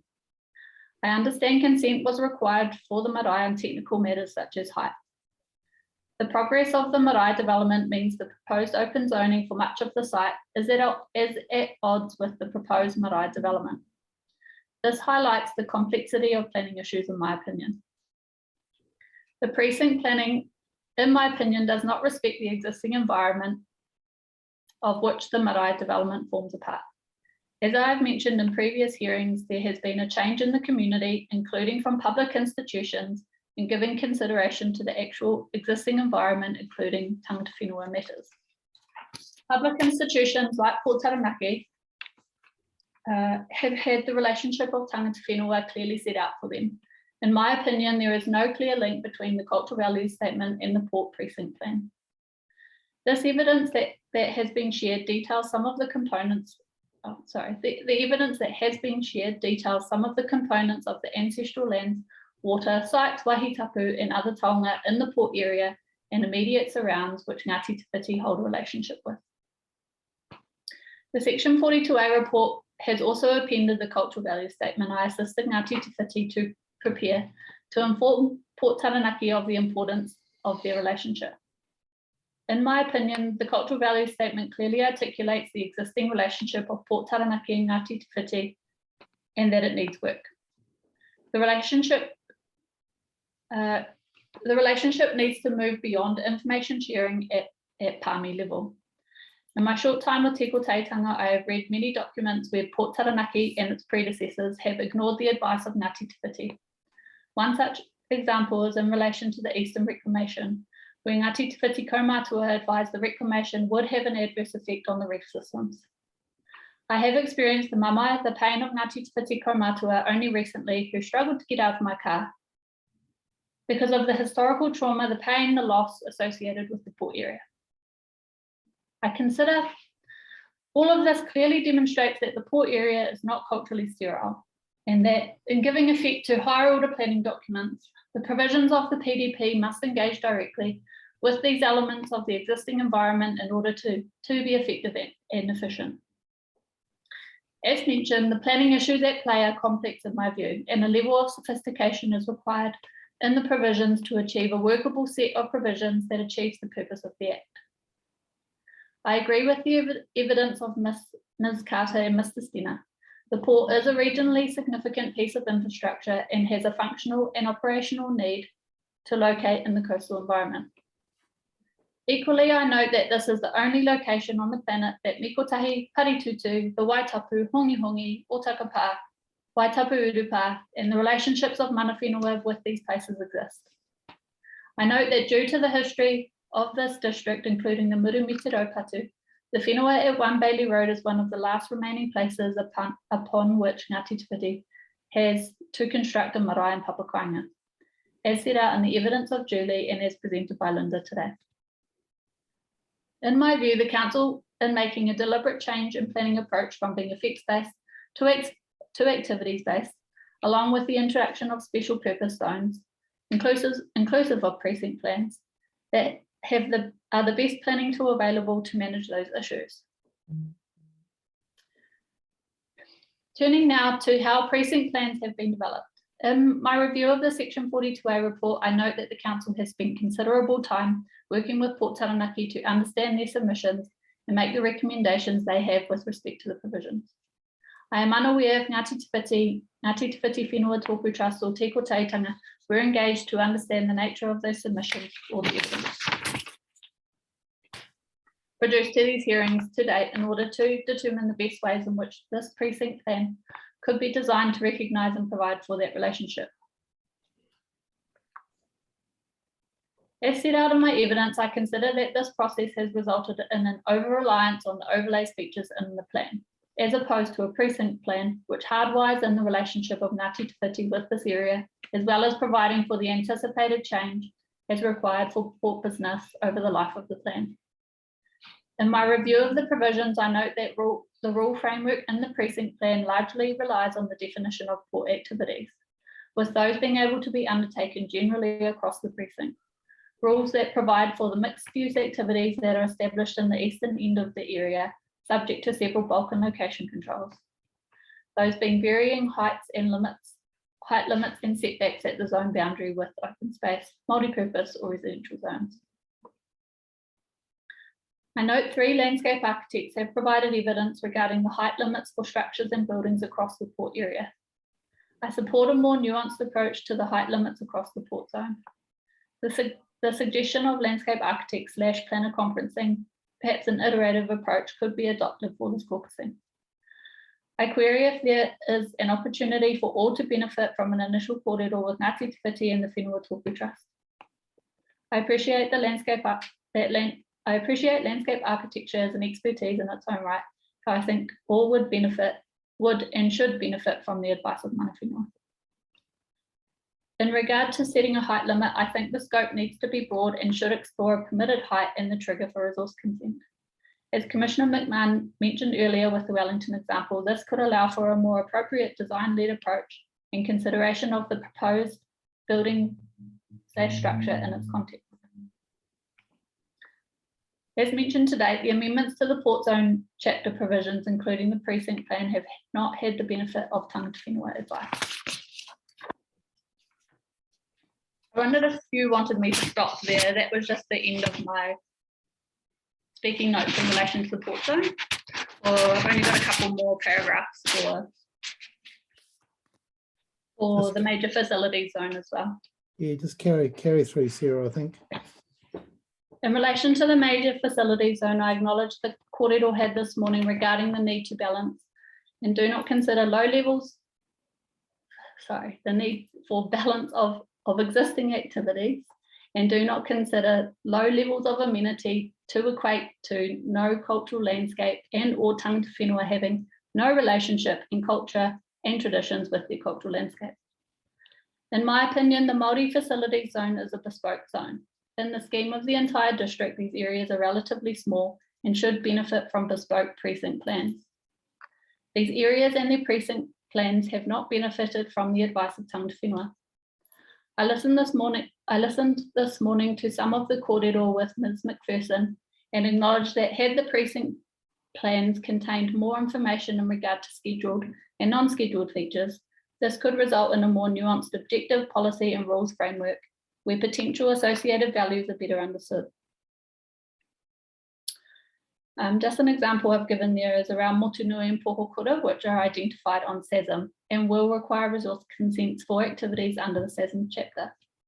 In addition, the Paritutu tank farm is within proximity of scheduled SASM also, as well as the Omata tank farm, which where Tingahoro is located. This emphasises the heavy reliance on the overlays chapter. One other thing that I just mentioned, I just noted while Mario was speaking as well, is that just as Māori, we continue to be placed in this narrow scope of only having had a historic relationship, a pre-European settlement relationship, rather than an ongoing future-focused relationship. In accordance with the strategic direction of the proposed plan, only tangata whenua can determine that relationship. You've heard it, the panel have heard a huge amount about this relationship. This relationship is of people to place, place to place, people to people, and place to people. I think just in terms of that statement was, I guess I wanted to emphasise that though these values of whanaungatanga and kaitiakitanga for Māori and as a Māori resource, Māori planner, is that it really is quite difficult to explain those two terms in particular in an English way, and that those values form part of that relationship out with the entire environment and everyone that's in that environment, not only limiting us to Māori, limiting tangata whenua to a relationship with a site and area of significance to Māori, or only a water body. I think you heard clear evidence from Rangikipa last week, and Commissioner McMahon, I know you went there, but if you do get an opportunity to listen to the recording, I think I was feeling a bit of some of Rangi's emotion through that corridor. But yeah, just English words can be really clumsy, and the importance that that tangata whenua, that Māori place on relationships with all aspects of Te Tai Ao are really important. Nō reira. Tēnā koutou, tēnā koutou. Thank you, Sarah. You're certainly pretty slick at writing up your summary notes and taking on board things you've heard and applying them to your evidence. So you've been busy, and thank you for that. The last paragraph you read out there, I listened quite carefully to that, and I think we would like to see that added to your summary and reissued through Christine, just to round things off. Thank you. And with that introduction, I'll just move to David for questions. Thank you, Stephen. And thank you, Ms. Marco, for the reference to the presentation by Mr. Skipper. I will avail myself of that recording. As you note, I wasn't involved in that hearing. It's Mr. What was Rangi's surname, Sarah? So Kipper, but Skipper is the English version of Kipper, obviously. Oh, wow. Okay, of course. Yes, certainly I'd recommend that, David. Yes. Okay, just two from me, Ms. Marco. The first is I just wanted to check that you weren't seeking any alterations to the objectives to either of the special purpose zones, either the port zone or the major facility zone. Let me just check my appendices. Didn't appear to be.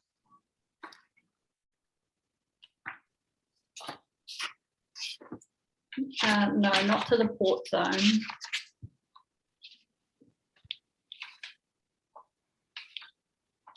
And I don't think to the major facilities zone either.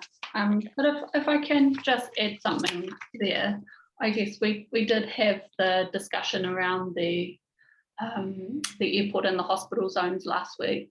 I didn't participate in that, my colleague Casey did, but the structure plans as well earlier in the week, and that these zones are really bespoke. They aren't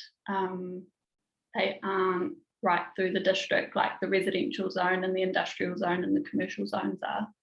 And in particular, obviously the port and the major facilities zones, those areas are within areas of that are really important in those cultural landscapes for the respective tangata whenua. And I think if there was an opportunity, and potentially Te Koteitanga or Te Atiawa do have that submission scope to potentially add, or if the panel saw fit to do that, to add add the objectives in relation to that. Appreciate I haven't recommended that in my evidence, but just a thought to share anyway. Thank you. A second question and final question relates to what you say in paragraph 17 of your speaking notes, and it's a bit of a segue from what you've just said. And you're saying there that you consider that the process in formulating the port zone in this case has resulted in an over-reliance on the overlay features in the plan. And I guess the question that I've got there is that any different from the approach that's been adopted for other special purpose zones like the hospital zone and the airport zone, or in fact any other zone like the rural production zone? Don't all of those special purpose zones and other zones require the overlays to do the effective lifting? And isn't that displaying a degree of effectiveness and efficiency in terms of section 32? Why would there be a departure now in relation to the port zone, or in fact the major facility zone? The major facility zone. Yeah, I mean, I guess just reflecting on my comment in relation to that these zones are in particular areas of the district. They're not generic like the residential or the industrial zone. So there are specific, I guess, outcomes that can be achieved through the precinct plan that might not necessarily be able to be achieved through the more generic zones. Would you apply that to the hospital and airport zone, which are quite specific and ring-fenced spatially areas of zone? Yeah, definitely. Yes, and I think that was, so reflecting on that, probably Commissioner Littlejohn did discuss that with Casey last week as well, in particular with the airport zone. Yes. The reason I asked that is, and you'll understand this, I mean, I've been trying to apply these section 32 tests consistently with all the hearing streams. Yeah. And I guess I'm wanting to know what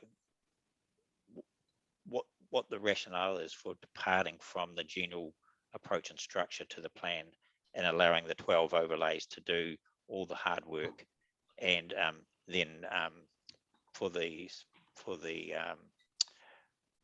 district-wide rules and the specific zones to then pick up the pieces.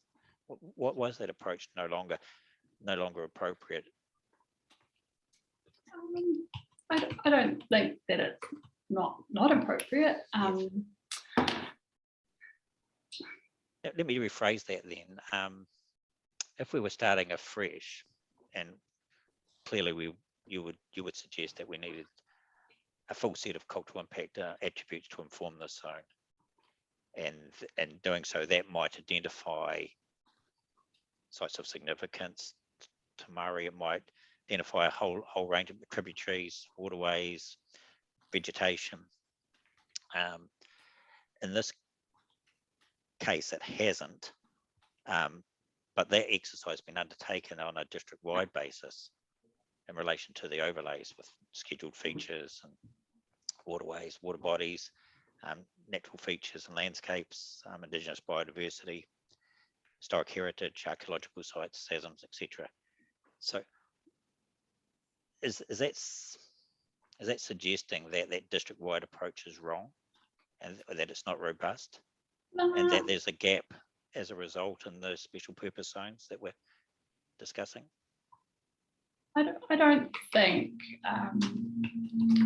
there's a gap in the overlay rules or those zone rules. I think there's an opportunity through the precinct planning to be able to achieve those outcomes that all want to achieve in those areas. Because if why have a precinct plan then? You might as well just have a zone where the overlay rules apply. Sure, and I can understand you asking that.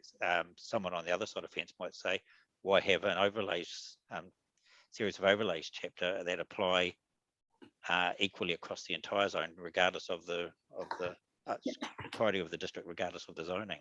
Yeah. That's I guess that's the counter argument. Yeah, and I think you and I had this discussion at hearing 14 as well, in particular, in relation to is a more specific approach to sites and areas of significance to Māori, a rule framework to each SASM, is that better? And I genuinely I think that a more nuanced approach to sites and areas of significance to Māori would be better, but we I guess what I spoke to you about was that this is where we've landed now. Yeah. And this is the best approach we can do at the moment with SASM. But in the third generation plan, the third iteration of this plan, we might have developed that whakawhanaungatanga with Port Taranaki. I was speaking generally there, that if that relationship of Ngāti Te Whiti and Port Taranaki is developed, the Port Precinct zone could look entirely different in 10 years' time. You would have heard my questions to Maria, albeit they were in relation to the major facility zone, not the port zone. And I was testing there whether the additions are already canvassed in the plan through the overlays or some other forum, or whether there's a gap. And it appears that there might be a gap in relation to the 200 verse 50 if those SASMs only have the 50 metre rule applying as opposed to the default 200. As to the earthworks rules and the can't recall what the third one was, but it seemed that there might be some. It was the decommissioning. Seems that there might be some duplication there, and Mr. Wesney's going to comment on that. But that's the background for the efficiency line of questioning from me. I guess I just want to end with a question. What, given that you say that what's in front of us is what's in front of us, and the question is how do we redress any gaps? What would you say to the panel in terms of what's the key elements that are missing from the zone?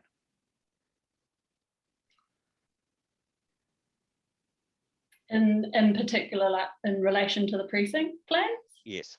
I think setting out, and Maria touched on it earlier, that whanaungatanga, that process of how, of how people to people, the relationship of people to people, as well as people to place and place to place as well. Yes. So how that can be set out there. And there may not be a gap if I give an example of engaging the advice of tangata whenua, if that strategic direction is going to flow right down through to the rule framework, then I would be comfortable with that. I think, reflecting on the conversation Commissioner Littlejohn had with Casey last week around bringing in these objectives to make sure that there's that flow through of requiring that engagement of tangata whenua advice. So I don't think there necessarily is a gap, but what is that? The strategic direction flowing right through to the rules, essentially. What is that trigger for that whanaungatanga and for that relationship? I guess thinking about the port zone and the major facility zone, I guess, and not to put words in the mouths of Ngā Hapu o Te Atiawa, but they know the big operators in their rohe. And we have they have relationships with most of those operators. So how do we reflect those good relationships in the plan moving forward for those operators that might not be at that level, to get to that level? And aroha mai Keith, but I reflect on the relationship that Ngāti Rāhiri have with Methanex and with ONV as well, as two operators in their rohe, and when I look at that relationship, I think there's almost like about the sort of sibling relationship, you know, but they don't always agree, but they appear to get along pretty well. And as an operator, engaging that advice as well. That issue of engagement, formal or otherwise, was an issue right from the get-go, really. You might recall I asked about notification statements at the very first hearings, and I was told that A, that the council wasn't promoting those, and B, that submitters generally hadn't asked for them in their relief. And from the hearings that I've been involved in, my only recollection of where the results of engagement, and I stand to be corrected on this, are required to be fed back to the council was in the commercial zone. I think around the Huatoki stream issue, there's a policy or an assessment criteria, I think that that you'd submitted on, and sort some nuanced wording on, but the basis of the criteria or policy guidance was that the results of engagement with iwi should be fed back in terms of building height and building activities, I think in the central city zone. Mm-hmm. I can't recall a similar policy or assessment criteria existing in the plan, and clearly there aren't any in these two zones.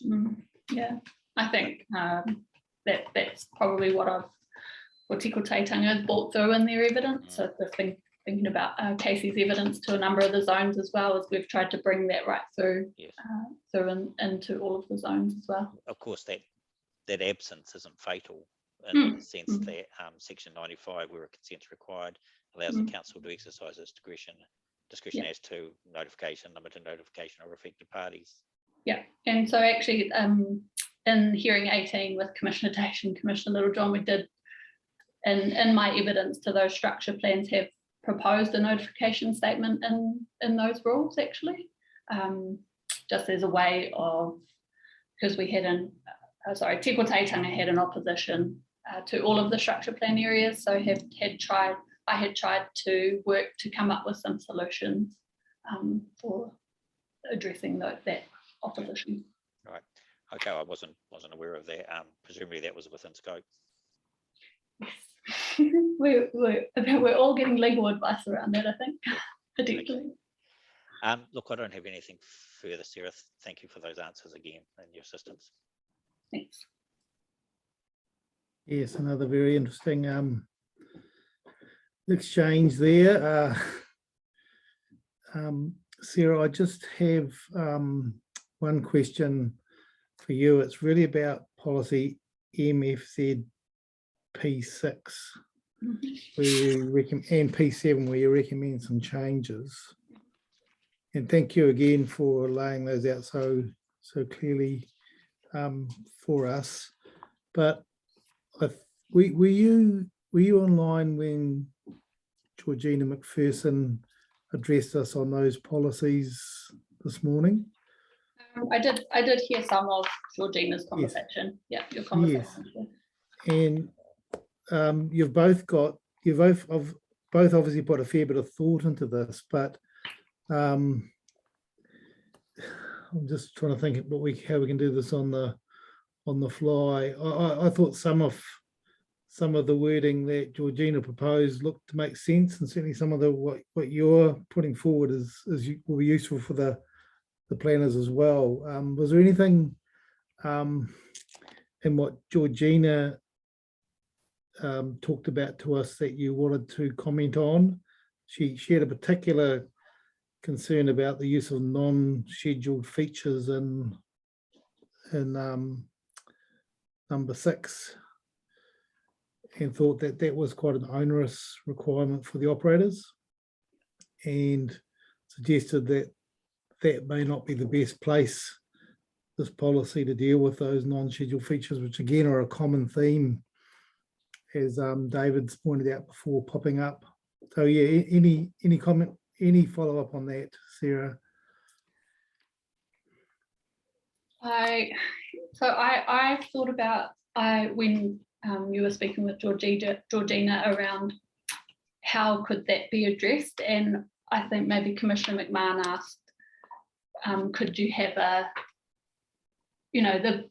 I guess that's where my comments around the bespoke nature of the precinct plans came from, in that you could potentially identify all of the non-scheduled features within the major facility zoned sites, and then that wording of that policy could change potentially. But yes, agree that potentially it's not the right location for that particular clause. Given I think there's a similar one in relation to in P7 as well. Yes. Okay, that's probably enough to go on. Sarah, I've just been reflecting on your discussion with David just then about the direction and the strategic objectives, and and the need for it to flow through with some form of consistency and a clear pathway for the engagement in the plan. Would you agree with that? Yes. And my reading of the submissions across the board from iwi submitters is that there's lots of scope to sort of think about that. You know, you're raising that in pretty much every submission. And probably just signalling ahead to the district plan team via Hamish. I think that's probably a topic we'd want to address in the integration hearing at the end, just how those, I suppose let's call them obligations on the plan, but now that those strategic objectives are reasonably settled, we've put interim guidance in, apart from one item that I think that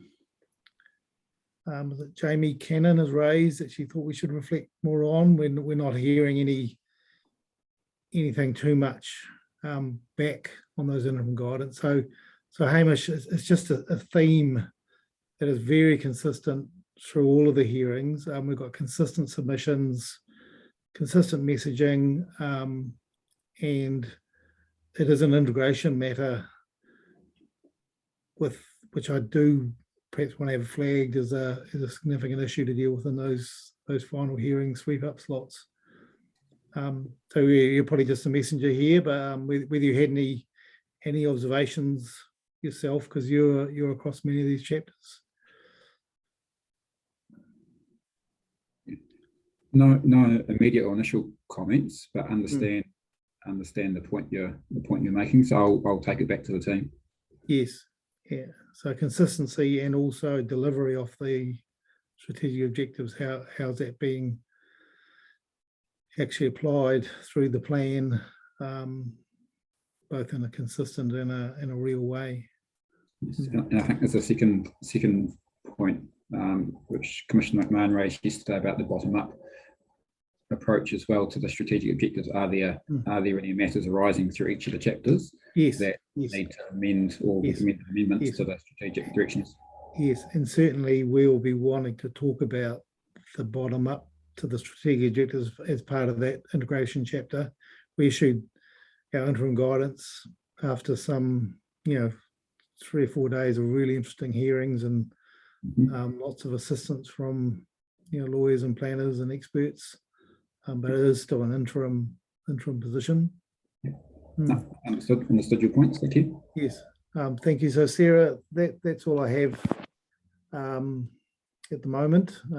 We'll see you tomorrow again, I'm sure, in the Maori Purpose Zone. Now, we're now at nearly 3:10, and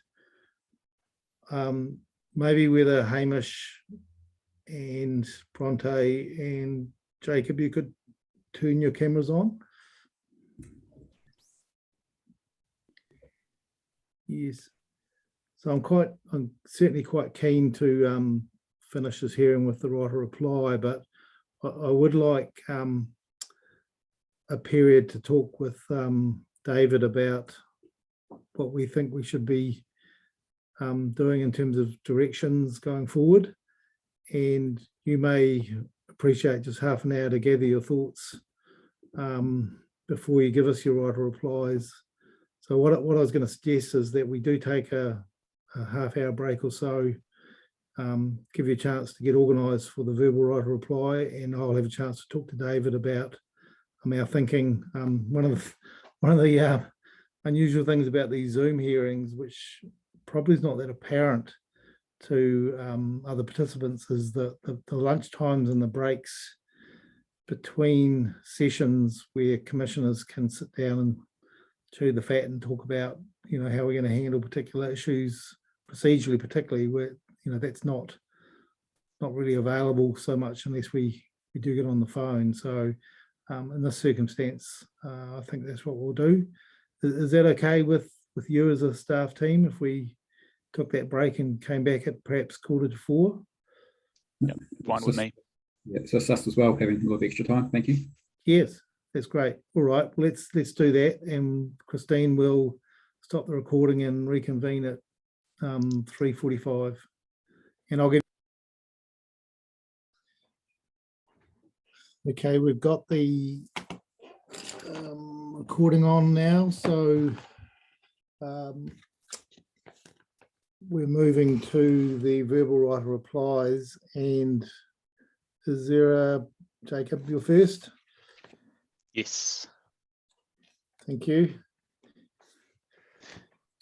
No problem. Okay. Kia ora tātou. As everyone on the call, I'm sure knows, my name is Jacob Stenner. I'm the author of the Section 42A report relating to the port zone. This is my verbal right of reply based on written and oral evidence presented by submitters at this hearing. I intend to expand on these matters and my recommendations in my written right of reply. I've generally grouped this reply by key issue and theme. Just before moving on to some of the evidence presented by submitters, I thought I might just work through some of the specific questions put to me by the panel on day one, and then we'll move into some of the evidence there. So just to start, the panel were keen to understand how the NPSUD and RPS identified ports. Commissioner Daish observed that both documents identified ports as being significant infrastructure, and question whether this wording should be reflected in the port zone objectives. I've just got a note here that the regional coastal plan identifies ports as regionally important infrastructure, so use that slightly different terminology as well. I won't labour this point, and I think what I would say is, regardless of the appropriateness of which term to use, I'm not aware of any scope within submissions to particularly change that approach in terms of the wording of the objective. So that's basically the point there, and happy to take any questions, sorry, as I go, so please interrupt me if need be. There were further questions raised in relation to the requirement for the district plan to not be inconsistent with the regional coastal plan. I've reviewed this document. I'm not aware of any matters within the port zone chapter that will be inconsistent with the RCP. However, this is a matter that I'll finalise through my written right of reply. There was a further question along these lines as well in relation to whether there were any matters of appeal on that plan, on sections that would be relevant to the chapter that we're looking at here.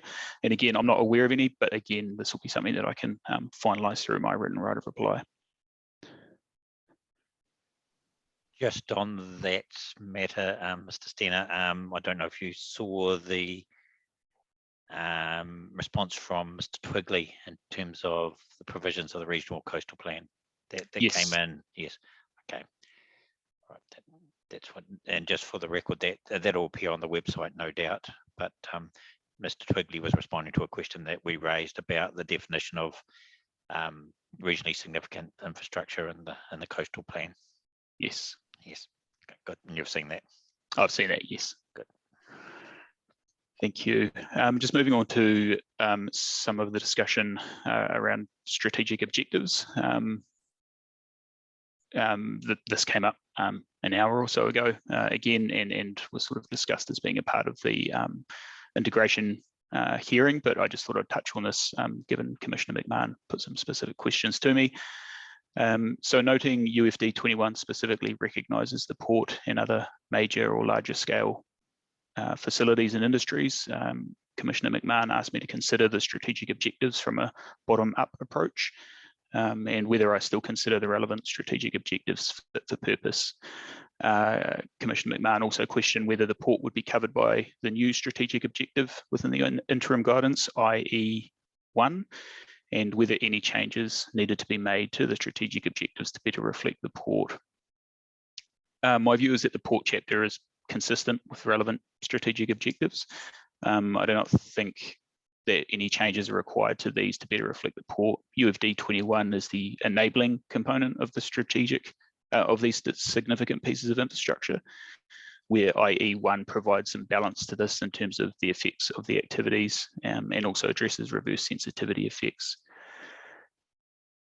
I just also confirm my position that I'm of the view that IE1 would apply to the port, particularly given the definition of infrastructure within the plan quite clearly includes ports. Commissioner Daish questioned whether the precinct plans could be shown as a spatial layer on the E plan. I'm going to take some time and discuss this matter with some of our GIS staff and some of the other planners involved on the special purpose zones. But my understanding is that the rationale for having the precinct as a static image as opposed to a layer within the plan is just around that complexity and the additional layers that would need to be added to these relatively small zones.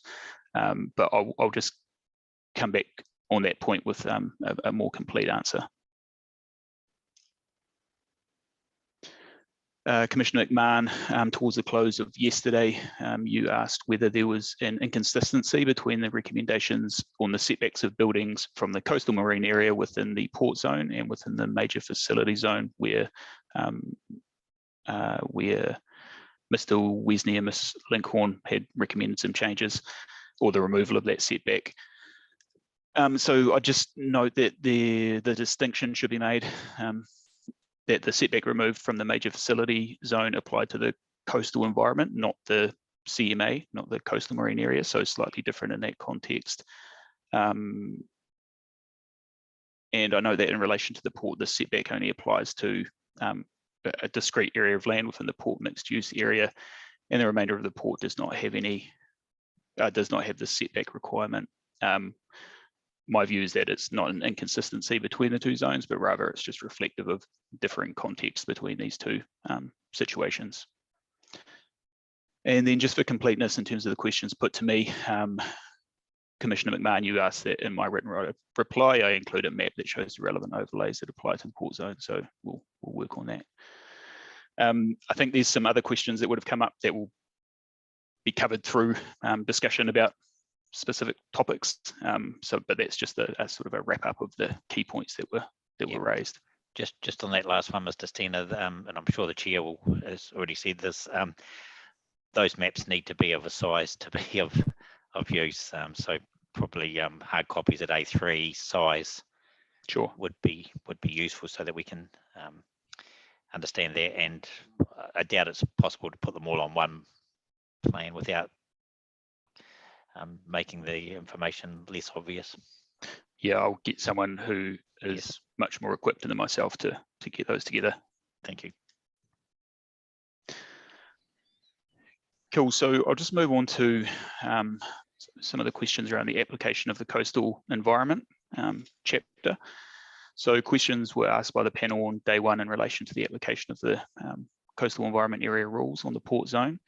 In particular, the panel asked what the implications are for the activities listed as permitted across the zone if the rules of the coastal environment were to apply. For example, would port activities or industrial activities still be permitted if we're applying the rules of the coastal environment? So this is just a matter that I just want to confirm and clarify. I understand that we resolved some of that confusion as to the position of both Ms. Carter and myself, insofar as both parties agree that the rules of the coastal environment do not need to apply to the port zone. So I now understand Ms. Carter's position to be that the remaining provisions of the coastal environment chapter would apply to those discretionary and non-compliant consents. So I just wanted to confirm on day one, we had a discussion about me producing a table to basically to look at would those permitted activities shift. Is that still something that would be of value to the panel? Well, from my perspective, yes. Notwithstanding the agreed position between yourself and Ms. Carter regarding rules, I guess we want to understand what the rationale is for not applying those rules from the coastal zone. What would be the implication if they were applied? So that table would be useful still, Yeah, I cool. believe. Yep, sounds good. I yesterday I indicated I'd be able to get that together quite quickly. Often is the case with these things, once I got into the detail, it wasn't quite as black and white as that. So I just quickly have a couple of points here since we're on this topic. Just noting that the definition of port activities is quite broad and it encompasses various activities as part of this definition. So it generally isn't as clear as indicating that a port-related activity will then default to something else. It's probably a particular piece within the port-related activity that might trigger a consent under those CE rules. So it just needs a bit more of a forensic lens put over it, I suppose. Just a note on that. Great term. So Ms. Carter for Port Taranaki Limited questioned, just along this point, questioned the inclusion of the matters of discretion referencing the coastal environment policies. Commissioner McMahon asked that I give some thought to whether the inclusion of these matters broaden the matters of discretion to a point where they become fully discretionary activities, essentially. Do the matters of discretion become too broad? The panel asked me to give some consideration about how best to progress in relation to these matters.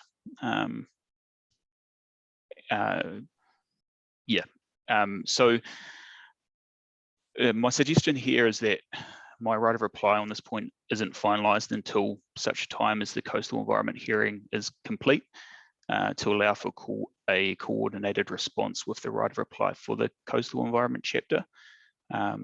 This, in my view, would allow for a full consideration of any of the evidence which might be received. And I think it's important as well that obviously Ms. Macbeth, as the reporting officer for that chapter, is involved in this. That her position is put forward, I suppose, as well. So just might pause there for a second and see if that is an appropriate way forward. Yes, Jacob, I think that certainly makes sense. We did reference the interaction between the two chapters and the two hearings. So yes, I'd be happy to. Do you think we should hold the right of reply, and so it lines up with the right of reply that Ms. Macbeth's going to be doing? I think this particular piece of this right of reply perhaps could be withheld until that point. Okay. I think that would make sense. Yes. David? Yes, I generally see the logic in that. Just with one or two codicils, the first being the specific question about the whether the matters of discretion might be too broad is a question in its own right. So I would appreciate some guidance on that. Well, I guess if you're asking for your full right of reply to be deferred, that's not going to come in until that time anyway, is it? I guess I'm just splitting the issue, the wider issue of the relationship between the coastal environment and the zone and the matters of discretion. So yes, you just might want to report on those separately within your final right of reply. I just don't want that narrower question to get assumed. I see. I follow. Yeah. No, I agree that that's still an important question that needs to be covered. I'm quite happy to provide some initial thoughts on that particular point insofar as it relates to the port zone in my initial right of reply. Yes, and you might just want to reflect on the minute that the panel under, I think, Mr. Littlejohn, Commissioner Littlejohn's hand about the broadness of matters of discretion generally, which all officers have reflected on in each of their reports, I'm pleased to say. No, yep, that sounds like a good approach. I guess the second matter is, and I wish I'd actually, I meant to have asked this during the course of the hearing, but to you and to Ms. Carter and to others, but if there is a solution landed between yourself, Ms. Carter, and Ra, where do you think that solution will be made or find itself? Is it in the coastal zone or is it in the port zone? Where will the remedy about the relationship between the two be found? It could be a bit of both, is my initial thought on that. I think if we're taking away some of those the rule framework from the coastal environment, I think the position that I've put forward is that there might be some tweak, and in the way that I've done that is to bring in those policies, some tweak to this port chapter to give effect to the NZCPS, I suppose, is the fundamental. Yes.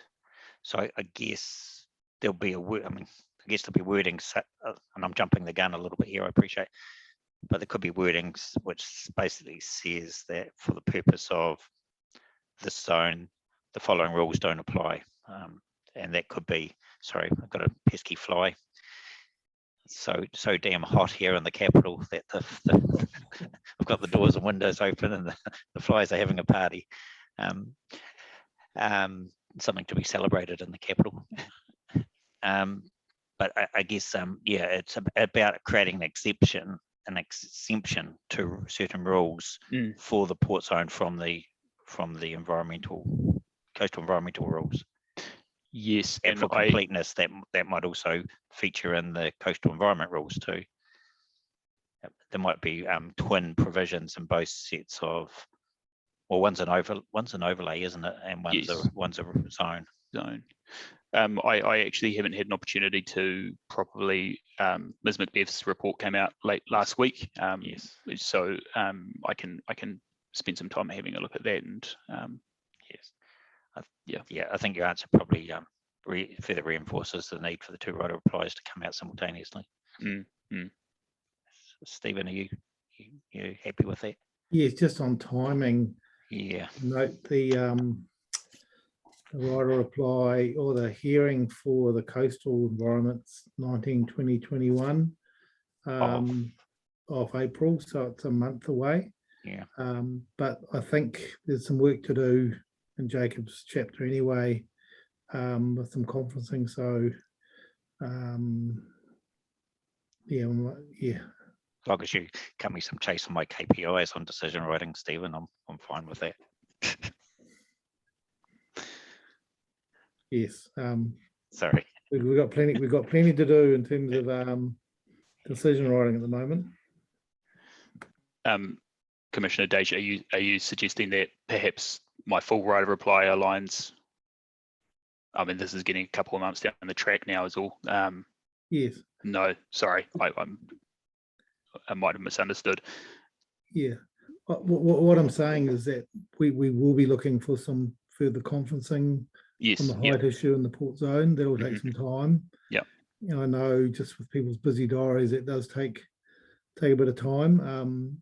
Just with our extension of some of the rezoning hearings, would be comfortable for you to take that extra time and to line up your right of reply date 2 days after the close of the coastal environment hearing, so you can definitely integrate. We're unlikely to probably want to see rights of reply come in, in pieces, so we prefer to have it all tidied up and all together, and then we can just address that, our decision making around that chapter then. Sure. Stephen, could I just float a possibility? I wonder if there are aspects of Mr. Stener's right of reply that fall into the more ordinary topics and that aren't sort of entwined into this bigger picture of the relationship with the coastal environment, that he might be able to report on in a sequential approach. Well, I'm sure there are. I'm just saying that Yeah, you know, you're responsible for writing this yes, decision, David. If you had time in terms of your to get on with it, and well, it probably in fact will. was- Probably it's- will have it- time to get on to it. In fact, I've budgeted some time to get on with it. So, All right. Well, in that case, Jacob, I think you should stick to your normal right of reply, pending any discussions we have about time needed to do the conferencing. Yeah, so let's deal with that at the end, I think, David. It's better to do that all together. Okay, I was about to move into structure heights and had a note there about conferencing. Perhaps I'll double back and talk about that at the close. Might be good. So I'll just move on now then to some questions around operational flexibility and future use of certain pieces of land within the zone. So Port Taranaki have requested some operational flexibility within the area of the Eastern Reclamation, which is currently identified as Port Mixed Use Zone. In particular, they have requested that rule R3 is amended to provide for offshore wind park operations and maintenance activities as a permitted activity, and for other port-related activities with similar laydown and maintenance requirements to be permitted as well. In principle, I'm supportive of this amendment, and I think it reflects an existing and appropriate use of that part of the Eastern Reclamation. Just one point there is, though, I think it would be useful for me to understand in a bit more detail what the activity entails, particularly sort of those maintenance aspects of them, I suppose. Noting the evidence that we've heard this morning from Ngāti Te Whiti Whenua Tōpū Trust and some of the proposed and existing activities in the vicinity of that Eastern Reclamation. Yeah,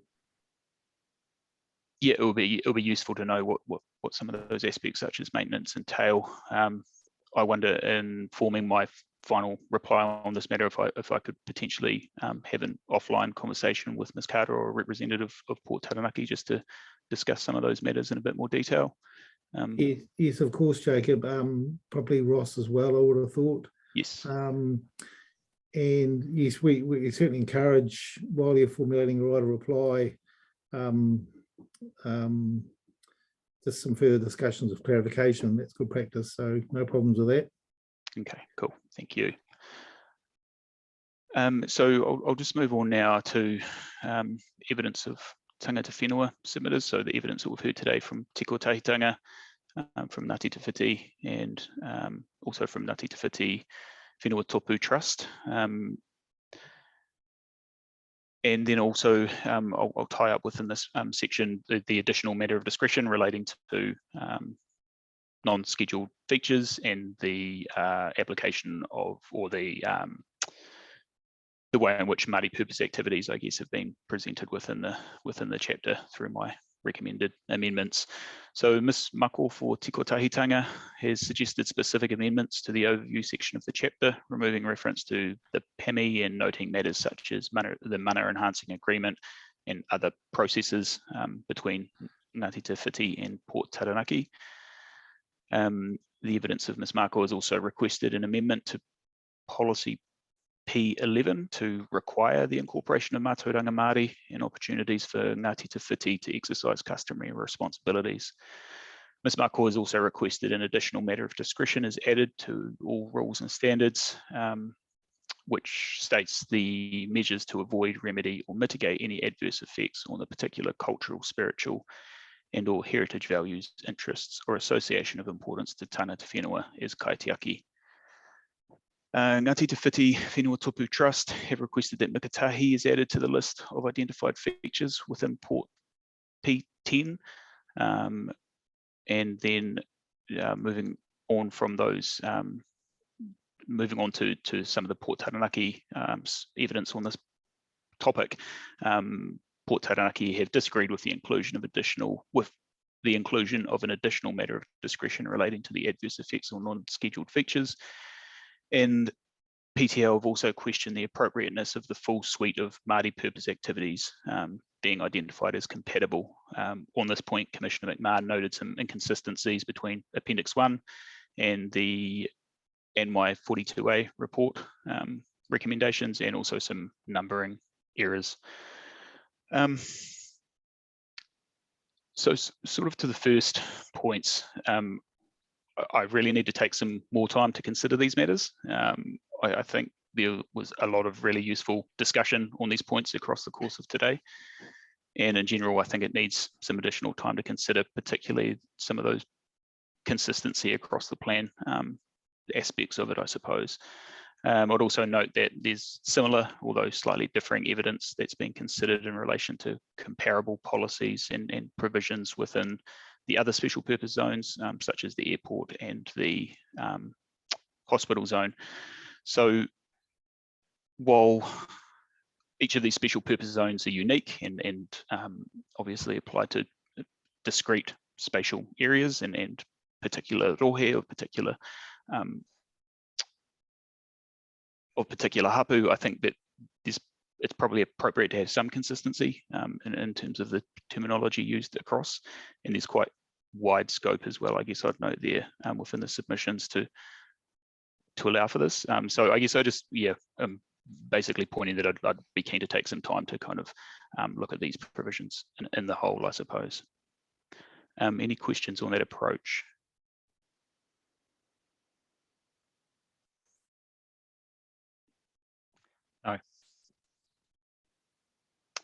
No. I'll just speak briefly then to the appropriateness of the full suite of Māori purpose activities being identified as compatible, I think. So I agree with the evidence of Ms. Carter and some of the questioning from Commissioner McMahon on this point. I agree that not all, that basically any sensitive activities is not an appropriate use within the port zone, given the nature of the zone. It wasn't my intention to allow for sensitive activities as a part of that within the zone. It was more to allow for those non-sensitive aspects of those activities, I guess, and recognising the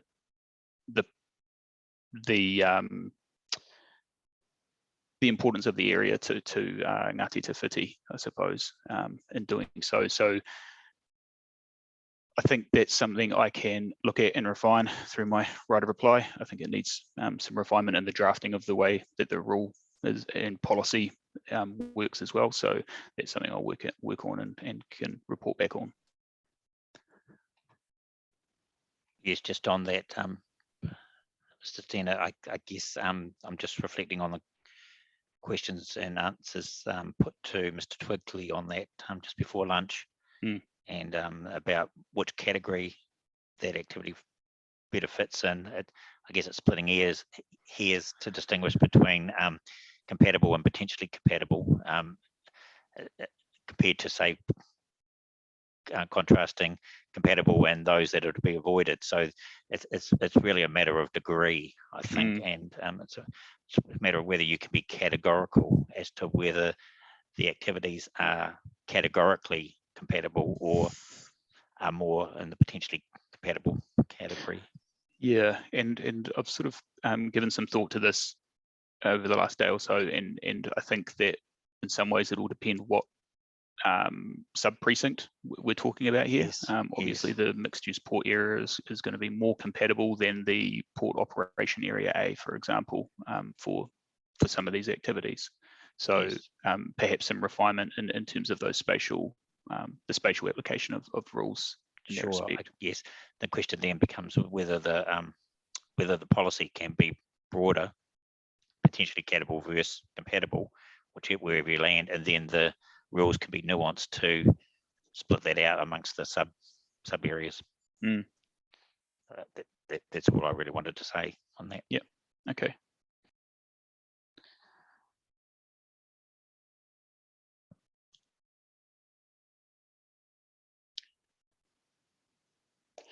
Cool, thank you. I'll now talk a bit about structure heights and acknowledge that we've got Mr. Bain on the call as well. So if there are any particular questions for him, please feel free to direct those to him as well. So just for a bit of context, Port Taranaki have submitted evidence questioning the evidential base in part for the limits set for the height of structures within both the operational area A and C. They've suggested a more nuanced approach is used, utilising reduced levels to establish an appropriate, basically a baseline of structure heights.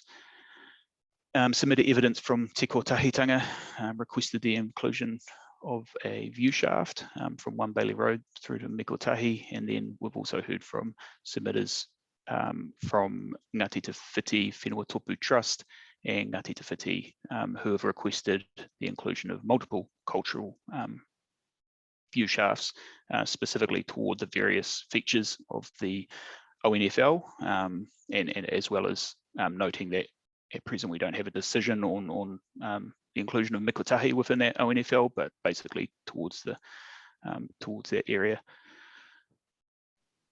Just on that, Mr.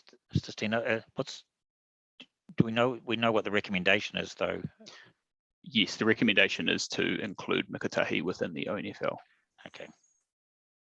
Right. Thank you. Okay, so just moving on to some discussion on those points. So in relation to the evidence of Port Taranaki, as per yesterday's discussion, Mr. Bain indicated that he has taken a relatively risk-averse approach in relation to the permitted structure heights within the zone. Mr. Bain has indicated that he can see some logic and merit in the approach of setting height limits relative to reduced levels and potentially in divvying up, to use the term we had yesterday, some of the operational areas in a way that provides some flexibility while maintaining appropriate views towards the ONFL and other features.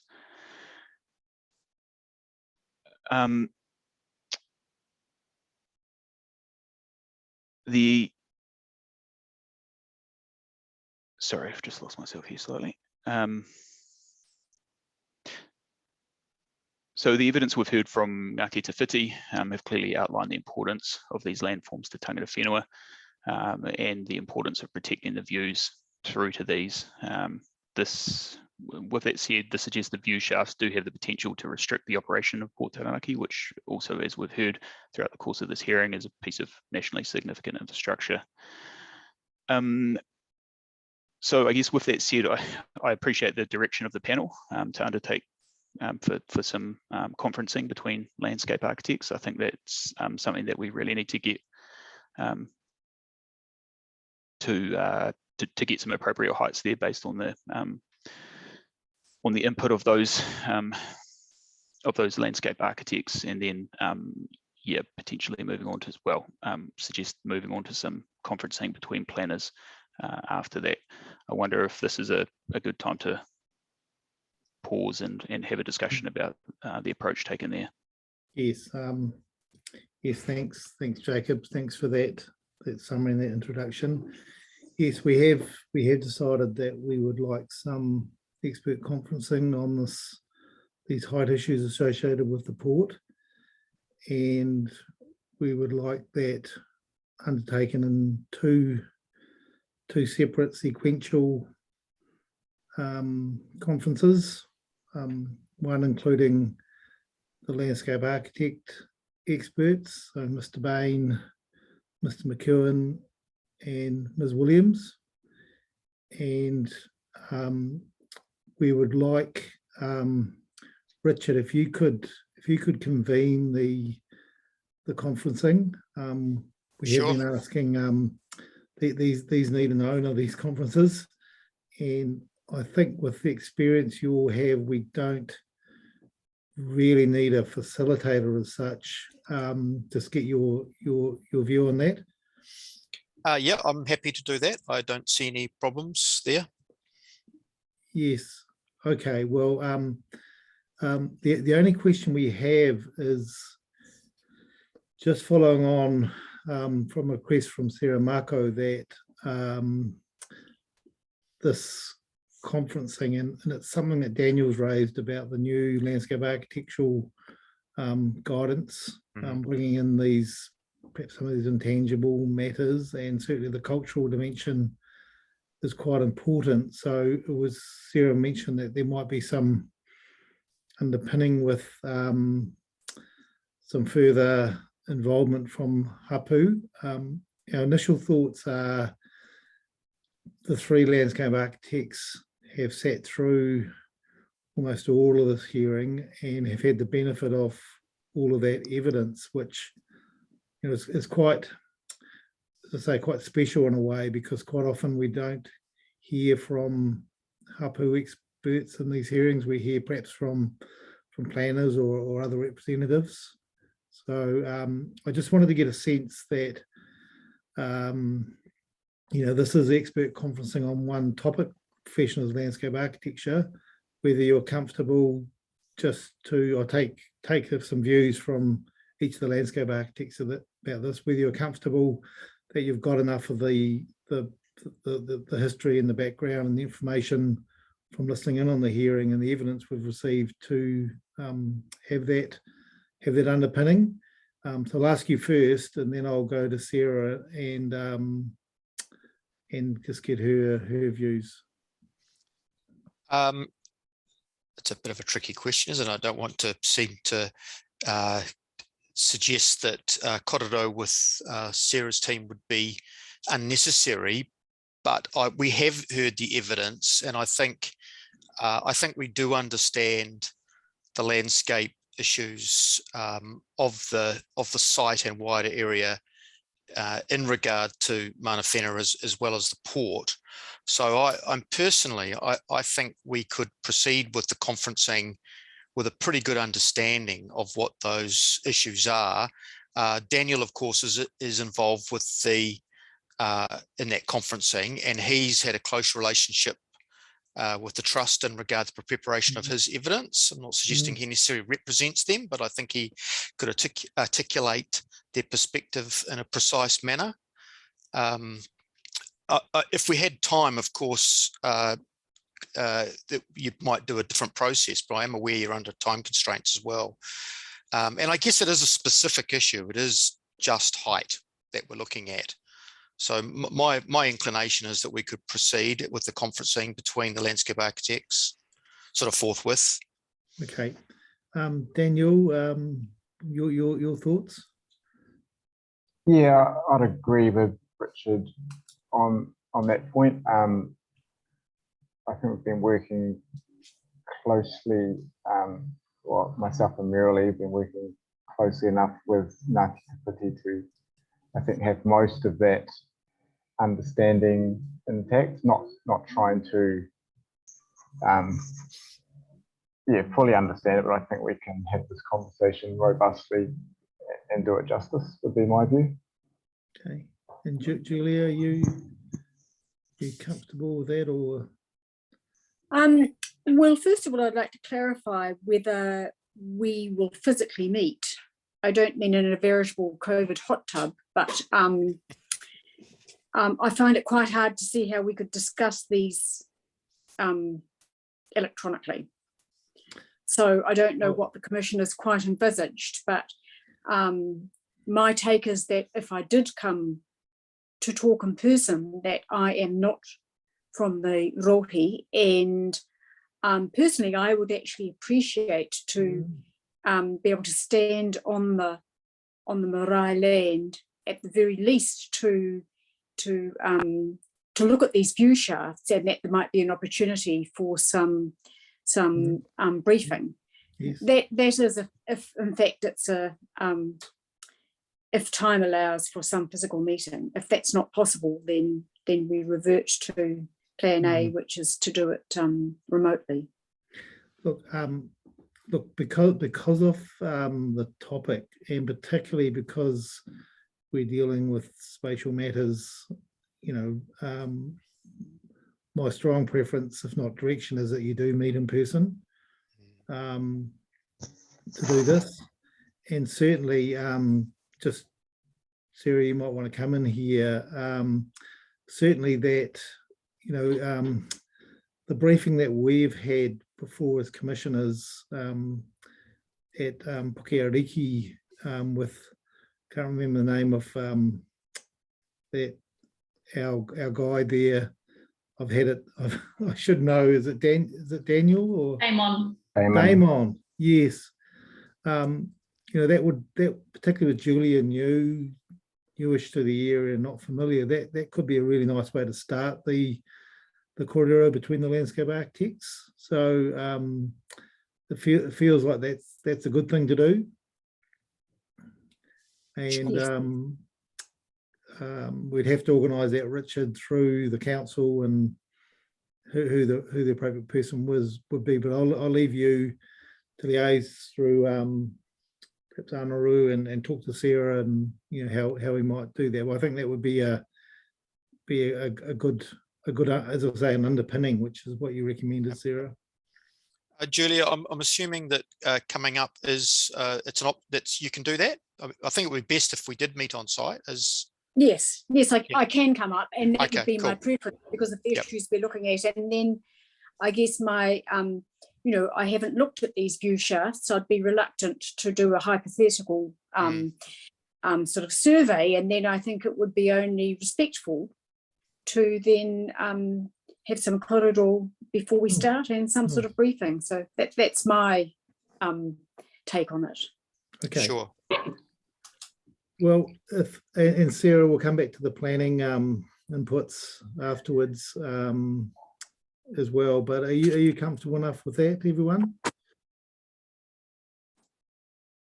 Whether it's Damon or someone from Ngāti Te Whiti, whether it's Julie or Linda, or just Richard, if you could just work in with the team and Sarah and just set that up. So we're not from an efficiency and effectiveness perspective, we're not aiming to issue a minute on this. We've got quite a lot on our plates in another hearing tomorrow.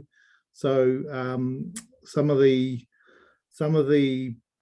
other hearing conferencing, we have issued a minute, but if we're happy to do it just verbally like this, we've got a record of this discussion. And Richard, if you're happy to convene, yes, do it in person, organise a cultural sort of underpinning discussion to get the right references, and then Richard, you'll be responsible for convening and writing up the conferencing. And what we also do is we ensure that those conferencing statements are appended to the rights of reply. So that's why having the council author, 42A author convening, that works pretty well. So Janice, I see you've popped up there.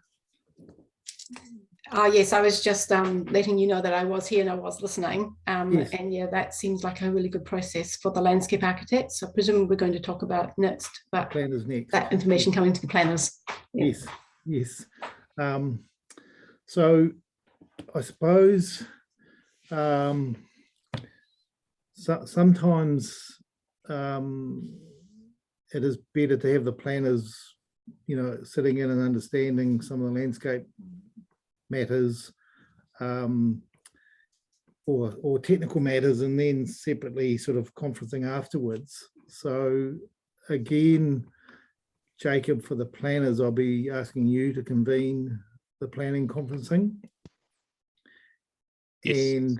And whether there's any merit, and again, I think Hamish has been privy to running quite a significant conferencing process online the last month or two, and it's pretty challenging, isn't it, Hamish?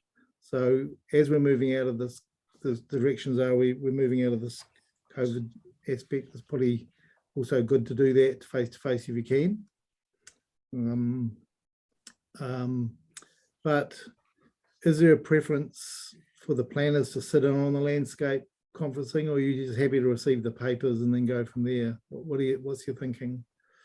And the planners, I think here is we'll have Cam, Janice, Jacob, and Sarah were my thoughts. So yeah, just talk to me.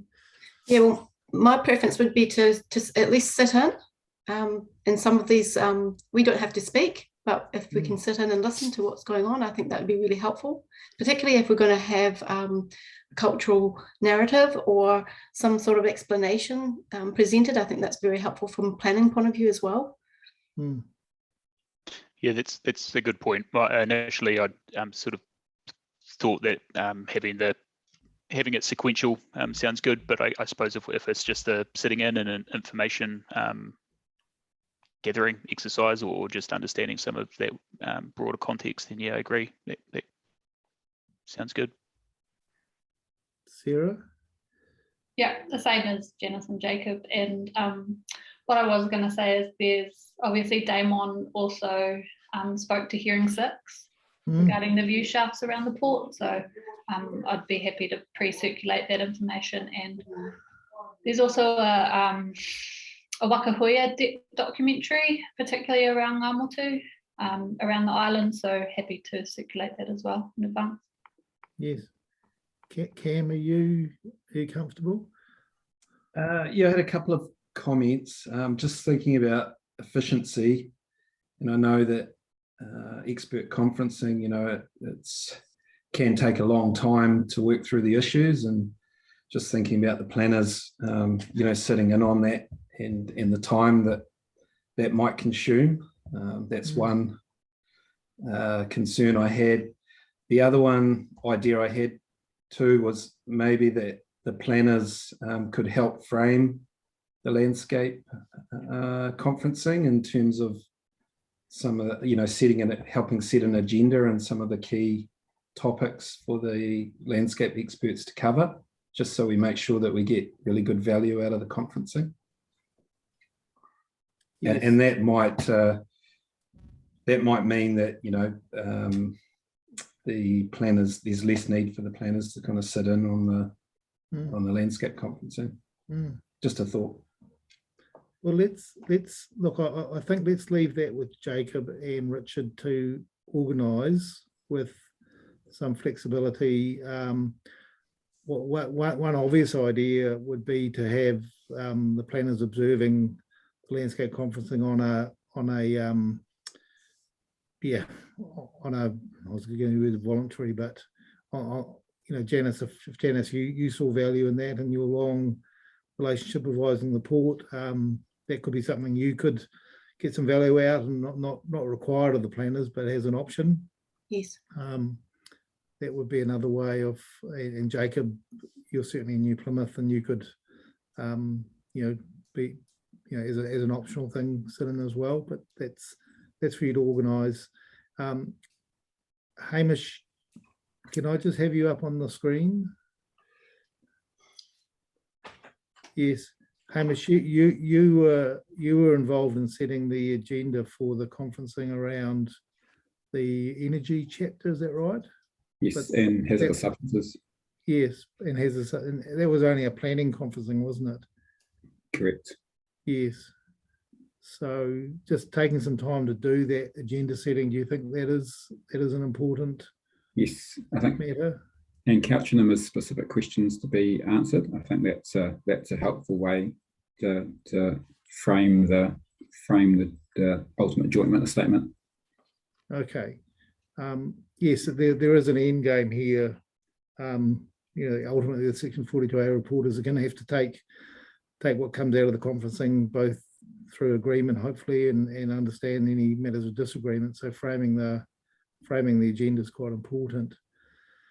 So Hamish, you helped with that, but it was issued as a commissioner's minute by Antoine, I think. Yes, what the sequence there was a preliminary right of reply, where we responded to a number of matters as well as the specific points to be conferenced, and then Mr. Coffin responded to that in the form of a minute. That's the specific questions to be conferenced. But were the questions derived from your initial? Yes, from our preliminary right of reply. Okay, all right. So thanks, Hamish. Yes. So as I said, we we're trying to get away without having to prepare a specific minute, but given Cam's suggestion, Jacob and Richard, I'm looking to you. Would you like to frame an agenda, perhaps a draft agenda between yourselves, get input from the participants, and then come back to perhaps David and I, and we could sort of put a minute over it, including some timeframes? Yeah, that sounds good. Okay, let's proceed on that basis. And just in terms of timeframes, just work out what's sensible amongst yourselves and come back to us with some suggestions. And if that requires a few weeks to coordinate diaries, that's fine with us. Understood. Thank you. Thank you. In essence, that brings me to the end of my right of reply. I've got a number of matters that I'll need to report back on in my written right of reply, but I'm really happy to take any questions. Oh, can I butt in there for a minute? Sorry, were you going to talk about the unscheduled, non-scheduled? Yeah, I sort of indicated that I was going to wrap that together with a more broad response to the some of the matters raised by Tangata Whenua, Janice. So it'll come. I would note here, I'm happy to note here actually that there's been some really interesting discussion over the last couple of days, prompting of the questioning from the commissioners on this topic. And I think that it has been applied in various ways across the plan, or and predominantly this has got a policy basis, I think, is probably the difference from where I've approached it from. I think it's just a matter that I do need to give a bit more consideration to, because I take on board the points that you made as well, Janice, in relation to that. Okay, thank you. Does that lead to a slightly wider conferencing item than just the landscape and the height, Jacob, or should we keep it tight to the? I think for the time being, it can be kept to those particular points that we've talked about. Yeah. But you do have on your radar all the evidence and the discussion about the unscheduled. Yes, and absolutely. you do have a job to go back and look at how that's being handled in the other chapters. And yeah, that's right. Okay, and we've had evidence on that, so you should be able to back in terms of the variety of views. Yes. Janice, is that okay? Yeah, that's absolutely fine. I just thought it had been missed. I must have not been paying attention. No, sorry, I was very briefly passed over that way. Okay, thank you. All right. Appreciate your reply, Jacob, and certainly you and Richard. If you can leave it in your capable hands to pilot the conferencing, and just check back into us when you've got the agendas and everything set up, and we'll issue it as a minute, so it'll keep it tidy for the record. Sure. Thank you. Right, Hamish and Bronte, I think at 4:38 on the day two, you're up. Thank you, Commissioner Dash. So similar format to what Jacob just presented in his verbal right to reply. So we'll respond to the written and verbal, the written and oral evidence we've heard on the major facility zone. And we'll expand on these verbal comments in our written right to reply. And similar to how Jacob's just summarised, we've grouped the issues that have come up over the last 2 days. And so we'll go through those series of issues. And Bronte and I will do a bit of a tag team here. So Bronte will take you through the first series of issues, and then I'll pick up the last part. So over to Bronte. Thanks, Hamish. So we note the consequential changes needed from a legal submission from Forrest and Burt, and Ms. Edwards has responded to that in relation to all topics. So we will incorporate this response into our written right of reply. There were also some minor wording changes raised by submitters recommending things like or added to policy P3 and including the word additional in standard S1 and removing a matter of discretion, which is no longer applicable based on recommendations in the section 42A report to clause 5 of S3.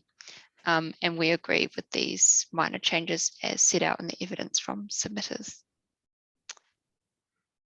With regards to the NPSUD, the Commissioners asked the reporting officers to confirm whether major facilities were provided for in the definition of nationally significant infrastructure in the NPSUD.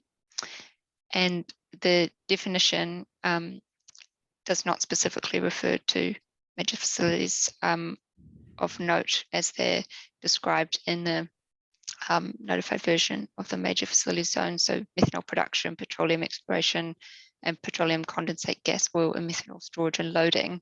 The definition rather includes things such as state highways, the national grid, electricity transmission network, renewable facilities, and high pressure gas transmission. So these activities in the major facility zone are not identified in the definition of the MPSUD, but while they're not included, that does not mean that they cannot be included under the definition of major facility in the proposed district plan. Talking to the relationship to the coastal environment area, the Commissioners raised the question of how the coastal environment area overlay and associated rules and standards may affect the activity status of activities permitted in the major facility zone. The environment area applies to part of the Omata tank farm, the Pohokura production facility, and the Motunui methanol production facility because they're near the coast. And the coastal environment area includes rules relating to earthworks, buildings, and specific activities within this overlay. The 3 facilities located partially within this area are not affected by the coastal erosion hazard area or the coastal flooding hazard area. And a lot of the rules actually relate to those parts of that overlay, which do not apply. There is rule CER 16 as notified that states that petroleum exploration in the coastal environment area is a discretionary activity. And petroleum exploration activities are not primary or auxiliary activities in the precinct plans for the Motunui methanol production facility or the Omata tank farm, and therefore don't apply or wouldn't change activity status because that activity is not a primary activity. For the Pohokura production facility, which does include petroleum exploration as a primary activity, the areas for development are identified outside of that coastal environment area overlay. So in summary, the coastal environment area overlay would not affect the status of permitted activities in the major facility zone. And we will reconcile this outcome with the reporting officer for the coastal environment area, and we'll respond in our written right of reply as well. With regards to the evidence provided on the Pohokura production station and drill rig height, OMV submitted that the addition of drill rigs up to 55 metres should be added to the exceptions within the precinct plan. Information was provided about the use of drill rigs, outlining that these are typically for a short duration, not more than 6 months. We will consider the effects of these changes in height in respect to the surrounding environment, and will respond in our written right of reply. Over to you, Hamish. Yeah. Are there any questions from the panel on those 4 or clarifications on those 4 matters before we move on, or would you prefer to move on to all matters first? I think I did have one question about the drilling rig coming onto those facilities, Ponte, and I think Cam Twigley sort of outlined that this is an integral part of operating those facilities, the ones that have wells. So it would be, and I know you've said you're going to be considering it, those wells can't really keep going without the makeovers that the rigs coming on and off. So yes, having to get a consent for that on an established well site, just obviously something to think about because that is part of the operation. Yes, so I guess we'd look at how we could potentially word that to restrict it to not be permanent activity. Yes, and that's a ways and means in terms of the planning provisions. But yes, you'll have to turn your mind to the evidence. Not sure, is there any further submissions seeking against that, or? No, I don't believe so. No. Okay, yes, all right, it's a functional and operational matter as I understand it. So we'll leave that with you. Thank you. That's all I had, Hamish. David? Yeah, just one, Stephen, from me, and thank you, Ponte. reporting back on the MPSUD definition of NSI. Just for completeness, in your right of reply, could you just touch on the RPS? It's not a definition of regionally significant infrastructure. It's it gives examples, and also on the RCP definition of RSI, noting that the area of jurisdiction of the RCP is limited to the coastal environment. So if you, just for completeness, if you could, in your right of reply, just comment on those two in terms of their intersection with the activities that are covered by the major facility zone. Yep, no problem. Thank you.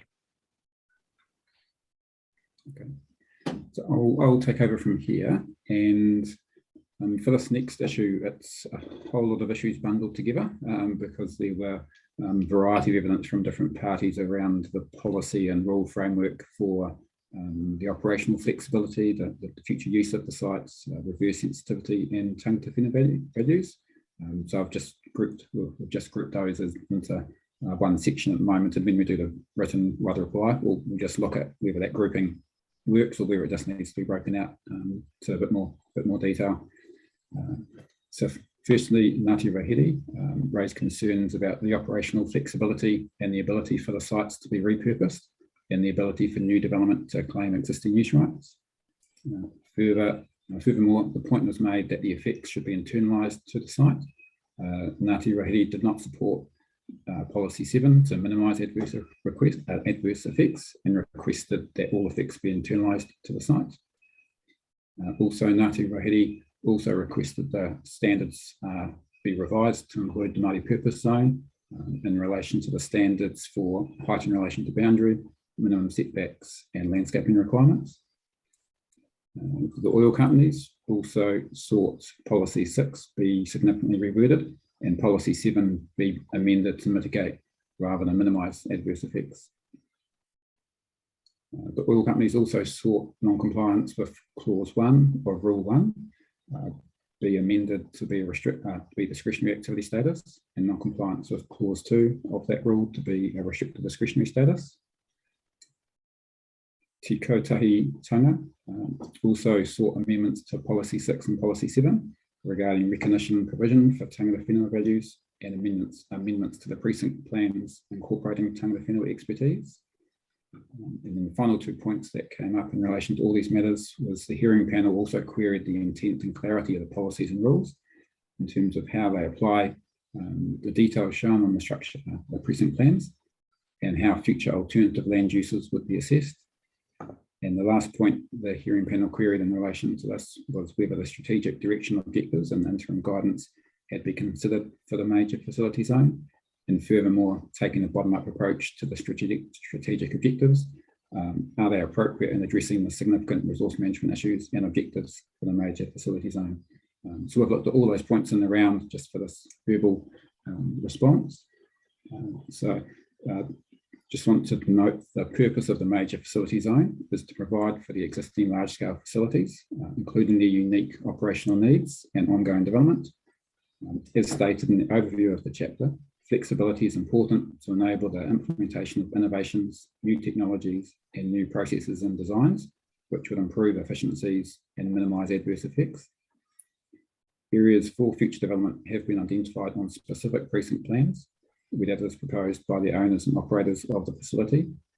Any future development would need to comply with the primary and ancillary activities listed and the rules and standards relating to built form, setbacks, and landscaping requirements. Therefore, any provisions are not open-ended and they do restrict the future use of the site. Any activity which is not currently listed as a primary activity in the precinct plan would require a resource consent. The major facility zone is developed as a special purpose zone because of the unique operational needs of these large-scale facilities and the potential adverse effects they generate. It is acknowledged that some effects of these facilities are not able to be internalised to the site due to their nature and scale, such as noise and visual effects. To require them to do so would not allow for the operational needs. As notified, no areas mapped as major facility are located adjacent to or near any multi-purpose zone lands. If any sites near or adjacent to the major facility zone are rezoned as multi-purpose through this process, then we agree that the standards should reference the multi-purpose zone in order to protect the amenity on those multi-purpose zone sites. We agree with the intent of the oil company's relief to better align the policy with the details shown in the precinct plans.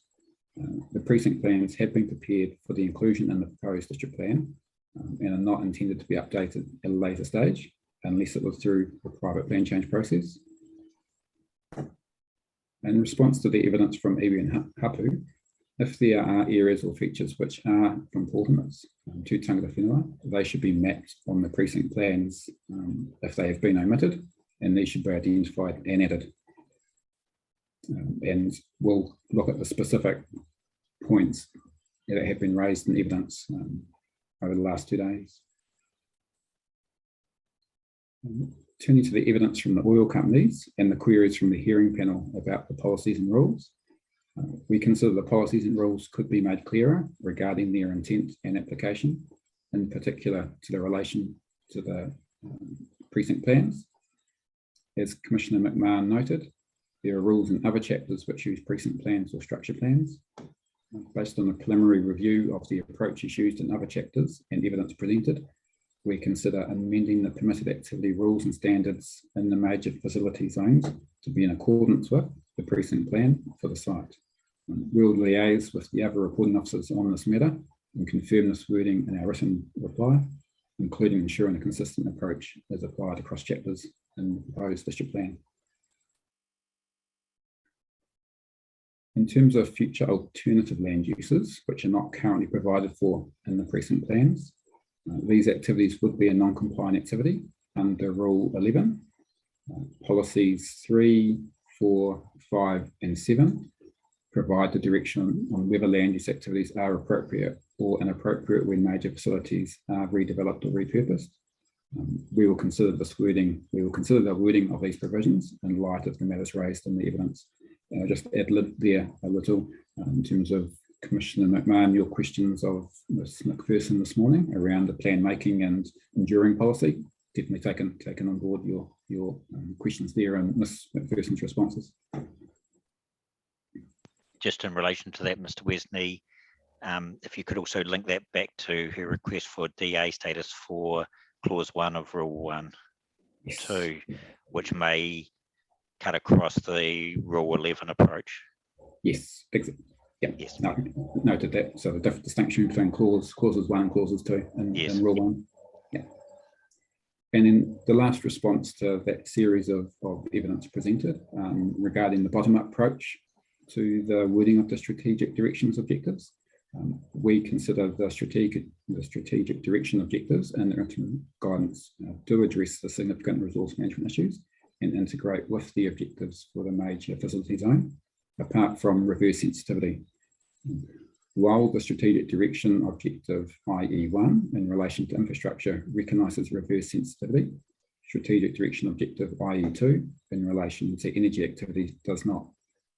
In our written right to reply, we will elaborate on this matter and provide recommended wording. So that's our response to that bundle of evidence around the policies and rules. Next, I'd move on to the details of the Amata Tank Farm precinct. Do you want to, if there's any questions or clarification there, might be a point to ask them. Nothing from me. No, nothing from me on those matters. That's pretty much has been my list. I've been furiously taking notes, so thank you. Yes. Hamish, I just had one question. It was about one of your last points. Given objective MFZ04 about major facility sites are able to be redeveloped and or repurposed, that non-complying activity status in combination with the policies you referred to would provide a consenting pathway that was reasonable for a repurposing application, do you think? Obviously provided it dealt with the effects issues appropriately, Yes, and considering the evidence of Mr. Holswich this morning as well, you know, I was listening carefully to what he was describing. So I think we will review those objectives and the policy framework to ensure there is a consenting pathway for appropriate activities. Yes, but that it does really, the policies do deal with the matters that would have to be addressed to get us, you know, obviously to work through an application. Correct. Thank you. Stephen, I'd endorse that. I think that emphasis on policy is important. The objective's clear. The real status is clear. So the piggy in the middle is the policy. Yeah. Thank you. So the next matter regards the precinct date, figure 95, the Omata Tank Farm precinct. So Te Kahu o Taranaki Trust and Te Kotahangitanga seek changes to the Omata precinct plan to include provisions addressing matters of concern for tangata whenua.